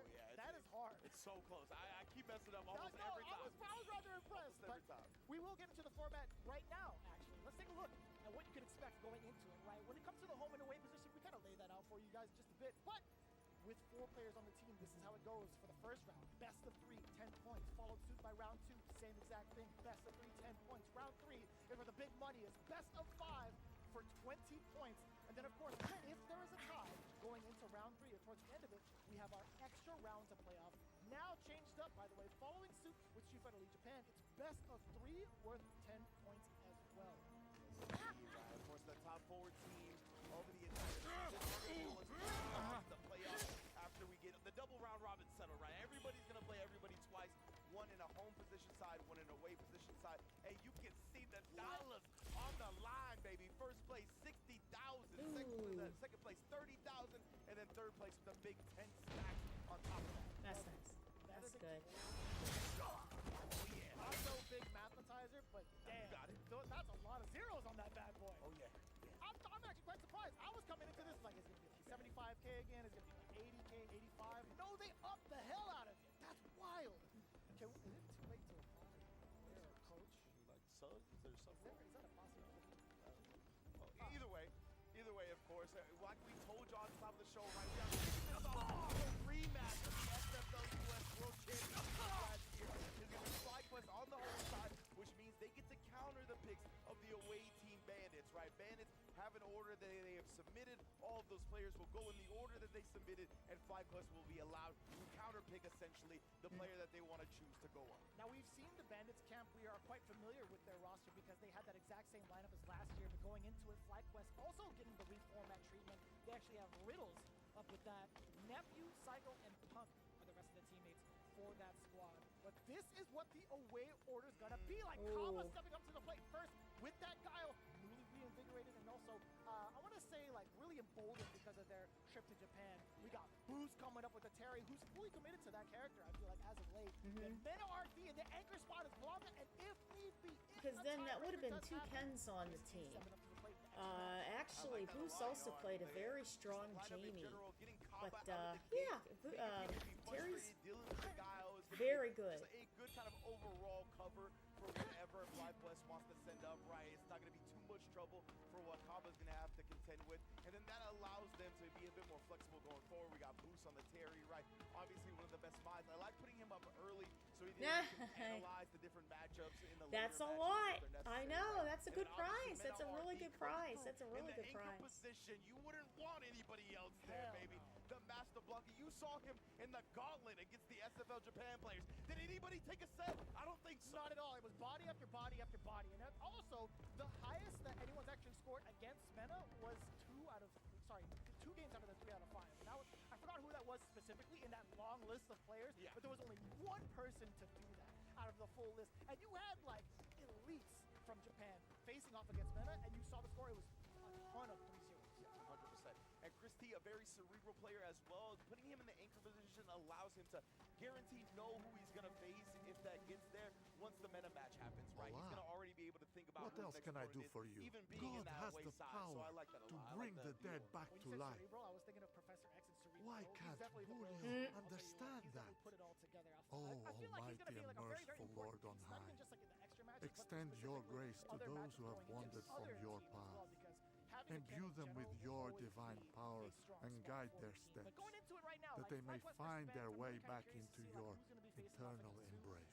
Personally, if it's going to be like May Kaba, the I light always kind of like to talk about be this in forever any format, with regards him. to like any Street Fighter League that we get to cover. I Amen. think going up against Guile, I think Nephew would be the perfect fit. I think him getting past projectiles is pretty good in terms of like being able to perfect parry his way in and also use those expensive normals to kind of like pretty much like catch Kaba off guard. But for the rest of the teams, we'll get into that in just a bit. In the meantime, we do have our interviews ready with Rob TV and the leader of FlyQuest, Punk the God.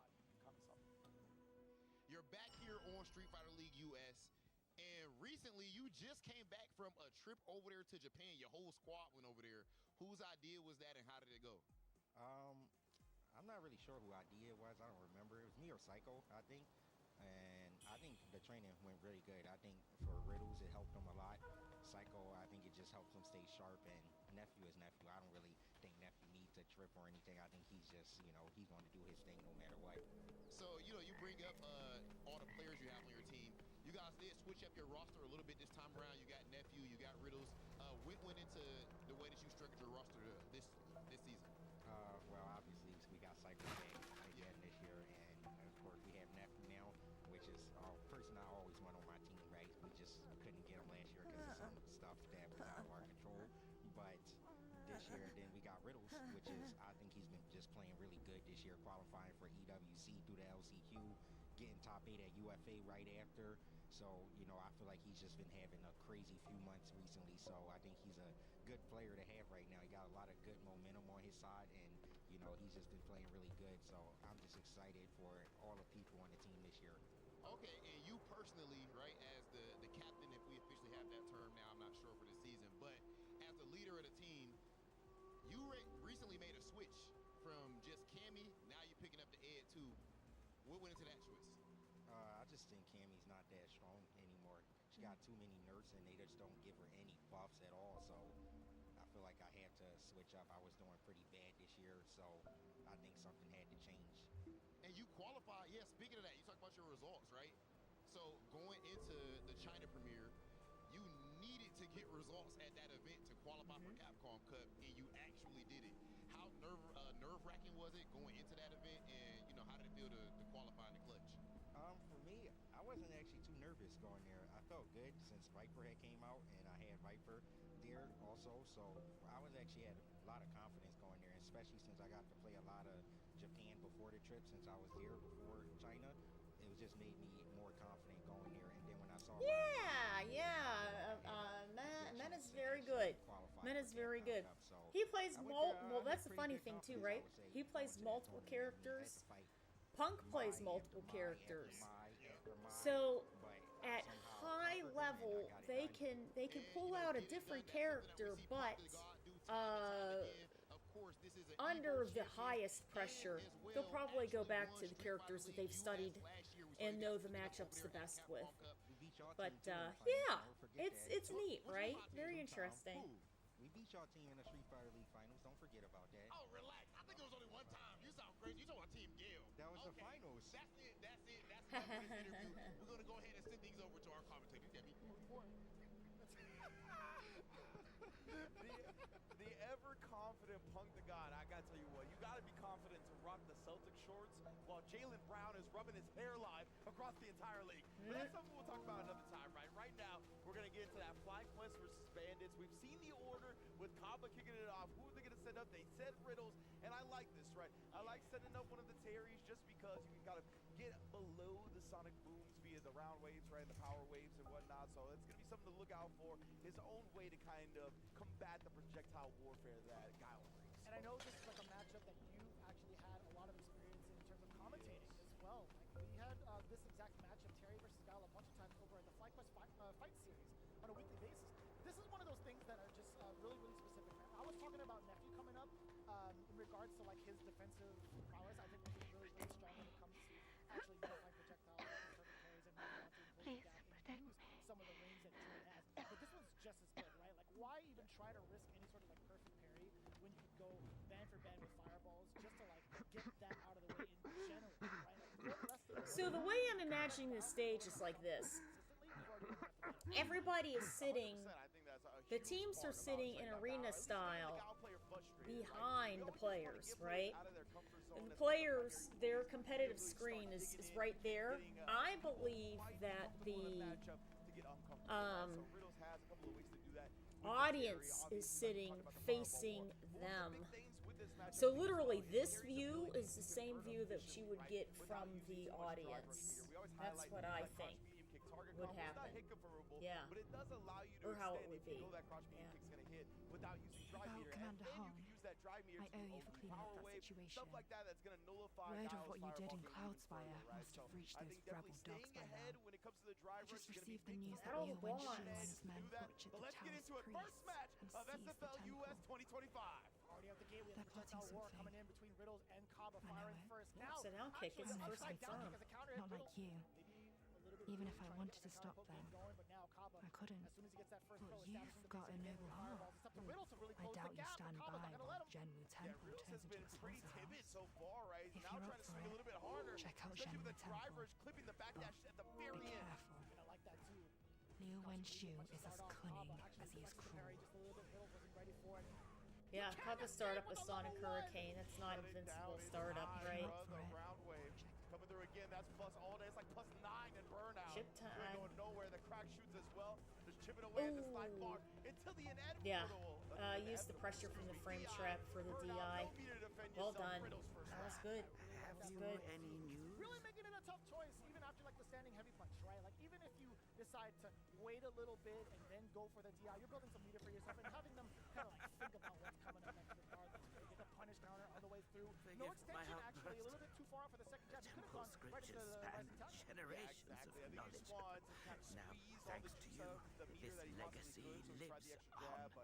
It would be a shame for us to lose it. Oh, but that is what we were talking Now, about, right? Whip I punish, must devote utilizing myself the to target these combo as well. Don't scriptures. spin that meter. That's right. Healing off the And punish standing counter. medium hit goes so incredibly far for Terry. If I brew a cure for the feathering, perhaps I could atone. Coming in from left field, we get the forward throw, a couple of more sequences. Riddles can get it.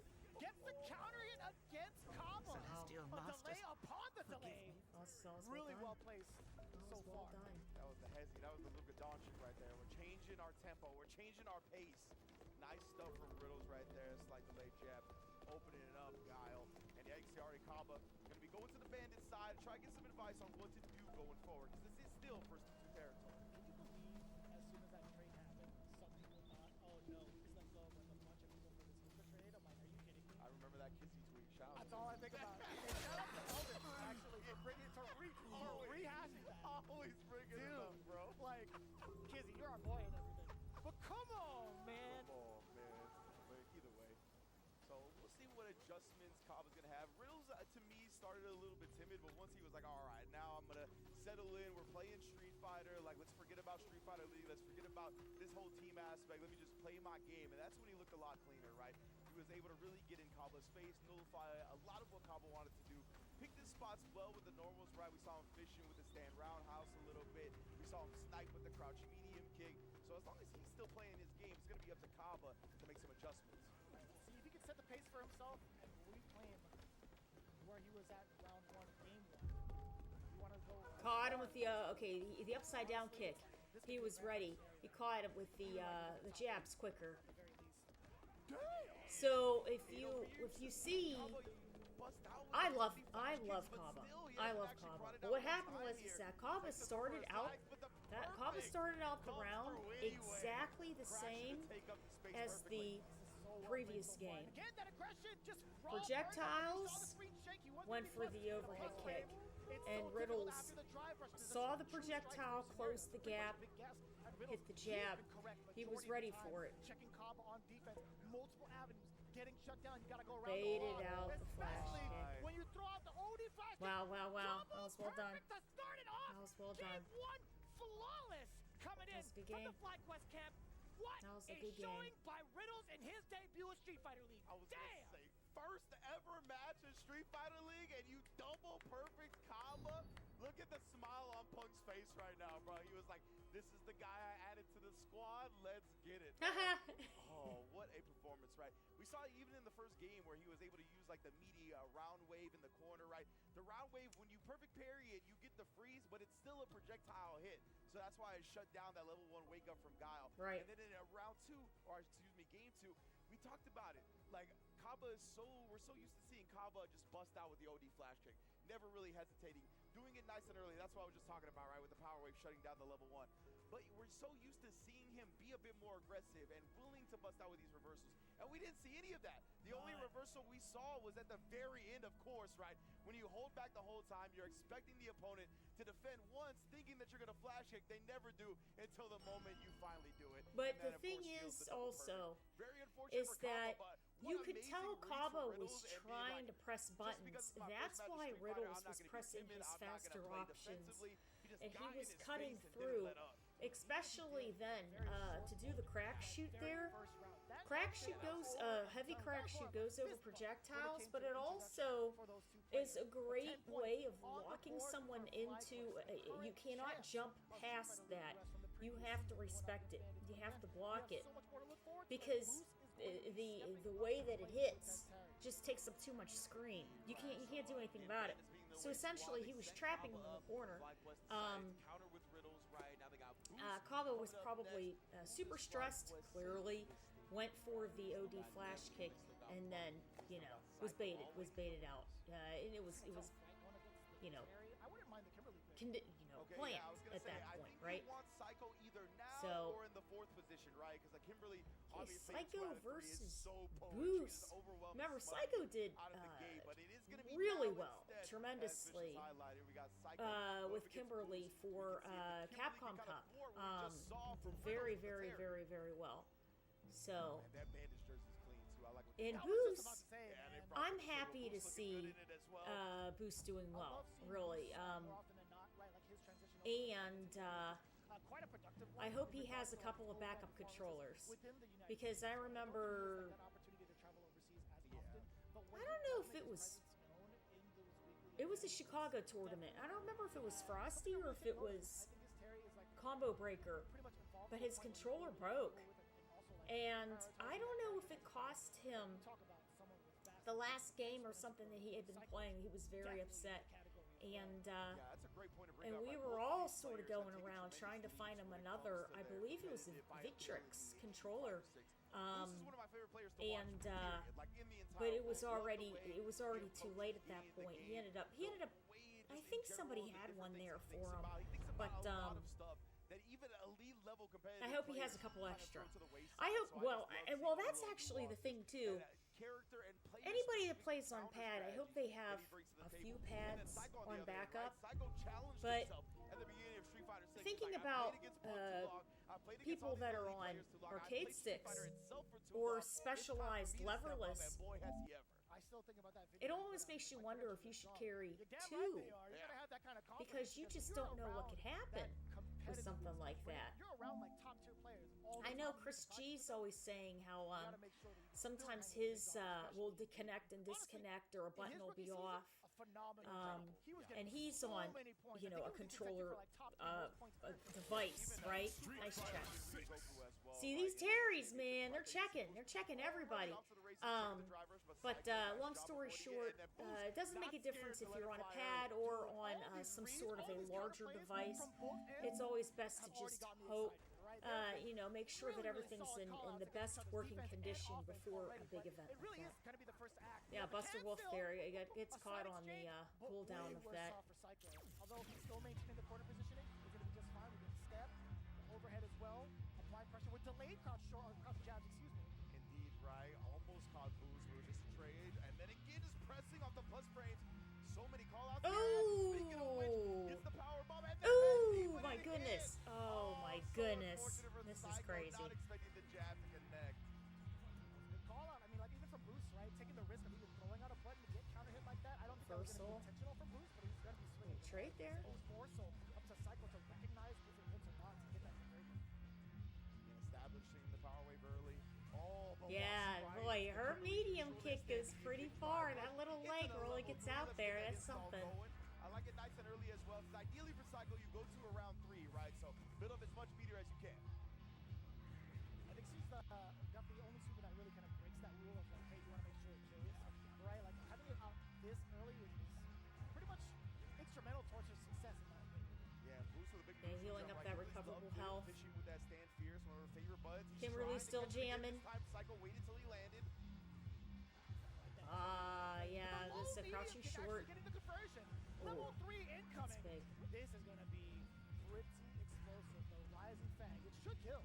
Yes, indeed, the level 3. It's gonna be enough. Beautiful stuff from Boost on that routing as well. He needed to specifically pick a certain route to build that bar, and he got on the very last hit. Well done. As wild as they were swinging in the very first round of game 1, you can't really knock it off against Cycle, right? He is contemplating just a little bit, maybe trying to change up his style. At the same time, it was very ambiguous as to what either player wanted to do, or at least how they wanted to approach the matchup. Yeah, 9 frames to stuff out that driver, standing heavy punch, putting in work thus far. Psycho successfully getting Boost into the corner, but we've seen even in the previous game, Boost has done a great job of contesting himself or contesting the opponent out of the corner, and we see it right now. You see Boost pressing well on the plus frames, right? That cross medium kick from Kimberly is plus on block, even more so with the drive rush. And again, now just harassing. Beautiful spacing trap right outside Stand Fierce range. So ready for that range as well. That slide. Yeah, remember that's plus now. Bro, Psycho. That slide of Kimberly's, How do you open up this edge? they buffed it Has been so more hard to catch. recently there, The along throws, with her that's what he's doing Shinrin little by little, cans. But sooner or later, he's gonna get out. Pressing a Rise button attack. there. Oops, secret act. Carried all the way through. Oh, Drive traded. rush fierce. Hardest counter. Insane looking at match point. Incredible performance from Boost so far. Like, just extremely right on almost every read. That time, though, Psycho whips one stand medium kick, gets Boost to press. The whip punishes the second one. We got a quick drive reversal, though. Get the bomb away. Try to base it out. Catch the Does cooldown so frame, with so the that elbow burning just knuckle, right yeah, just a little outside too the burn far. knuckle. Oh, base the throw. Incoming. This is the momentum that Psycho was looking for. We get the Azuna drop. Oh, the rising Way tackle. off the Oh mark. my god, I can't. Psycho wasn't even within the Wow, vicinity. Psycho with the perfect. Oh my goodness, there. Yeah, light rising tackle right there. Extremely fast, extremely quick recovery too, but Psycho still Got managed to her. push it in time. Very nice stuff, not getting lost in the lights. That was very much a surprise option from Boost right there. Damn, at the very edge of that slide, still being able to link that crouching jab. Off to the races we go with Psycho Boost. Although making a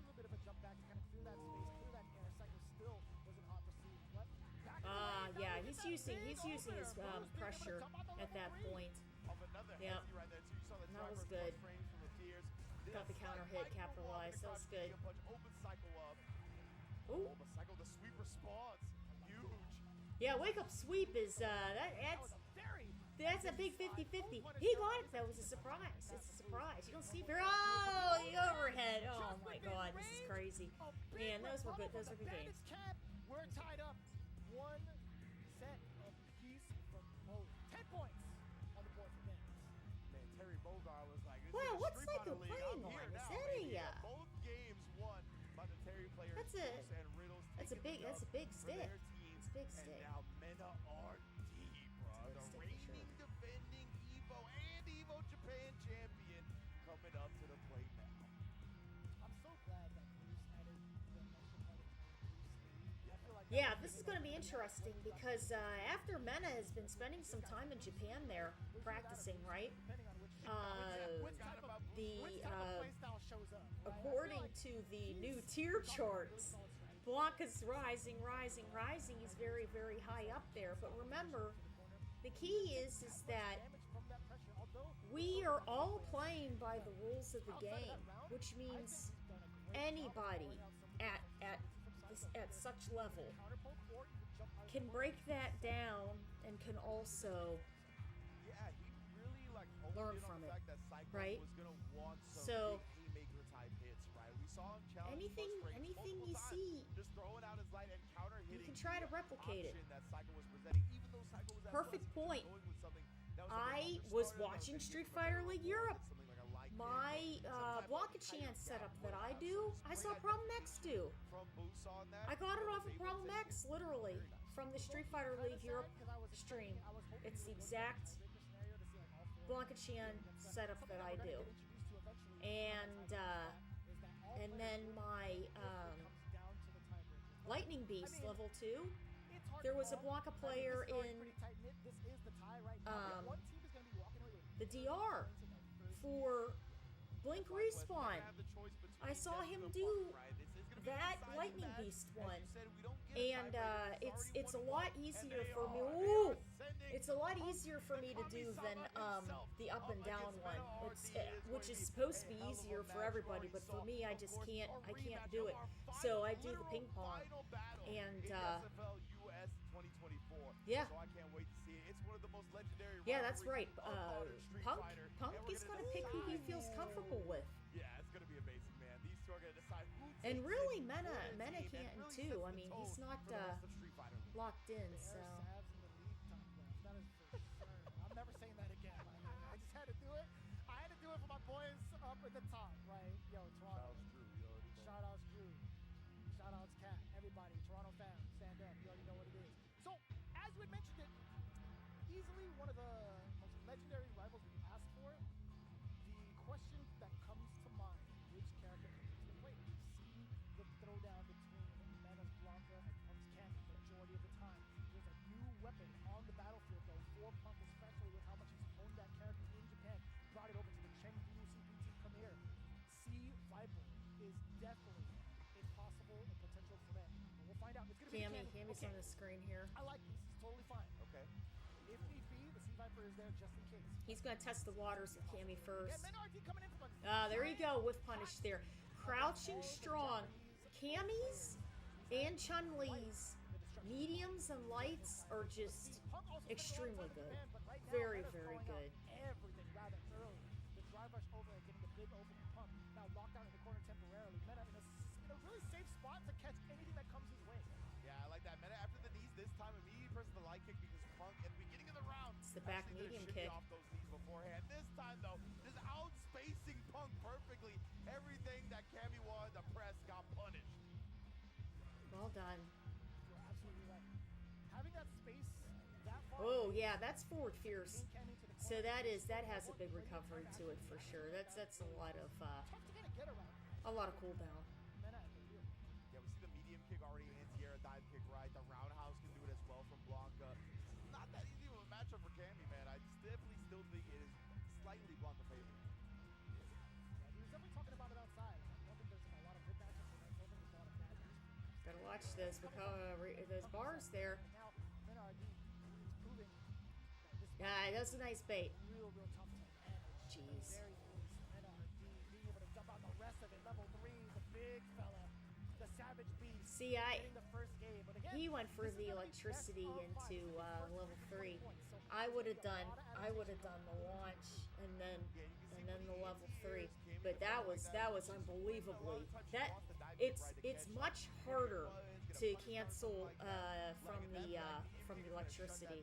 Or at least it is for me with my hands. When you get the launch, it's like you get a nice amount of window. You get a nice window.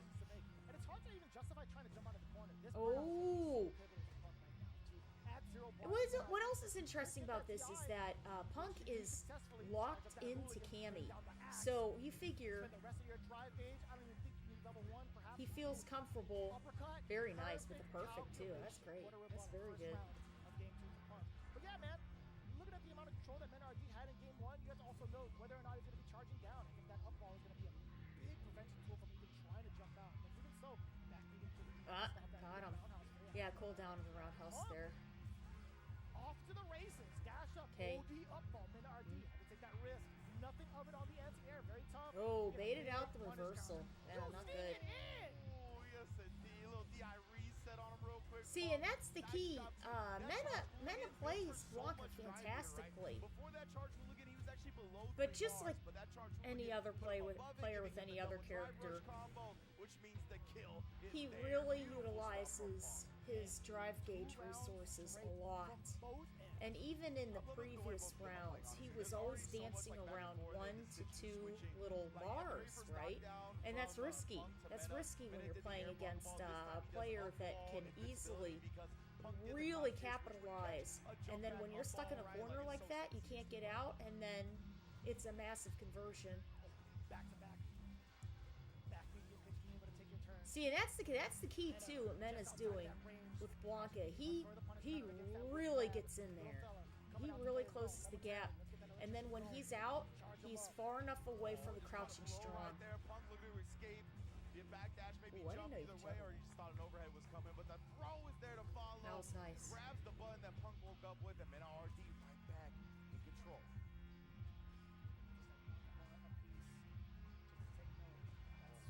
Yeah, the standing strong there. We do get the perfect parry. Drive, rush in for that punish counter. More so to bring MenRD into this corner, right? Let's see what the defensive options are going to be like for MenRD. Ooh! Punch. OD ball into the lightning beast. Let the little fellow rock. That crouch strong is Overhead. Good stop. Overhead comes through. Tag team back again with that one. Send him down. Oh, the Trade. trade combo as well. Cammy, don't go Nico Harrison on us, girl. Oh, Wow. man. That is something. Oh, man. That was messed up. He did forward ball, down ball immediately within the perfect range for max distance overhead. He's locking in. Yeah, there's been like such sick nuances from both of these players, honestly, in this matchup so far. We even saw the Codfierce work out with MenRD. Probably woke up with an air Blanca ball attempt in that last round, but nonetheless, it did not discourage him. Menace got control again here, already knocked down. You know, the funny thing is, in the past, everybody go, oh, Blanca, you know, because he's such a troll character, right? Because you can do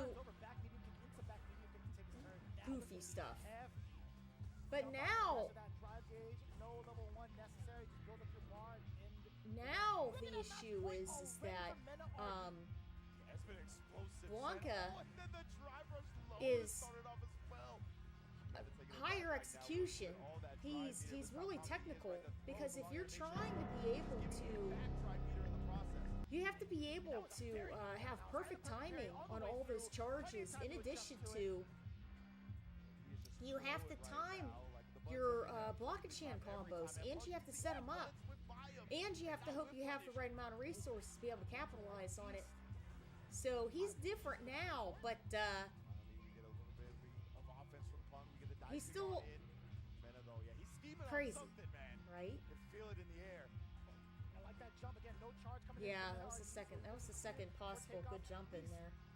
So even throw out a normal or even a dive kick, but now the lightning beast does come out. Oh! Balls up the drive reverse on a very sharp angle. My man Blanca doing the math. That was crazy. Oh my goodness. That was really good. Geometry major Blanca. Get this man to a billiards table, bro. He's about to rack him up. That was so clean. Mena has a pressure sleeve on. And Mena RD continues just his reign of It's a Nike. It's a Nike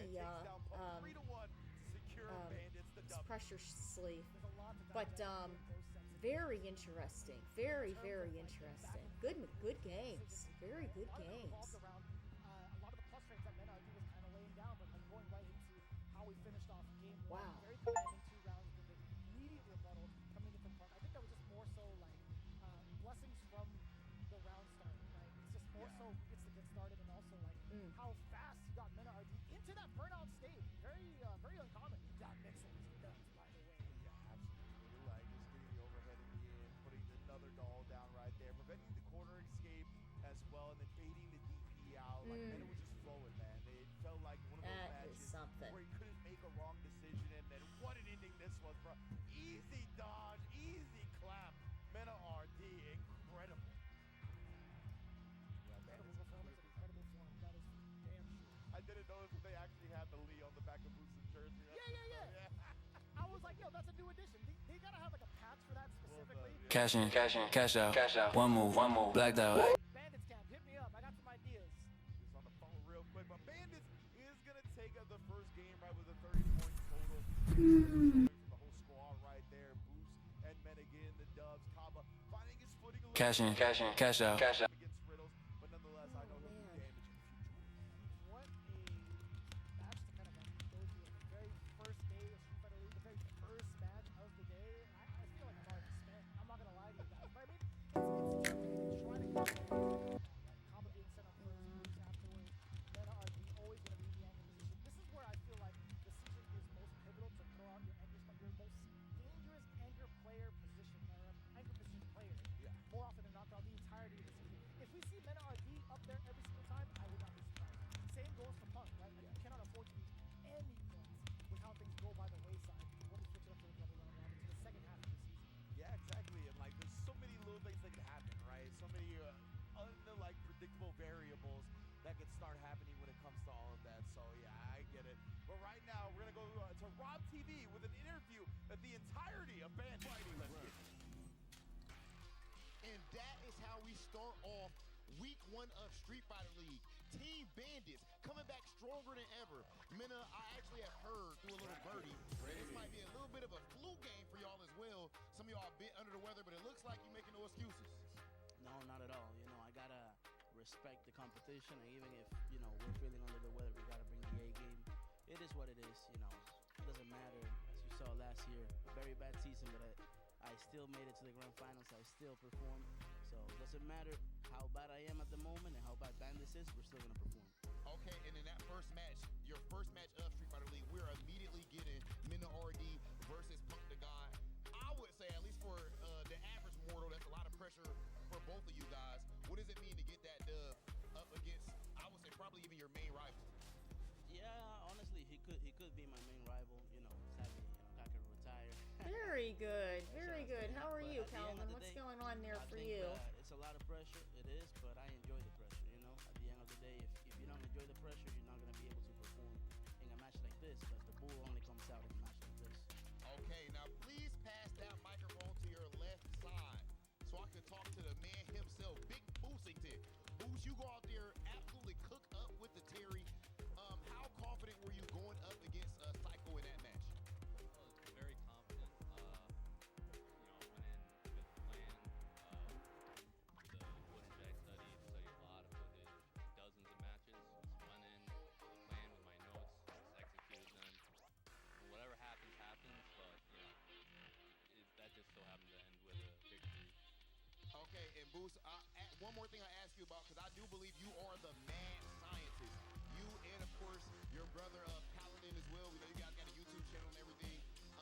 Just chilling, streaming. Yeah, good. Did you see any of the matches from a little bit earlier there? We're watching through them.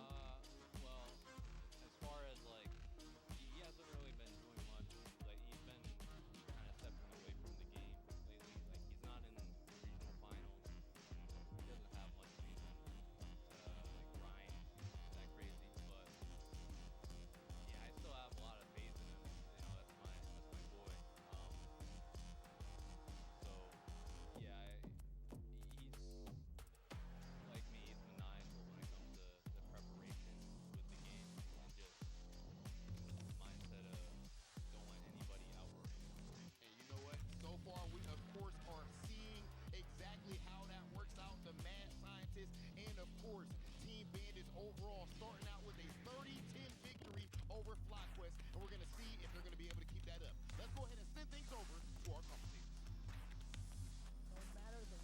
matter the pressure, they're still coming in to perform and don't let anybody outwork. Well said from two of the 4 candidates coming in from the Bandits camp. I am very impressed with how they've grown as a unit, also as individuals, coming in fresh and really invigorated. I mean, like, slightly under the weather, but still fresh enough to get a big W against their rivals. You were watching? Here Yeah. is rather impressive. Yeah. And it The makes matches so have much been sense very to me good. that The Vegas matches have win been after unbelievable so Pacific far. Right? Because we've heard Mena talk about preparation in the past and whatnot. He's like, when it's tournament time, when I want to make sure I'm all sharp physically, like on my execution and whatnot, it's about 50-50 how much I watch and play. If I'm not trying to be sharp execution-wise, it's about 70 I watch, 30% I play. And Boost is one of those other players, right, that reviews VODs relentlessly. You heard him. He's maniacal about the details. So that's why Yeah. it's such a big pickup in a team environment like this, where you get the share Yeah, just a share kid. strategy. You have somebody that's going to constantly review other teams, right, and bring those notes and thoughts back to the rest of the squad. Yeah, he did. He was doing really well there too. It's going to be interesting to see how the flow is going to go over the next couple of days. With so many close rounds, I mean, and some just crazy. We were seeing some perfects. It's going to be, well, it's explosive. And it's a different atmosphere this time with the audience sitting on the opposite side. It'll be very cool. It'll be very cool. Gaming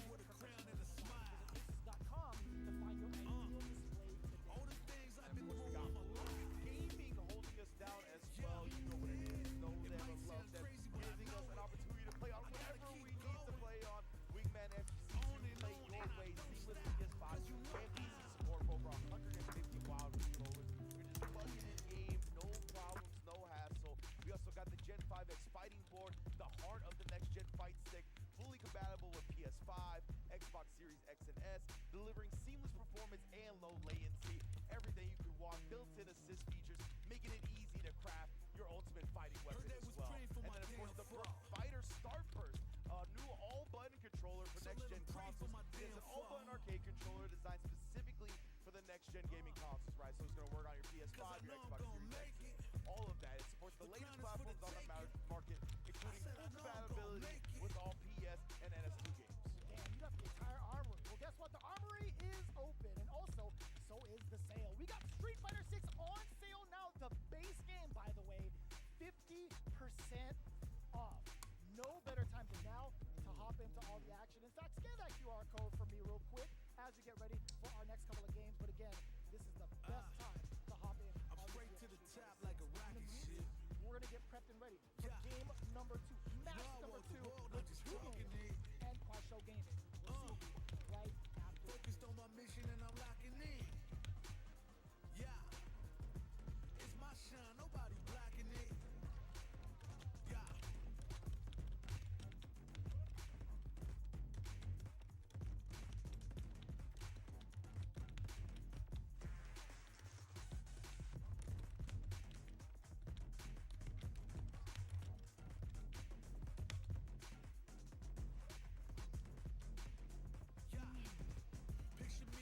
Boy, that match with Mena and Punk was very explosive. That was crazy. Punk not changing from Cammy. We stayed there the whole time.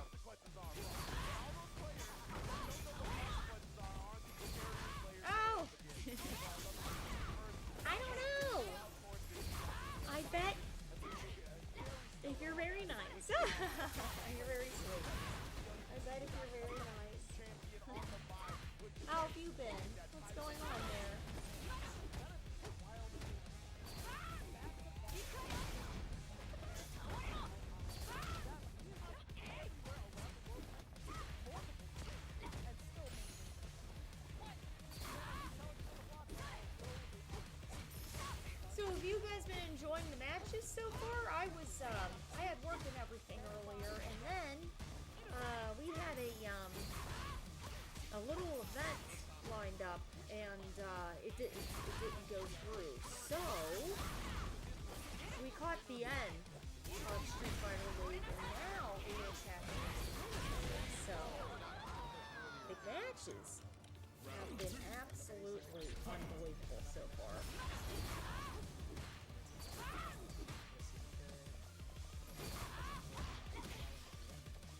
Absolutely unbelievable.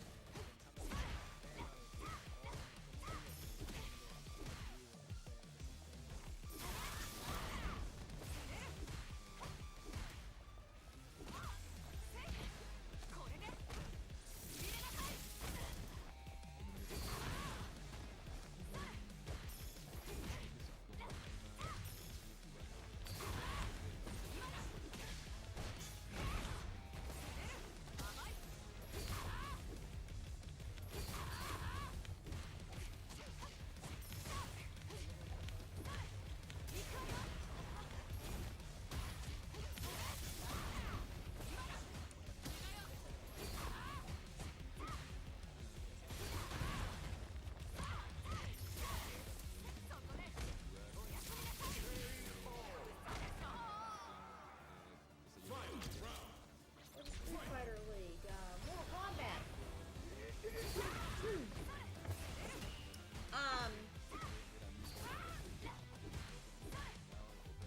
Give me a second. Let me look up something for you real quick.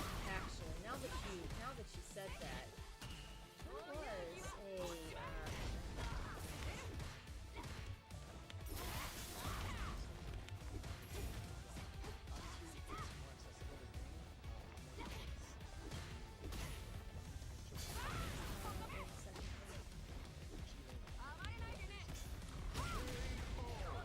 It was the.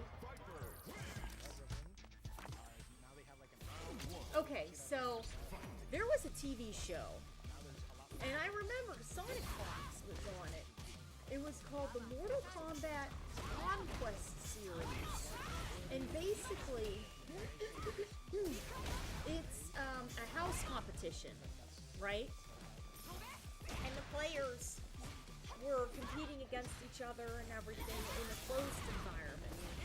This is essentially that, but it's teams. And what happens is that they're teams of 4, and this is the first time in the US that we're having it live, right? So the teams of 4 are all sitting on those bleacher seats. The 2 teams that are up against each other, the 4 players play against each other in the center of the stage, and then they can talk through their headsets and give advice, right? And then it's on a point system. So then whoever happens to get the most points then gets a flight and is in Capcom Cup Street Fighter League, which is on the last day, or it was last year. So there is Street Fighter League US, there is Street Fighter League Europe, and there is Street Fighter League Japan.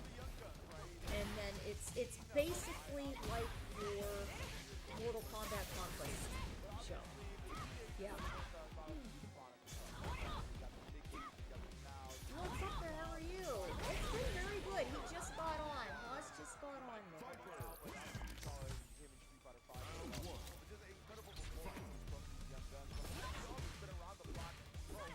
Yeah, but I can't help but wonder. We'll look up and see.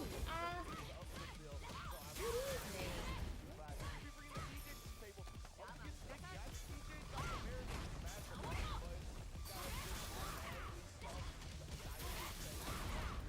Okay, so the winning team. Okay, so specifically last year, I've been to the majority of Capcom Cups. So Capcom Cup will have Street Fighter League, but it is a separate entity under the umbrella. Okay, which sounds odd. So we have our players that have earned their spots into Capcom Cup as solo players, right? But then this, although it's the same game, is broken into teams. So what'll happen is this, right? Remember, these are teams of 4. So one team of 4 players from Street Fighter USA will go to Capcom Cup. But Capcom Cup on the day that Street Fighter League is. Then 4 players on one team from Street Fighter League Europe will go to Capcom Cup on the day that the Street Fighter League is. And same thing with Capcom Cup, or it's the same thing with Street Fighter League Japan. Okay? Now, that means there are 12 players that are there specifically for Street Fighter League, because there's 3 teams: US, Europe, and Japan. So 12 players, 4 on each team. Now, out of those 12 players, whomever they happen to be, they can also be competing in Capcom Cup as a solo player. And as of as of technically this year, because it was in March, but as of the last Capcom Cup, what they did was that they had their event first, and then they have Street Fighter League last. Okay? Almost like it's its own separate entity, but it's still tied, it's still together with it. In previous years, they've had Capcom Cup, and then on Saturday they'll have Street Fighter League, and then on Sunday they'll have Capcom Cup Finals. And for previous years for Capcom Cup, they would have the competition, and then in the evening they tried to have Street Fighter League. But the problem was becoming that it was too much.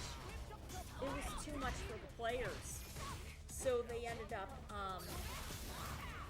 trying to give a little bit of breathing, a little bit of rest time. So the key is this: if you didn't happen to make it as one of these teams, one of the 3 teams that made it in this, then the final day, which would be, I believe, it's Sunday. The final day, which would be Sunday, after Capcom Cup is done, the $1 million winner is decided, is played. Everybody else, if they choose to, they can go home.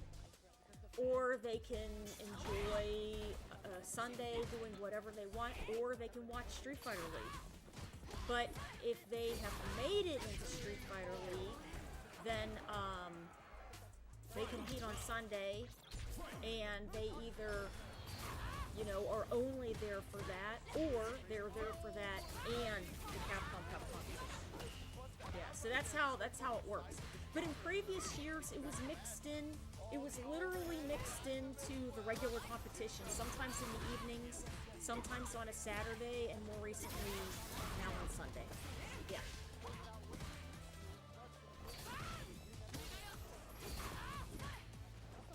JP, Europe. Northern Hemisphere.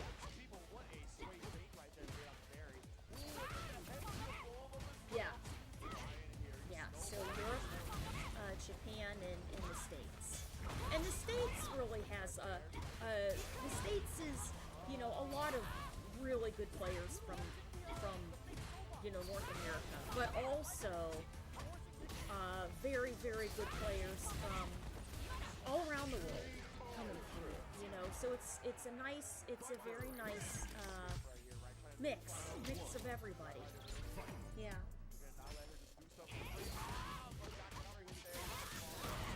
Yeah, you're welcome. So tomorrow I'm going to try to get it as close. I'm going to try to get it as soon as it starts. So that's going to be a lot earlier. So I believe it's 5 o'clock. I'm East Coast. So I believe that's 5 o'clock. I had work today, and then I had another obligation I had to do. But after that, we were able to hop on. But this is live, by the way.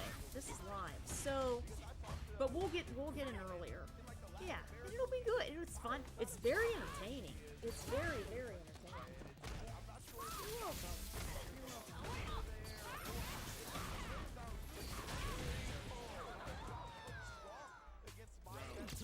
Brian's a very good player. Brian's very good. Mickey, though, has come through, and he's just playing amazingly and very strong. I believe he's 17. I think he's 17 years old.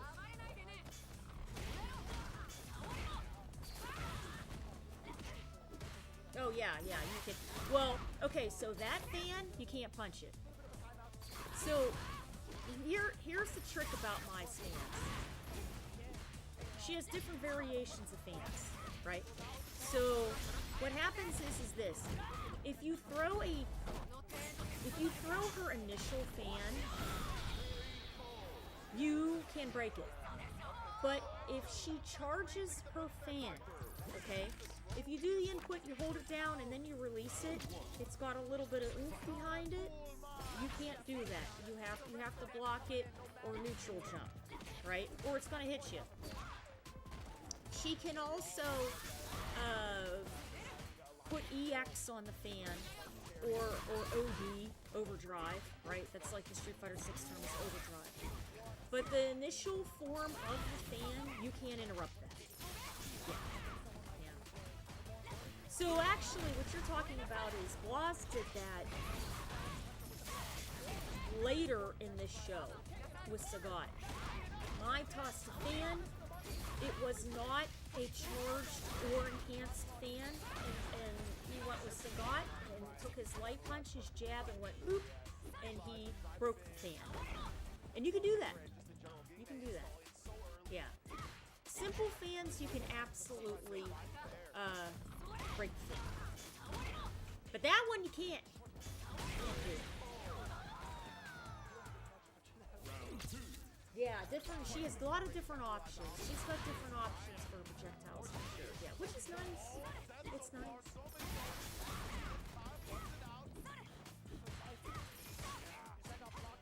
Oop.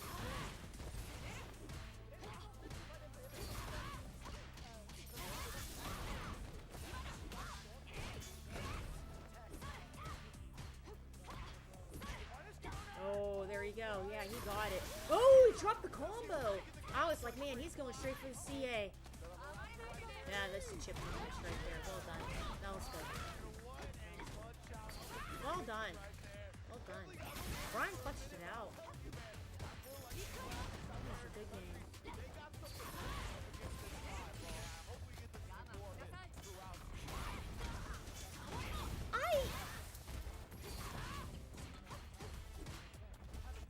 I think that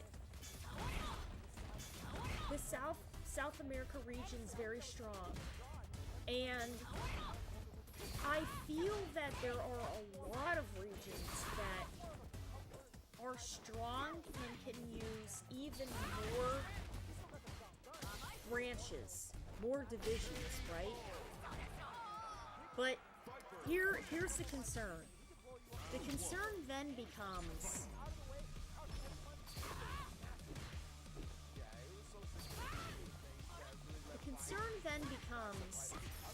they're going to have to try to figure out if we're having more, and that would mean more teams, right?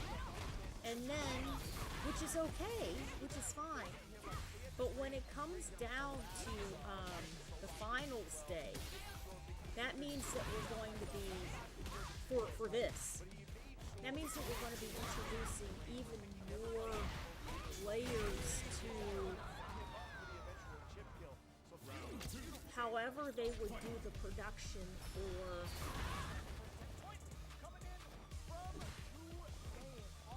Street Fighter League finals. And I don't know if it actually starts to turn into a time issue on top of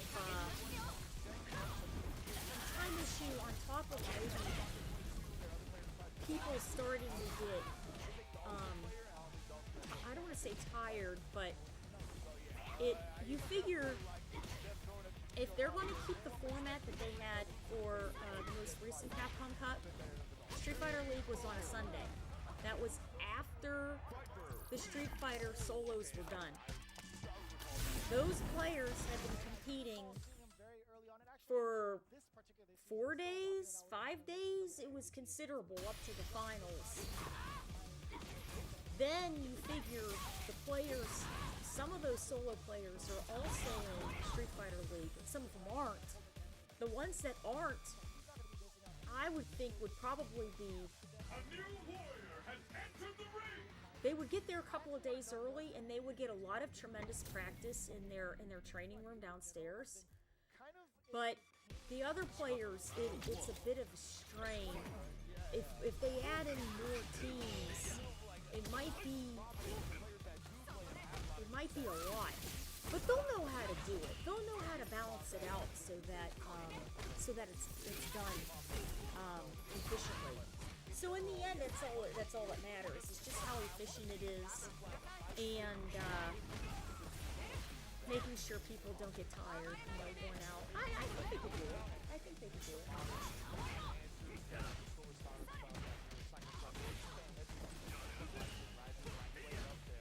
I think, yeah, that region has a lot of very good players. Very, very, very good players. Yeah.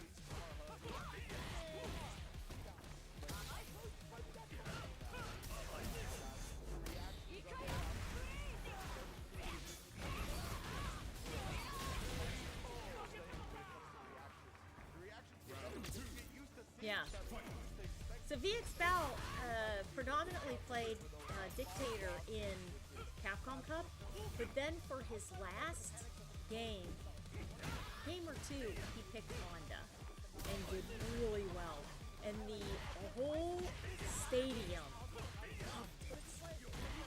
loved him playing Honda. They just, oh man, it was electric in there when Honda was on the screen.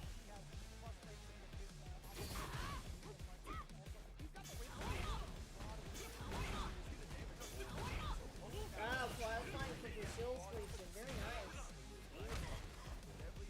Separate other pieces of... Yeah, they did, that's right. You're right, they did. They did do that. I remember now. Yeah. They may. I don't know. I don't know what the specifics would be for that. It would be nice, though. It would be pretty cool.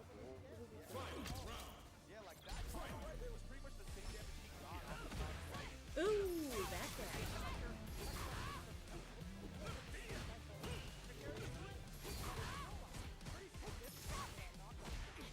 That is a nice scissor kick mix up there. Oh, my turn. Oh, my turn again. Oh, that was smart. Got the cross up there.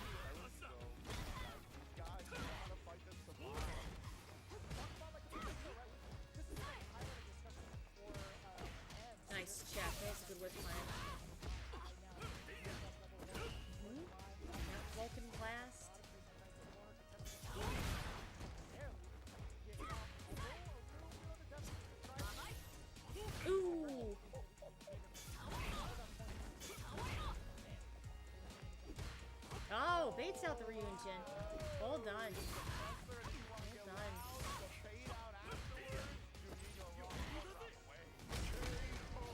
Nice check there, the crouching jab. I'm glad you're here, man.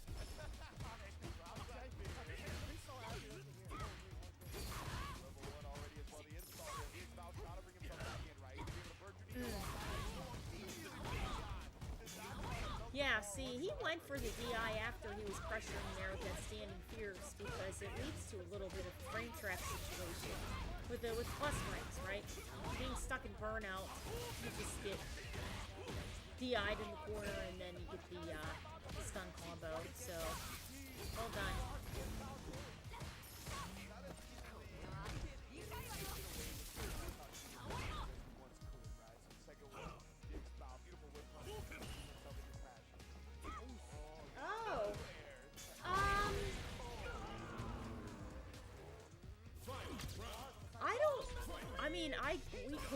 We absolutely could, but the issue is I don't know if we could, because my only concern is I know that there were very strict rules on there's very strict rules on Street Fighter League Japan, and I had actually asked about it, and I said, okay, because there are times where if you ask for permission, they sometimes say, okay, you know, we'll allow you to be an official restream for XYZ. But for Street Fighter League Japan, it was no. You know, you have to have it with the timer. The timer only on the screen and everything is very specific. So I don't know if those types of rules would apply also for Europe and US, but if it doesn't, that would be neat. But I'm not sure, to be honest. I'm not sure what the specifics would be on there. Yeah. Thank you, I appreciate it.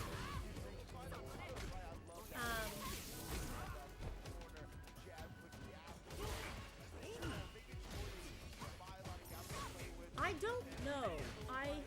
I'm not sure. And on top of that, on Saturday I'm helping with a military tournament online that's going to be starting around 2-3 o'clock.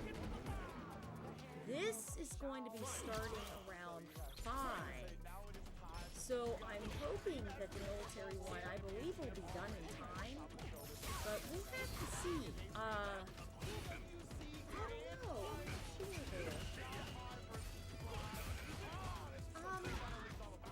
Oh, Boss versus Zalhai. Oh my goodness. Yeah. What do you, yeah, I'm curious.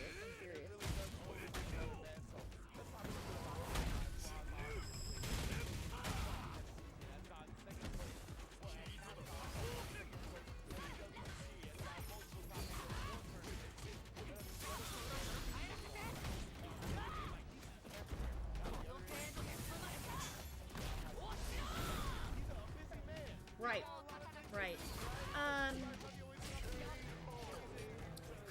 I can check with someone and see.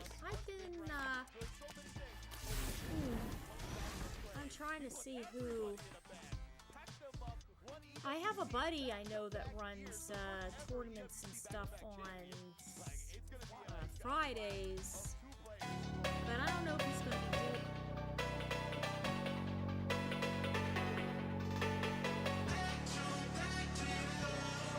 Alright, y'all, thanks for watching.